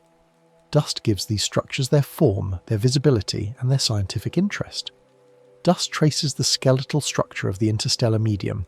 In maps of galaxies, dust follows the spiral arms, highlighting the regions where the interstellar medium is densest and most active. In maps of molecular clouds, dust shows where the cloud is thickest and where collapse might be beginning. Dust is not just an obstacle to observation, it is an indicator, a signpost that tells astronomers where to look for interesting phenomena. By studying where dust is and how it is distributed, scientists can learn about the large-scale structure of galaxies, the life cycle of the interstellar medium, and the conditions that lead to star formation. Dust is both subject and tool. It is the thing being studied and the means by which other things are studied. Infrared and radio observations have also taught us that dust is dynamic. It is not static scenery. It moves, changes, and responds to its environment. Dust can be pushed by radiation pressure from bright stars, creating bubbles and cavities in the surrounding medium. It can be swept up by stellar winds or supernova shockwaves, compressed into dense filaments where new star formation might be triggered. It can evaporate when exposed to intense ultraviolet light, releasing the atoms and molecules locked in its structure back into the gas. Dust participates actively in the physics of the interstellar medium, shaping and being shaped by the energetic processes happening around it. The interaction between dust and radiation is particularly important in regions near hot, massive stars. These stars emit intense ultraviolet radiation, which can heat and ionize the surrounding gas, creating what is known as an HI region. At the boundary between the ionized gas and the surrounding neutral material, dust is subjected to intense radiation. The dust absorbs the ultraviolet light and heats up, sometimes reaching temperatures of several hundred degrees. This hot dust glows brightly in the infrared, creating a bright rim around the HI region. The radiation pressure can also push the dust outward, creating a shell or bubble that expands into the surrounding medium. Over time, this can clear out a cavity around the star, redistributing the dust and altering the structure of the interstellar medium. Even in a quiet room, far from any telescope or cloud of interstellar gas, you're part of a universe where tiny grains drift, settle, and slowly build complexity over immense time. The same processes that create dust between the stars also created the materials in the world around you. The wood in furniture, the metal in electronics, the silicon in glass. All of these came from elements forged in stars, condensed into dust, and eventually incorporated into the Earth when the solar system formed. Dust connects the grand scale of galaxies to the intimate scale of daily life. It is a reminder that the universe is not something distant and separate. It is the foundation of everything we know, including ourselves. The story of dust is also the story of patience. Nothing in the universe happens quickly by human standards. Dust grains take thousands or millions of years to drift from one place to another. Stars take millions of years to form. Planets take tens of millions of years to grow. The recycling of material through stars, dust, and the interstellar medium takes billions of years. Yet all of these slow processes add up to create the rich and complex universe we see today. Dust teaches us that transformation does not require haste. It requires time, gentle forces, and the accumulation of countless small changes. Cosmic dust can dim starlight, but it also makes new light possible later, by helping shape the places where stars and planets are born. This duality is important. Dust is often thought of as an obstacle, something that gets in the way and makes observations harder. But it is also an enabler. Without dust, molecular clouds would have a harder time cooling and collapsing. Without dust, molecules like H2 might not form efficiently. Without dust, planets might not be able to grow from tiny grains into worlds large enough to hold atmospheres and oceans. Dust is both the veil and the seed, both the shadow and the foundation. It takes light away in one form and gives it back in another. It hides the present and makes the future possible. This is the 100th fact. But it is not the end of the story. The universe has been building with dust for billions of years, and it will continue long after this moment. Stars will keep forming, planets will keep growing, and dust will keep drifting, recycled endlessly through the great cycles of matter and energy. There is no rush, there is no deadline. The universe is patient, and tonight you can be patient too. Let the facts settle in your mind like grains settling in a cloud, slowly, gently, without force. You do not need to hold on to them. You do not need to understand everything perfectly. The details will still be there tomorrow, waiting quietly in the structure of the cosmos. The universe is not empty. It is full of tiny solid particles floating silently, shaping the darkness and the light, making new worlds possible. And as you lie here, breathing slowly, feeling the weight of your body easing into rest, you are connected to that vastness, made of the same elements, shaped by the same processes, part of the same unbroken chain that leads from dust to stars to planets to this moment, right now where sleep is beginning to arrive on its own. The next story is about to begin. Please relax and enjoy. A comet is a small object moving through our solar system, and at its most basic level, it's made of ice, dust, and rocky material. When you picture what a comet actually is, you might imagine something bright and dramatic streaking across the sky, but the physical object itself, the actual solid part, is often quite modest in size. Scientists sometimes describe comets as dirty snowballs, though this phrase doesn't tell the whole story. Many comets are better thought of as icy, dusty, somewhat fragile rocks. They're not perfectly round balls of clean snow. They're irregular, lumpy, ancient objects that have been drifting through space for billions of years, carrying within them a mixture of frozen water, frozen gases, tiny grains of dust, and bits of stone. The solid centre of a comet, the part that actually exists as a single piece, is called the nucleus. And when we talk about the nucleus, we're talking about something that might be surprisingly small compared to what you see when a comet becomes visible in the night sky. Many comet nuclei are only a few kilometres across. To give you a sense of scale, that's roughly the size of a small city or a large town. You could walk across the surface of many comet nuclei in an hour or two if you were able to stand on one, though of course you'd be standing on something extremely cold, covered in dark dust and utterly silent in the vacuum of space. For most of its journey through the solar system, a comet looks quite faint. It doesn't announce itself, it doesn't glow on its own. It's simply a small, dark object moving along its orbit, too dim for most telescopes to notice unless someone is specifically looking for it. But something changes when a comet gets closer to the sun. As sunlight begins to warm the surface of the nucleus, something quiet and beautiful begins to happen. The ice on and just below the surface of the comet doesn't melt the way ice melts on Earth. Instead, it sublimates. Sublimation is the process where a solid turns directly into a gas without passing through a liquid phase first. On Earth, you can see this happen with dry ice, which is frozen carbon dioxide. Leave dry ice out on a table and it doesn't form a puddle. It simply releases vapor and disappears. The same thing happens on a comet. The frozen water, frozen carbon dioxide, frozen carbon monoxide, and other ices trapped in the nucleus begin to turn into gas when the sun's warmth reaches them. That escaping gas doesn't just vanish into space, it carries something with it. As the gas rises from the surface, it lifts fine dust particles that were mixed in with the ice or resting on the comet's surface. This creates a cloud of gas and dust around the nucleus, and this cloud has a name: the coma. The coma is the fuzzy glowing envelope that surrounds the tiny nucleus, and it can become much, much larger than the nucleus itself. Even if the nucleus is only a few kilometers wide, the coma can swell to become tens of thousands or even hundreds of thousands of kilometers across. Suddenly a small object becomes something vast and diffuse. The coma is what makes comets look like they have a soft glow when you observe them through a telescope, or, if the comet is bright enough, with your own eyes. It's not a sharp, hard object. It's a gentle cloud of particles and molecules illuminated by sunlight, spreading outward in all directions from the hidden nucleus at the center. The process of creating a coma is gradual and responsive to changing conditions. As the comet continues to approach the sun, the intensity of sunlight increases, and with it, the rate of sublimation. More ice turns to gas, more dust is lifted, and the coma grows larger and brighter. This isn't a violent process, not an explosion or a sudden release. It's more like a slow exhalation, a steady breathing out of material that has been locked in ice for eons.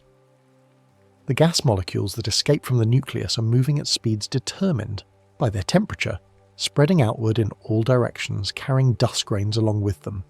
Some of these molecules and dust grains will eventually be pushed away into the comet's tail.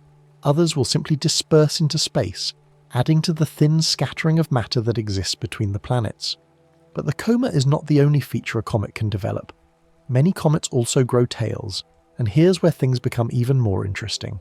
A comet's tail is not necessarily a single structure. Comets can have more than one kind of tail, and each kind forms for a different reason. Many comets develop what's called a dust tail. This tail is made of fine grains of dust that were lifted off the nucleus by the escaping gas. Once these dust particles are free in space, they don't just sit still. They're pushed outward by the gentle but persistent pressure of sunlight. Yes, sunlight has pressure. Photons, the particles of light, carry momentum, and when they strike a dust grain, they give it a tiny push. Over time, those tiny pushes add up, and the dust gets blown away from the comet in a broad, curving tail. The dust tail often looks softer and more diffuse than other structures around the comet, and because the dust particles are heavy enough to be influenced by the comet's own motion through space, the dust tail tends to curve slightly, tracing a gentle arc. The pressure of sunlight is extraordinarily faint by everyday standards. You don't feel sunlight pushing on you when you stand outside on a sunny day because the pressure is so small. But in space, where there's no air resistance and objects can be very light, even this faint pressure can have significant effects over time. Dust grains released from a comet are small and have very little mass, so the accumulated push from millions of photons striking them can gradually alter their trajectory. The smallest, lightest grains are pushed the most, while larger, heavier grains are pushed less. This creates a sorting effect in the dust tail, with different sized particles spreading out along slightly different paths, contributing to the tail's broad, fan-like appearance. Many comets also form an ion tail. An ion is an atom or molecule that has lost or gained electrons, giving it an electric charge. When the sun releases a stream of charged particles, mostly electrons and protons, this stream is called the solar wind. The solar wind rushes outward from the sun in all directions, travelling at speeds of hundreds of kilometers per second, and when it encounters the gas in a comet's coma, it can strip electrons from the gas molecules, turning them into ions. These ions are now electrically charged, and because they're charged, they respond to the magnetic field carried by the solar wind. The solar wind sweeps these ions directly away from the sun in a straight line, creating what's called the ion tail. The ion tail often looks straighter and narrower than the dust tail. It's usually blue or cyan in colour in photographs because the ions often include molecules like carbon monoxide, which glow in specific colours when they're energised by sunlight. The dust tail, by contrast, appears yellowish or white because it's simply reflecting sunlight off tiny particles.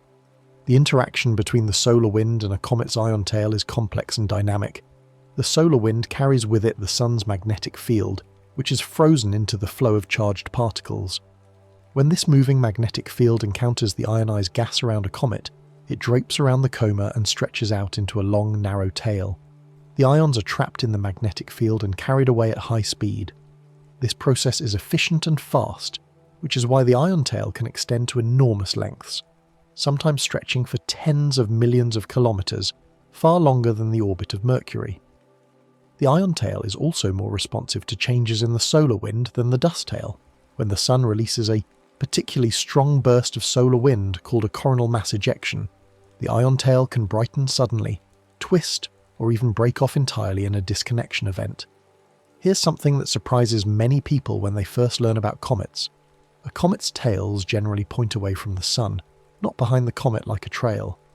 If you imagine a comet as a car driving down a road, you might think its tail would stream out behind it the way your hair streams behind you when you ride a bike. But that's not what happens. The tails point away from the sun because they're being pushed by sunlight pressure and by the solar wind, not by the comet's motion through space. This means that as a comet approaches the sun, its tail can actually trail behind it.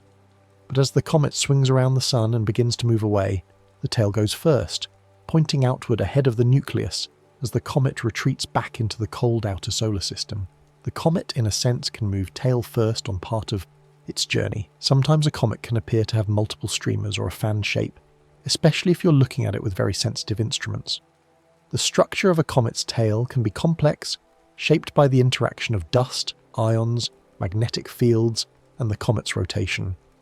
Different viewing angles can make the same comet look quite different. If you're viewing a comet from an angle where you're looking along the plane of its orbit, the tail might appear very long and dramatic. If you're viewing it from above or below its orbital plane, the tail might appear shorter or more spread out. The three-dimensional structure of a comet and its tails can be challenging to visualize from a two-dimensional photograph or from our vantage point on Earth. Astronomers sometimes use multiple observations from different locations or times to reconstruct what the comet's tail structure really looks like in space. The nucleus itself is usually too small to see directly, even in powerful telescopes.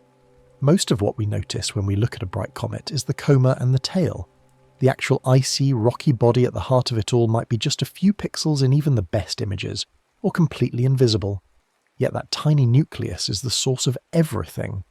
All the gas, all the dust, all the glowing beauty of a comet comes from this small, fragile object, losing pieces of itself bit by bit as it travels near the sun. Comet tails can change from night to night as the comet rotates and releases jets of gas and dust from different areas on its surface. If you watch a comet carefully over several nights, you might notice that its tail shifts shape, or that streamers appear and fade. This is the comet responding to the changing angle of sunlight on its rotating surface and to variations in the solar wind. A comet can look dramatic and otherworldly, even though fundamentally it's simply sunlight interacting with dust and gas in the most straightforward physical way. There's something meditative about the way a comet changes over the course of its approach to the sun. It starts as a faint point of light, barely distinguishable from distant stars. Gradually, night after night, it brightens. A fuzzy halo appears around it, the developing coma. Then, if conditions are right, a faint tail begins to emerge, at first just a slight elongation, then growing longer and more distinct. The comet reaches its peak brightness around the time it passes closest to the sun, and then, as it moves away, the process reverses. The tail fades, the coma shrinks, the brightness diminishes, and eventually the comet returns to being just a faint point, then disappears from view entirely.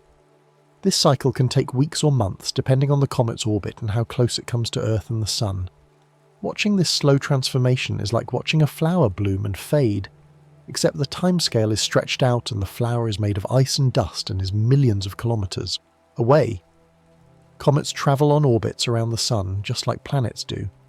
They're part of the solar system, bound by the sun's gravity, moving along paths that are determined by the same laws of motion and gravitation that govern everything from falling apples to orbiting moons. But while planets move on nearly circular orbits, many comet orbits are very stretched out. They're long oval paths called ellipses, and some of these ellipses are so elongated that a comet might spend the vast majority of its time far, far from the sun, only briefly sweeping close before retreating again. Comets are often grouped into two broad categories based on how long they take to complete one orbit: short-period comets and long-period comets. Short-period comets are those that return to the inner solar system relatively frequently, typically in under about 200 years. These are the comets we can predict. We know when they'll return. We can track them over multiple passages. Long-period comets, on the other hand, can take thousands of years to complete a single orbit. Some of them may take hundreds of thousands of years, or even longer. For these comets, recorded history covers only a tiny fraction of their journey. Some comets may only visit the inner solar system once in all of human history, before leaving again on a path that will take them back to the outer reaches for millennia. The shape of a comet's orbit tells you something about its history. A very elongated orbit suggests that the comet originated far from the sun and was perturbed inward by some gravitational interaction. A less elongated orbit might indicate that the comet has been nudged by planets over multiple passes, gradually having its orbit altered into something shorter and more circular. The details of orbital mechanics are fascinating in their precision. Once you know a comet's position and velocity at a particular moment, you can calculate where it will be at any point in the future or where it was at any point in the past, limited only by the accuracy of your measurements and the complexity of accounting for all the gravitational influences acting on it. A comet's closest point to the sun is called perihelion. This is the moment when the comet is most affected by the sun's heat and gravity. It's at perihelion that a comet usually becomes most active, releasing the most gas and dust, growing its brightest coma and longest tails. The farthest point in a comet's orbit from the sun is called aphelion. At aphelion, a comet is cold and quiet. If it's far enough out, it might be completely frozen, inactive, indistinguishable from any other small icy body drifting in the dark.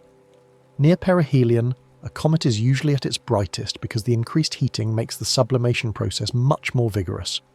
More ice turns to gas, more dust gets lifted away, the coma swells larger, and the tails grow longer and more visible. But this also means that every time a comet passes close to the sun, it loses a little bit of itself. The ice sublimates away and doesn't come back. The dust drifts off into space. Slowly, orbit by orbit, a comet sheds mass. The amount of material a comet loses during each passage can vary greatly. A very active comet might lose millions of tons of material. A less active comet might lose much less. Over many orbits, this loss adds up. Eventually, a comet can lose so much mass that it becomes much less active, or it can even run out of volatile material entirely. Some comets have been observed to fade over multiple returns, becoming progressively dimmer and less active as their supply of ice diminishes. The surface of a comet can also change in ways that affect its activity. As ice sublimates, non-volatile materials, dust and rocky particles, can accumulate on the surface, forming a crust that insulates the ice beneath. This crust can slow down or even halt sublimation from some areas, reducing the comet's overall activity. However, fresh ice can be exposed through impacts, through thermal stress cracking the crust, or through the collapse of surface features, leading to renewed activity. Comets can be nudged over time by the gravity of planets, especially Jupiter. Jupiter is by far the most massive planet in our solar system, and its gravitational influence is strong. When a comet passes near Jupiter, even if it doesn't come particularly close, Jupiter's gravity can tug on the comet and change its orbit. A comet that was on a long-period orbit might get pulled into a shorter orbit. A comet that was already on a short orbit might get thrown onto a different path entirely, or even ejected from the solar system altogether. This gravitational sculpting has been happening for billions of years. Jupiter has likely altered the orbits of countless comets, sometimes capturing them into orbits that bring them near the Sun more frequently, sometimes scattering them outward. Because of this, the orbits of comets are not static. They evolve, over time, shaped by the push and pull of the Sun and the planets. The gravitational influence of planets on comets is an example of what's called the three-body problem in physics. When you have two objects, say the Sun and a comet, calculating their mutual gravitational interaction and predicting their future positions is straightforward. But when you add a third body, say Jupiter, the problem becomes much more complex. In most cases, there's no simple formula that gives you the answer. You have to use numerical methods, calculating the forces step by step through time. This is why predicting the exact behaviour of comets over very long timescales can be challenging. Small uncertainties in the initial conditions or in the positions of the planets can grow over time, making long-term predictions less reliable. The concept of chaos in physics often comes up in discussions of comet orbits. Chaos, in the scientific sense, doesn't mean randomness or disorder. It means that a system is extremely sensitive to initial conditions. A tiny change in the starting position or velocity of a comet can lead to vastly different outcomes over millions of years. This doesn't mean we can't predict anything about comets, but it does mean that there are limits to how far into the future or the past we can accurately trace their orbits. For short-period comets observed over a few orbits, predictions can be very accurate. For long-period comets, or for trying to trace a comet's path millions of years back, uncertainty grows. Many short-period comets are linked to a region of the solar system called the Kuiper Belt, which lies beyond Neptune. The Kuiper Belt is a region filled with icy bodies and small worlds, remnants from the early solar system that never gathered together to form a planet. It's a vast, cold place where objects can be made mostly of ice and rock, preserved in the deep freeze of the outer solar system for billions of years. Some of these Kuiper Belt objects get nudged by gravitational interactions or collisions and fall inward toward the Sun, becoming the short-period comets we observe. The Kuiper Belt is home to many fascinating objects, including dwarf planets like Pluto, Eris, Makemake, and Haumea. These are worlds in their own right, but they share the same icy composition as comets, differing mainly in size. But there's another source of comets, one that's even more distant and more mysterious. Some comets are thought to come from a region called the Oort cloud. The Oort cloud is a hypothesized vast, distant shell of icy objects that surrounds the solar system at an enormous distance. If the Oort cloud exists as scientists believe, it would be far, far beyond the Kuiper Belt, so far that it would take light from the Sun many hours or even days to reach its outer edges. The Kuiper Belt extends from about 30 astronomical units from the Sun to perhaps 50 or 60. An astronomical unit is the average distance from the Earth to the Sun, about 150 million kilometres. The Oort cloud, by contrast, is thought to extend from perhaps 2,000 astronomical units out to as far as 100,000 astronomical units or more. At those distances, the Sun would appear as just a bright star, not the blazing disk we see from Earth. The Oort cloud hasn't been directly observed because the objects in it are too small and too far away to see, even with our best telescopes. But we infer its existence from the comets we do see. Long-period comets come from all directions in the sky, not just from the plane where the planets orbit.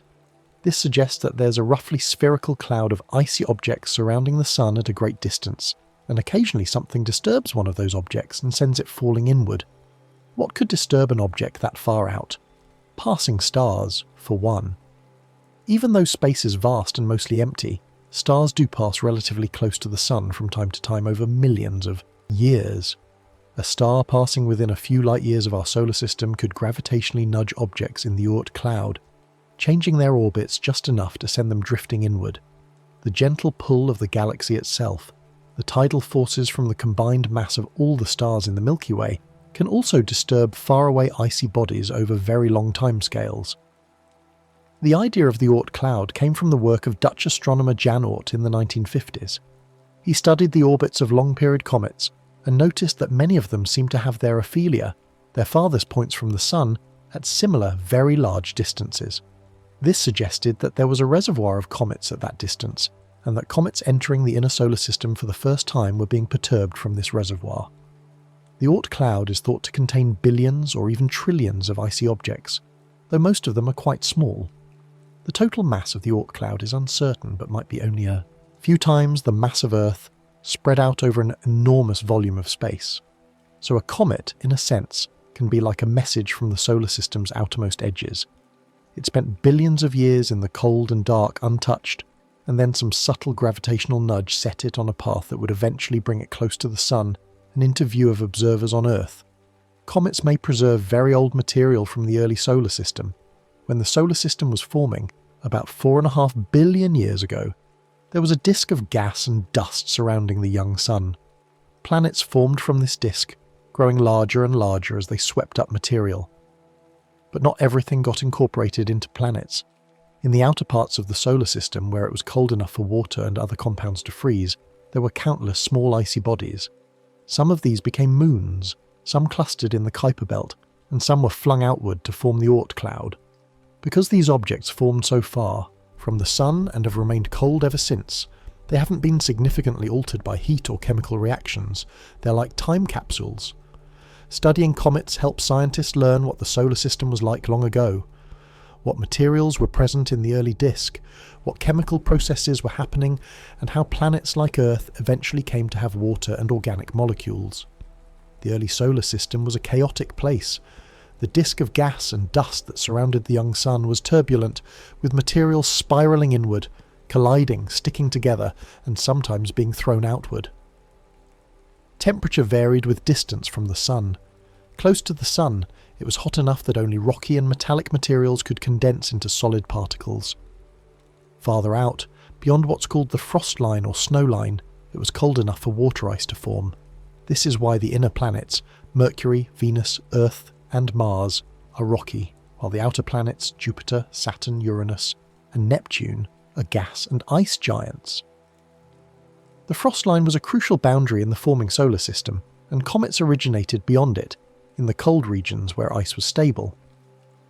When spacecraft have visited comets and analysed their composition, they've found a remarkable variety of materials. Comets contain not just water ice, but also frozen carbon dioxide, carbon monoxide, methane, ammonia, and many other compounds. They contain complex organic molecules, the building blocks of chemistry that can lead to life.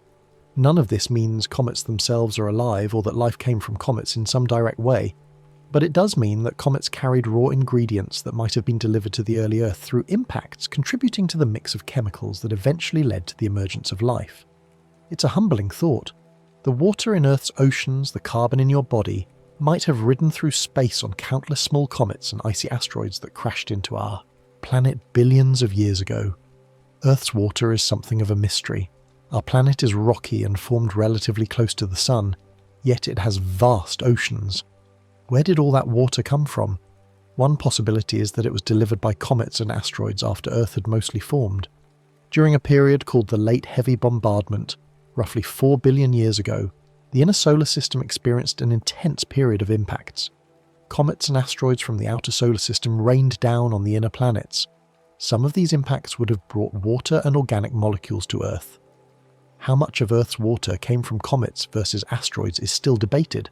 Studies of the isotopic composition of water in comets, specifically the ratio of deuterium, a heavy form of hydrogen, to normal hydrogen, have shown that some comets have water with a different isotopic signature than Earth's oceans. This suggests that while comets might have contributed some of Earth's water, much of it may have come from asteroids which have water that more closely matches Earth's. A comet nucleus is typically very dark because the dust on its surface absorbs most of the light that hits it. When scientists finally got close-up images of comet nuclei from space missions, one of the surprising discoveries was just how black they are. Many comet nuclei have very low reflectivity, much darker than you might expect for something made mostly of ice. Why is this? The surface of a comet gets coated with a layer of dark dust as ice sublimates away. Ice is bright and reflective, but dust, especially carbon-rich dust, is dark.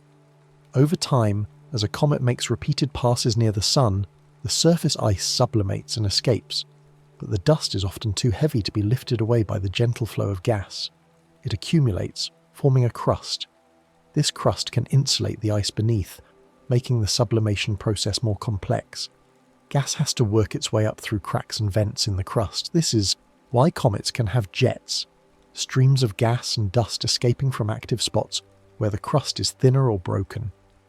The dark surface of comets surprised early researchers who expected to see bright, icy surfaces.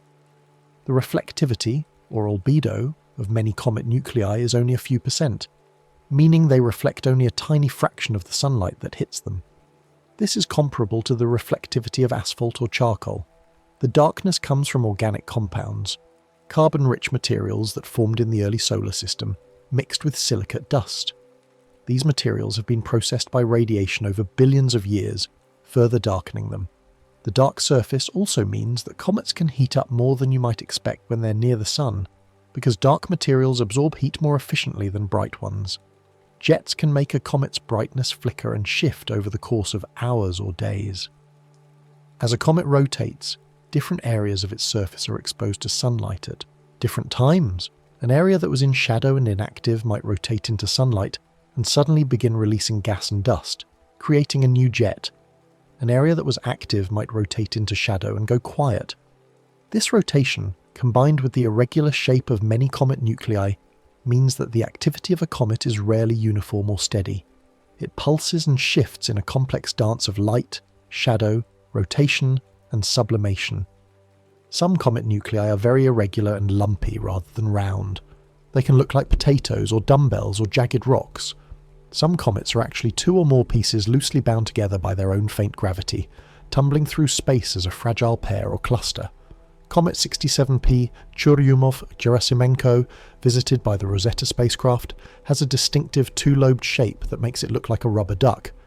This shape might have resulted from two separate objects gently colliding and sticking together, or from uneven erosion over time. The rotation of comets can be complex. Some comets tumble, rotating around multiple axes at once. Others have relatively simple rotation, spinning around a single axis like a top. The rotation can change over time due to the uneven forces from jets pushing on different parts of the surface. This is called non-gravitational acceleration, and it can cause a comet's rotation to speed up, slow down, or change its orientation. Understanding a comet's rotation is important for predicting its behavior and for planning spacecraft missions because the activity and hazards around a comet depend on which areas are active and when. Comets can crack, fragment, or break apart, especially after repeated trips near the sun. The heating and cooling cycle, the stress of rotation, the loss of mass, all of this can weaken a comet's structure. Sometimes a comet will simply split into two or more pieces, which then travel along slightly different orbits. When a comet loses enough material over many orbits, it can fade into a quieter object over time, no longer producing a visible coma or tail, eventually becoming what's called a dormant or extinct comet, or even just a rocky asteroid-like body that no longer shows any sign of ice. Some asteroids in the inner solar system might actually be the rocky remains of ancient comets that have completely lost their volatile materials. Distinguishing between a true asteroid and an extinct comet can be difficult without detailed analysis of the object's composition and orbit. A comet's life is often a slow process of change, shedding, and return. Each passage near the sun erodes it a little more. Each orbit brings it back, a little smaller, a little less active. For some comets, this cycle can continue for thousands of years. For others, the end comes more quickly. They break apart, or they're perturbed onto a collision course with the sun or a planet, or they're ejected from the solar system entirely by a close encounter with Jupiter. There's a kind of gentle tragedy in the life of a comet. It's beautiful because it's dying, slowly giving itself away to space with each close approach to the sun. But there's also a kind of patience to it. A comet doesn't rush. It follows its orbit year after year, century after century, pulled by gravity along a path it cannot deviate from except by chance encounters. It's a traveller that keeps returning, as long as it lasts. One of the most famous returning comets is Halley's Comet, which completes an orbit roughly every 75 to 76 years.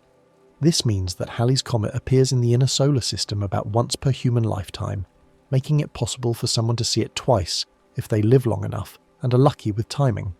Halley's Comet has been recorded by observers for centuries, with documented sightings going back over 2,000 years. Ancient Chinese astronomers recorded it. European monks noted it in medieval chronicles. Artists in the Renaissance included it in paintings. The comet appeared in 1066, the year of the Norman conquest, and was later depicted in the Bayeux Tapestry. It returned in 1301, and the Italian painter Giotto may have used it as the model for the Star of Bethlehem in one of his frescoes. It came back in 1456, in 1531, in 1607, in in 1682, in 1758, in 1835, in 1910, and most recently in 1986. Each return is an opportunity for a new generation to see the same object their ancestors saw, moving along the same ancient path. The predictability of Halley's comet was a significant achievement in the history of astronomy. When Edmund Halley calculated its orbit and predicted its return in 1758, he was demonstrating that comets obeyed the same natural laws as planets. They weren't supernatural or divine signs. They were physical objects moving through space according to the laws of gravity and motion. This was part of a broader shift in human understanding during the scientific revolution, when natural phenomena that had once been attributed to gods or magic were explained through physics and mathematics. Halley himself didn't live to see the comet's return. He died in 1742, but his prediction was vindicated, and the comet was named in his honour. A bright comet can become part of art and history simply because people notice it together. It's a shared experience, something unusual in the sky that everyone can see, something that doesn't fit the normal pattern of stars and planets. In eras before artificial light drowned out the night sky, a bright comet would have been unmistakable, a glowing visitor that grew night by night, its tail stretching across the heavens. People tried to interpret comets as omens or signs. They didn't know what comets were, but they knew they were something different, something that came and went according to no calendar they understood. Ancient sky watchers often kept careful records of comets' positions, their brightness, the length and direction of their tails.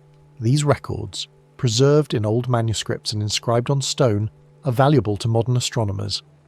By comparing ancient observations with current knowledge of comet orbits, scientists can sometimes identify which historical apparition corresponds to which known comet, tracing its path back through history. Chinese astronomical records are particularly valuable for this kind of historical research. Chinese astronomers kept detailed records of celestial events for thousands of years, including comets, novae, and other phenomena. These records are sometimes more complete and systematic than European records from the same periods. By analysing these old observations, astronomers can verify the orbits of known comets, discover previously unknown periodic comets, and study how comet activity has changed over time. Comets helped early astronomers realize the sky is not perfectly unchanging.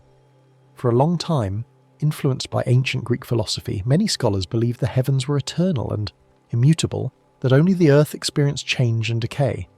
Comets challenged this view. Here were objects that appeared, changed, and disappeared. They moved against the background of stars. In the 16th century, the astronomer Tycho Brahe carefully measured the position of a bright comet and determined that it must be farther away than the Moon. This was significant because it meant that change was happening in the celestial realm, not just in the earthly one.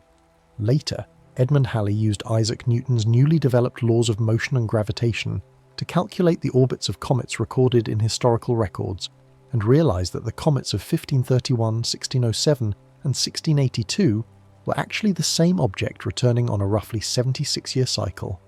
He predicted it would return in 1758. Halley didn't live to see it, but the comet did return as predicted, and it was named in his honour. This was powerful evidence that comets were natural objects following predictable laws, not supernatural omens. Tycho Brahe's measurements were revolutionary because they used parallax, the apparent shift in position of an object when viewed from different locations. Tycho measured the comet's position from his observatory and compared notes with other astronomers across Europe. If the comet had been close to Earth, below the Moon, its position against the background stars would have shifted noticeably when viewed from different places. But Tycho found no such shift, meaning the comet was much farther away, out among the planets. This shattered the old Aristotelian belief that comets were atmospheric phenomena, weather in the upper air rather than celestial objects. Not every comet becomes bright and famous. Many are only visible with telescopes, faint smudges of light that never develop prominent tails or large comas. Some comets are discovered and catalogued and never seen again because their orbits take them back out into the distant solar system for thousands of years. Comets are often given designations that include letters and numbers. A comet discovered before it's confirmed to be periodic might be designated with C, followed by the year, and a code indicating when in that year it was found. If the comet is confirmed to orbit the Sun with a period of less than 200 years, it's given a P designation and a number, like P1 for Halley's Comet, the first periodic comet recognised. Comets can also be named after their discoverers, sometimes with multiple names if multiple people independently found the same comet. In the modern era, many comets are discovered by automated sky surveys that scan the sky night after night, looking for anything that moves or changes. These surveys have names like Pan-STARRS, Linear or SOHO, and comets found by them often carry those names. The naming conventions for comets have evolved over time. In the past, comets were often named after the person or people who discovered them, sometimes leading to comets with multiple names if several observers found it independently. Now the naming is more systematic. The designation tells you about the comet's type and when it was discovered, and the name typically acknowledges the discoverer or the survey that found it. For example, Comet C2020 F3, Neowise, was a comet discovered in 2020 during the first half of March, designated by the letter F, was the third comet discovered in that period, hence the number 3, and was found by the Neowise Space Telescope. A comet's brightness depends on many factors: the size of its nucleus, how active it is, how close it comes to the Sun, how close it comes to Earth, and the angle at which we view it. Even a relatively small comet can look grand if it happens to pass close to Earth and develops a large coma and long tail. Conversely, a large comet that stays far from both the Sun and Earth might remain faint and unimpressive. Predicting how bright a comet will become is notoriously difficult because it depends on how much gas and dust the comet will release, and that can vary unpredictably. Some comets have been expected to put on spectacular shows and then fizzled, releasing less material than predicted.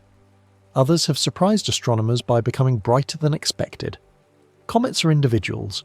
Each one has its own composition, its own structure, its own history of heating and cooling, and these differences mean that each comet behaves a little differently when it approaches the Sun.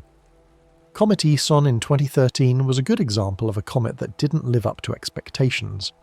Early predictions suggested it might become extremely bright, perhaps even visible during daytime. But as it approached the Sun, it became clear that it wasn't releasing as much material as hoped, and then, as it passed very close to the Sun, it disintegrated entirely. What had been anticipated as the comet of the century ended up being a disappointment for many observers, though scientifically it was still valuable to watch a comet break apart under extreme conditions. Conversely, Comet Hale-Bopp in the late 1990s exceeded expectations, becoming one of the brightest and most widely observed comets of the 20th century, visible to the naked eye for many months. The unpredictability of comets is part of their charm and part of the challenge for astronomers. Unlike planets, whose positions can be predicted with extraordinary precision centuries in advance, comets can surprise you. They can brighten suddenly, or fade, or split apart. Each comet is a unique object with its own behaviour, and part of the excitement of comet astronomy is that you never know quite what you're going to get. As comets travel along their orbits, they can leave behind trails of dust.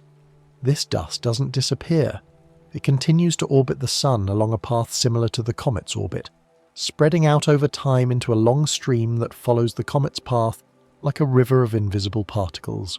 When Earth, in its own orbit around the Sun, crosses one of those dust streams, something beautiful happens.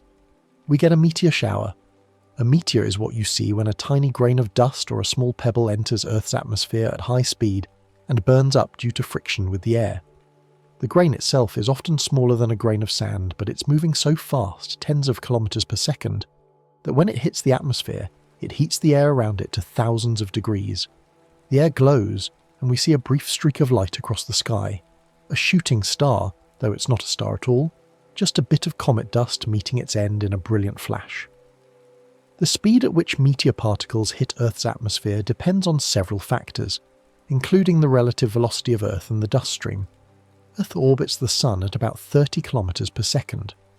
If a dust particle is also orbiting the Sun in the same direction as Earth, but at a different speed, the collision speed is the difference between the two velocities. If the particle is moving opposite to Earth's motion, the speeds add together, leading to much higher impact velocities. This is why some meteor showers produce faster meteors than others. The Leonids, for example, are known for producing very fast meteors because Earth runs almost head-on into the dust stream from Comet Tempel-Tuttle. Many meteor showers happen around the same time each year because Earth meets the same dust stream again and again as it orbits the Sun. The geometry is predictable. Earth crosses a particular point in its orbit on the same date each year, and if there's a stream of comet dust at that point, we'll see meteors. The Perseid meteor shower, one of the most reliable and popular meteor showers, happens every August when Earth crosses the orbit of comet Swift-Tuttle.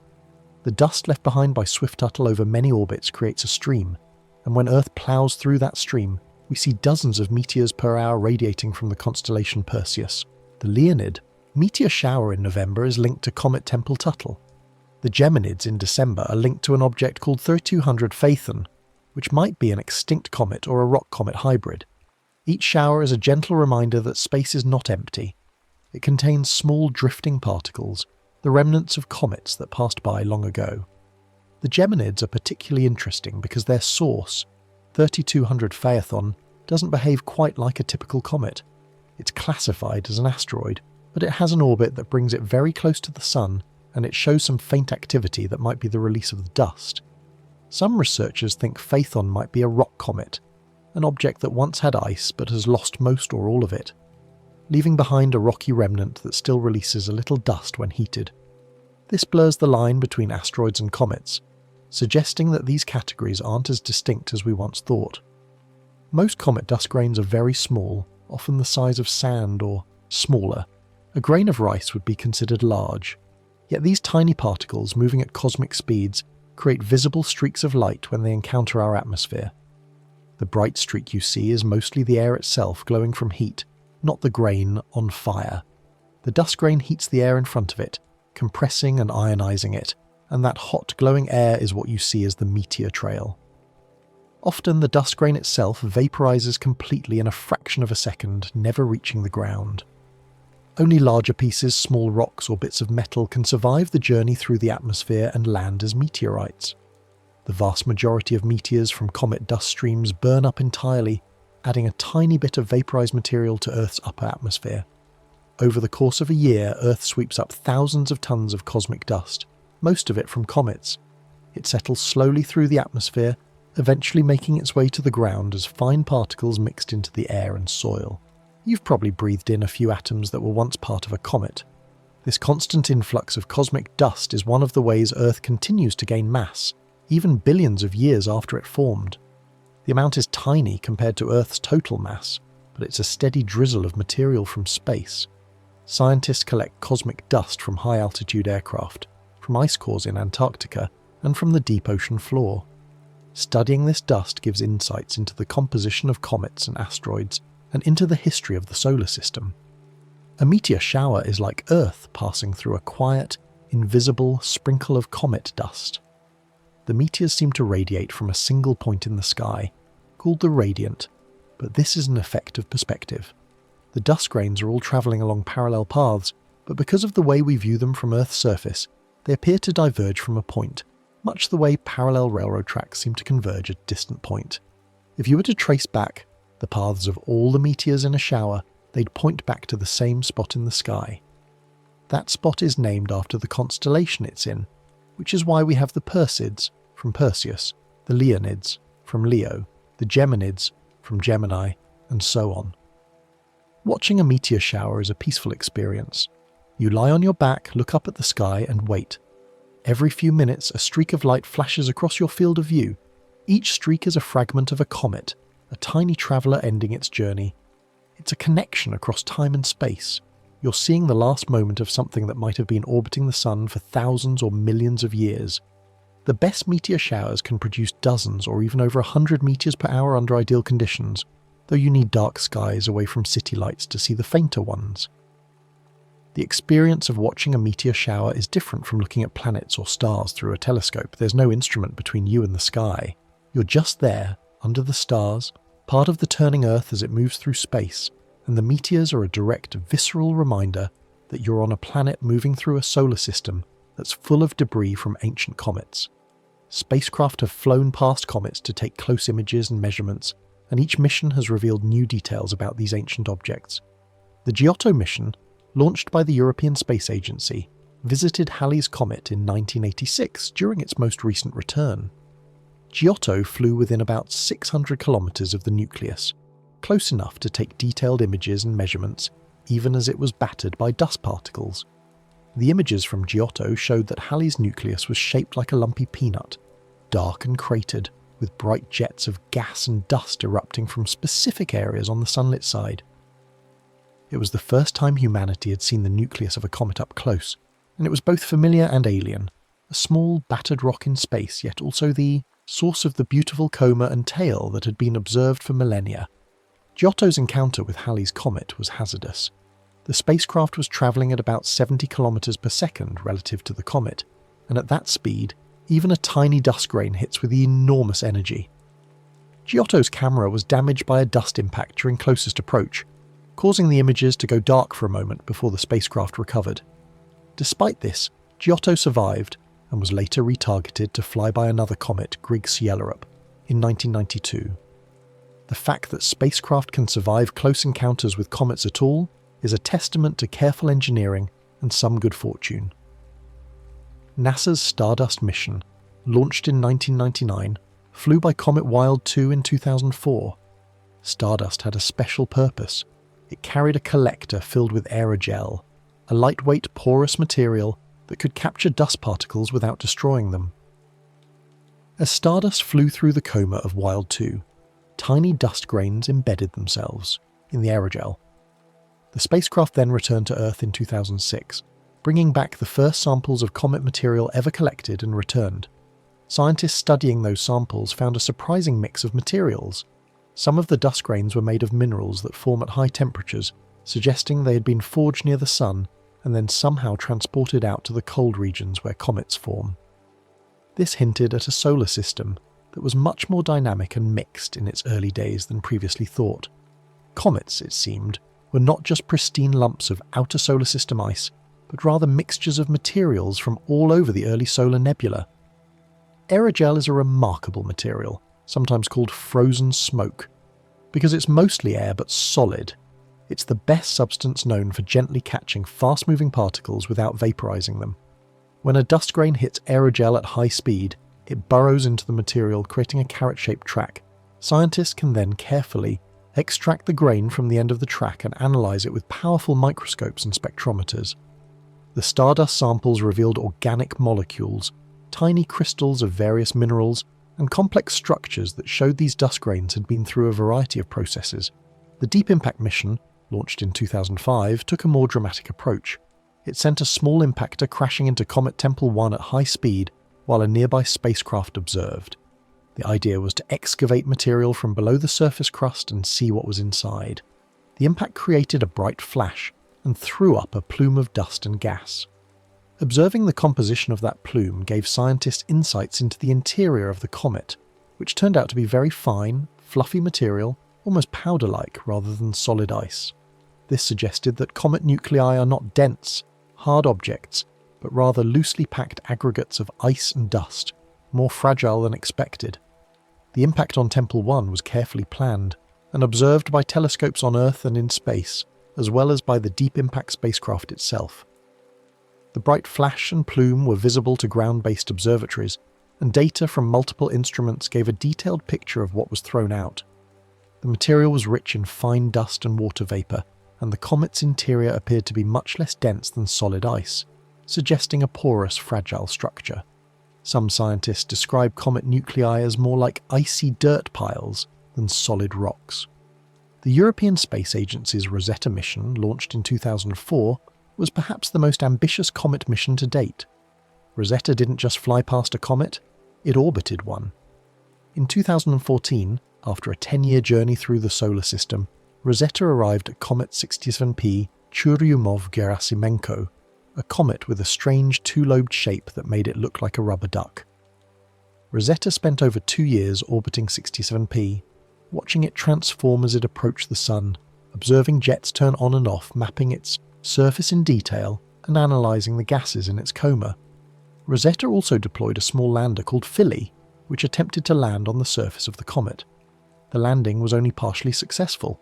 Philae bounced and ended up in a shadowed spot where its solar panels couldn't get enough light. But it still managed to take images and measurements from the surface before its batteries ran out. Philae sent back the first ever photographs taken from the surface of a comet, showing a landscape of boulders, cliffs, and dust under a pitch-black sky. Rosetta's 2-year observation of 67P was unprecedented. The spacecraft watched the comet wake up as it approached the Sun, with activity increasing month by month. Jets would appear and change, sometimes lasting for hours or days, sometimes appearing and disappearing within minutes.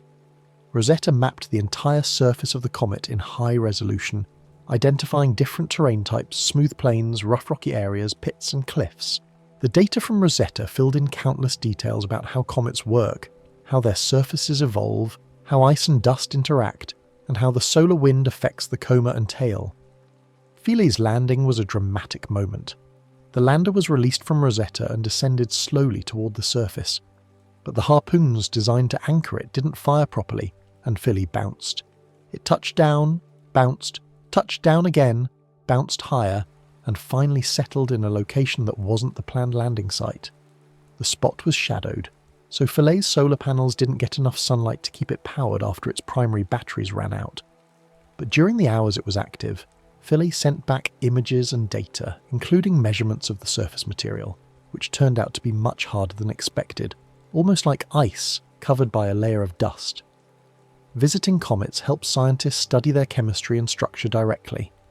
Missions have shown that comet surfaces can be surprisingly complex and varied, with cliffs, pits, layered terrain, and smooth plains. Some areas are covered in dust, others show exposed ice. The surface can change rapidly as the comet heats up, with new pits opening and cliffs collapsing. Comets contain molecules that include carbon-based compounds, some of them quite complex. Rosetta detected glycine, an amino acid, in the coma of 67P. Amino acids are the building blocks of proteins, essential to life as we know it. Finding them in a comet reinforces the idea that the chemistry of life might be widespread in the universe, that the raw ingredients were being delivered to young planets throughout the solar system's history. Each comet studied up close adds a new piece to the story of our solar system's origins, revealing a little more about the conditions and processes that led to the formation of planets, moons, and eventually life on Earth. The detection of complex organic molecules in comets has profound implications. It suggests that the building blocks of life aren't rare or special, that they form naturally in space under a wide range of conditions. Comets delivered these molecules to the early Earth, and perhaps to other planets as well. While we don't know exactly how life began on Earth, we do know that the raw materials were present early on, and some of them likely came from comets. Comets glow mainly because sunlight reflects off dust and interacts with gas in the coma. The dust scatters sunlight the way dust in Earth's atmosphere scatters sunlight, giving the coma a soft, diffuse glow. The gas in the coma can also fluoresce. Fluorescence is a process where molecules absorb ultraviolet light from the sun and then re-emit that energy as visible light. Different molecules fluoresce at different colours, which is why some parts of a comet's coma or tail can appear greenish, bluish, or reddish in colour photographs. The greenish glow often comes from diatomic carbon or cyanogen molecules. The bluish ion tail comes from ionized carbon monoxide. These colours are usually faint and hard to see with the naked eye, but cameras and spectrographs can capture them, revealing the chemical fingerprints of the gases in the coma. Spectroscopy is one of the most powerful tools in astronomy. By spreading light out into its component colours or wavelengths, scientists can identify which molecules and atoms are present in a comet's coma. Each type of atom or molecule absorbs and emits light at specific wavelengths, creating a unique pattern like a fingerprint. By comparing the observed spectrum of a comet to known spectra of different substances, astronomers can determine what the comet is made of, even from millions of kilometers away. The solar wind can cause the ion tail to ripple and shift quickly. The solar wind is not perfectly steady. It fluctuates with changes in the sun's activity, with gusts and lulls.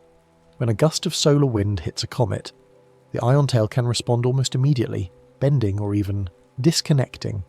Sometimes a comet's ion tail can experience what's called a tail disconnection event, where the entire tail appears to break away from the comet and drift off into space while a new tail begins to form. This is often linked to changes in the solar wind's magnetic field. The magnetic field carried by the solar wind can reconnect in complex ways with the magnetic field around the comet's coma, and this reconnection can sever the tail. It looks dramatic in time-lapse images. The comet's tail just detaches and floats away, leaving the comet briefly tailless before activity builds a new one. It's a reminder that comets are not isolated objects. They're constantly interacting with the solar wind, with sunlight, with the magnetic environment of the sun. Tail disconnection events are more common than you might think. They've been observed in many comets, and they provide a visible demonstration of the invisible processes happening around comets. The solar wind is a plasma, hot, ionized gas, and it carries the sun's magnetic field with it. When this field encounters the magnetized plasma in a comet's ion tail, complex magnetic reconnection can occur, similar to what happens in Earth's magnetosphere during magnetic storms. These events are a reminder that space is full of dynamic, changing conditions. Some comets come very close to the sun, and these are called sun-grazing comets. Sun-grazing comets have orbits that bring them extremely close to the sun's surface, sometimes within a solar radius or less. At such close distances, the heating is intense. The comet can suddenly brighten, releasing enormous amounts of gas and dust in a very short time. Many sun-grazing comets don't survive. They break apart under the stress of the heat and tidal forces from the sun's gravity, or they simply evaporate completely, their material dispersed into the solar wind. Some sun-grazing comets are discovered only hours before they plunge into the sun, detected by solar-observing spacecraft that watch the sun's outer atmosphere. These spacecraft have discovered thousands of small comets over the years, most of them sun-grazing comets that appeared briefly and then vanished. The SOHO spacecraft, the Solar and Heliospheric Observatory, has been particularly prolific at discovering sun-grazing comets. Its coronagraph, which blocks the bright disk of the sun to reveal the fainter corona, has spotted thousands of tiny comets plunging toward the sun. Most of these comets are members of what's called the Kreutz group, a family of comets thought to be fragments of a much larger comet that broke apart centuries or millennia ago. Each fragment follows a similar orbit, all of them sun-grazing, and they occasionally appear as they make their final, fatal dive toward the sun. Gravity shapes comet paths, but there are also tiny non-gravitational forces that can affect a comet's orbit. When a comet releases jets of gas, those jets act like little rocket engines. If the jets are not perfectly symmetrical, if they're stronger on one side of the comet than the other, they can give the comet a small push. This push is tiny compared to the pull of the sun's gravity, but over many orbits it can add up. Those tiny pushes can slightly alter a comet's orbit over time, making its return a little earlier or a little later than gravitational calculations alone would predict. Astronomers have to account for these non-gravitational forces when they try to predict exactly when a comet will appear. It's a humbling reminder that even in the precise science of celestial mechanics, comets retain a bit of unpredictability. The rocket effect from jets is called the Yarkovsky effect, or, more specifically for rotating comets, the Yorp effect, Yarkovsky-O'Keefe-Radzievsky-Paddock effect. These effects can not only change a comet's orbit, but also its rotation rate and the orientation of its spin axis. Over thousands of orbits, these tiny forces can have large, cumulative effects, and they're one reason why predicting the long-term behavior of comets is so challenging. Comets remind us that the solar system is dynamic, not frozen in place. Things move, things change, things collide and break apart. The solar system today is not the same as it was a billion years ago, and it won't be the same a billion years from now. Comets are part of that ongoing story of change. Many comets are discovered by automated sky surveys that scan the sky quietly every night, taking image after image, comparing them to previous images to find anything that has moved or changed. These surveys have names like the Catalina Sky Survey, Pan-STARRS, and the Atlas Project. They use relatively small telescopes and sensitive cameras to cover large areas of the sky. Most of the comets discovered today are found by these surveys, not by amateur astronomers peering through eyepieces, though amateur discoveries still happen from time to time. The surveys generate enormous amounts of data which are processed by computers looking for moving objects. When a new comet is found, its position is measured, and those measurements are sent to the Minor Planet Center, an organization that tracks small solar system bodies. Over time, as more observations come in, astronomers can calculate the comet's orbit and predict where it will go next. The automation of comet discovery has dramatically increased the number of known comets. Decades ago, discovering a comet was a major achievement for an amateur astronomer. Now, automated surveys discover dozens of comets each year, many of them faint objects that would never have been noticed by visual observers. This has been good for science, providing a much more complete census of the comet population, but it has also changed the culture of comet hunting. The romance of patient hours at the telescope, sweeping the sky for a new fuzzy visitor, has largely been replaced by algorithms processing images from robotic telescopes. A comet can be both ordinary physics and still feel deeply magical to watch. There's no contradiction between understanding how something works and being moved by its beauty. Knowing that a comet's tail is just dust and gas pushed by sunlight doesn't make the sight of a bright comet hanging in the twilight sky any less wonderful. If anything, understanding makes it more wonderful, because you realize the scale and the patience involved. You're seeing an object that might be billions of years old, that has travelled distances that are hard to imagine, that is slowly giving itself away to the void, and that will continue on its path long after you're gone. Watching a comet is a way of touching deep time, of connecting to processes that operate on timescales far beyond human lifetimes. There's something humbling about looking at a comet and knowing that it existed long before humans did, that it will continue to exist long after our civilization is gone. Comets move on. Timescales that dwarf human concerns. They don't care about politics, economics, or history. They simply follow their orbits, governed by gravity and momentum, patient travellers on ancient paths. Watching a comet can put your own life in perspective, reminding you that you're a small part of a much larger, much older universe. A comet is mostly harmless distance and time, not a threat, just a traveller. There are sensational stories about comets crashing into planets, and it's true that impacts have happened and will happen again. But the solar system is vast, and the chances of any given comet hitting Earth are extremely small. The last major impact from a comet or asteroid was the event that helped end the age of the dinosaurs 66 million years ago, and events on that scale are rare. Modern sky surveys are designed in part to find and track objects that might pose a risk, and so far none of the known comets are on a collision course with Earth. Most comets pass by at safe distances, visible only as points of light or faint smudges in telescopes, no danger to anyone. The light you see from a comet is sunlight that has taken a small detour through dust and gas. Photons from the sun travel outward in all directions.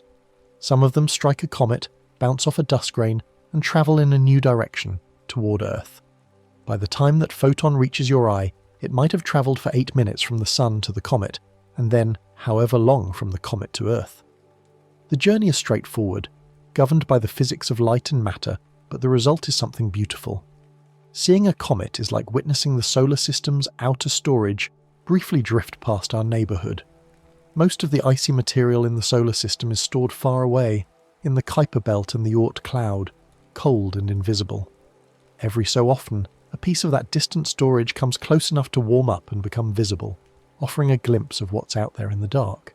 The same gravity that holds your feet to Earth also guides comets on their long arcs through space. It's the universal force, the attraction between masses, operating on every scale from the pull between atoms to the pull between galaxies.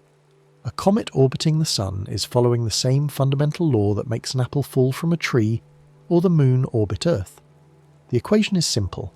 The force is proportional to the masses involved and inversely proportional to the square of the distance between them. Yet from that simple equation comes the endlessly varied dance of planets, moons, asteroids and comets, each following its own path, each influenced by the gravitational tugs of everything else. A comet's orbit is a solution to that equation, a trajectory through space that balances speed and distance and the pull of the sun. Every comet orbit is a quiet example of patience. The comet waits in the cold for years, decades, centuries, millennia. Then it falls inward, briefly warming, briefly shining, and then it retreats again. The cycle repeats as long as the comet lasts. There's no hurry, no urgency. The comet doesn't know it's being watched. It doesn't care. It simply follows the path that physics dictates. Yet to us, observing from our brief human timescale, a comet's return can feel like a reunion with an old distant traveller. We mark its appearances. We note them in records. We tell stories about them. We name them after people who found them or studied them. We send spacecraft to visit them. We try to understand them. And all the while, the comet continues on, indifferent, patient, following its orbit. Comets show how something small can create something vast. The nucleus might be only a few kilometers across, yet the coma can swell to hundreds of thousands of kilometers. The tail can stretch for millions of kilometers, sometimes longer than the distance from the Earth to the Sun. A tiny object through the simple process of sublimation and the interaction with sunlight and the solar wind can create a structure larger than planets. It's a reminder that size and impact are not always directly related. A small thing, under the right conditions, can become something grand and visible and important. Many of the atoms in comet ice are as old as the early solar system. When the solar system formed from a collapsing cloud of gas and dust, the atoms that would eventually become the Sun, the planets, and the comets were all mixed together in that cloud. The hydrogen in comet ice might have been forged in the Big Bang, the birth of the universe itself, 13.8 billion years ago. The oxygen might have been made inside a massive star that exploded as a supernova billions of years ago, scattering its elements into space where they would eventually become part of the cloud that formed our solar system. The carbon, the nitrogen, the metals, all of them have their own ancient histories. A comet is a collection of ancient atoms that have been on a long journey through time and space, and now they're here, drifting past our planet, briefly visible before moving on. The atoms in your body have similar histories. The carbon in your cells was made in stars. The oxygen you breathe was forged in stellar furnaces. The iron in your blood was created in supernova explosions. You and comets are made of the same stuff, shaped by the same processes, part of the same cosmic story. Comets are messengers carrying information about where we came from, what we're made of, and how the universe works. They're small, cold, fragile objects, but they connect us to the deepest questions about existence and origins. The universe doesn't rush its stories. It tells them in slow cycles, in orbits that take thousands of years, in processes that unfold over billions of years. Stars form, shine for millions or billions of years, and die. Galaxies collide over hundreds of millions of years. Planets migrate, moons form and are destroyed. Comets fall inward and are lost. Everything happens in its own time, according to the laws of physics, without haste, without concern for observers. We, with our short lives and quick thoughts, are just brief witnesses to these long, slow processes. A comet passing by is a chance to touch that deep time, to see something that connects us to the distant past and the distant future. It's a humbling and comforting thought. We're part of something much larger and older than ourselves. Tonight you don't need to chase thoughts about comets or orbits or physics. Let them pass like distant comets themselves, bright for a moment, interesting and beautiful, and then gone. You don't need to hold on to any of this. The knowledge is there if you want it, but right now you can just rest. The comets will continue their journeys whether you think about them or not. The universe will keep unfolding its slow stories. The stars will keep shining, the earth will keep turning, and you can let all of that be, without needing to understand it, without needing to remember it. Just breathe slowly. Feel the weight of your body against the surface beneath you. Notice the quiet. Notice the stillness. You're safe here. You're part of the same universe as the comets, made of the same atoms, following the same laws, and right now your only task is to rest. As you breathe slowly, you can rest inside the same gentle rhythm that guides comets through space. It's steady, quiet, and always moving forward, but there's no urgency. Each breath is like a small orbit, a cycle that completes and begins again. In and out, rise and fall, movement and stillness. The comet doesn't worry about its path. It doesn't wonder if it's going the right way. It simply moves, pulled by gravity, shaped by the physics of the universe, patient and persistent. You can be like that too. You don't need to plan or solve or remember. You can just be, just breathe, just rest. The next breath will come on its own. The next thought will pass on its own. Everything will continue in its own rhythm, and you can trust that. You can let go. Just one more small breath, slow and easy, and then we drift. The comets are out there, moving through the cold and the dark, silent and patient. Some are approaching the sun, warming and brightening. Some are retreating, cooling and fading. Some are far away, barely moving at all against the backdrop of stars. They'll all keep going, each on its own path, each following its own time, and you can rest here, knowing that everything is where it needs to be, including you. The universe is vast, and it's been here for billions of years, and it will be here for billions more. Tonight, In this small moment, you can simply rest within it. You're safe. You're held by the same gravity that guides planets and comets. You're part of the same story, the same slow unfolding. And right now, the only thing you need to do is breathe and rest and drift. Just one more small breath, and then we drift. The next story is about to begin. Please relax and enjoy.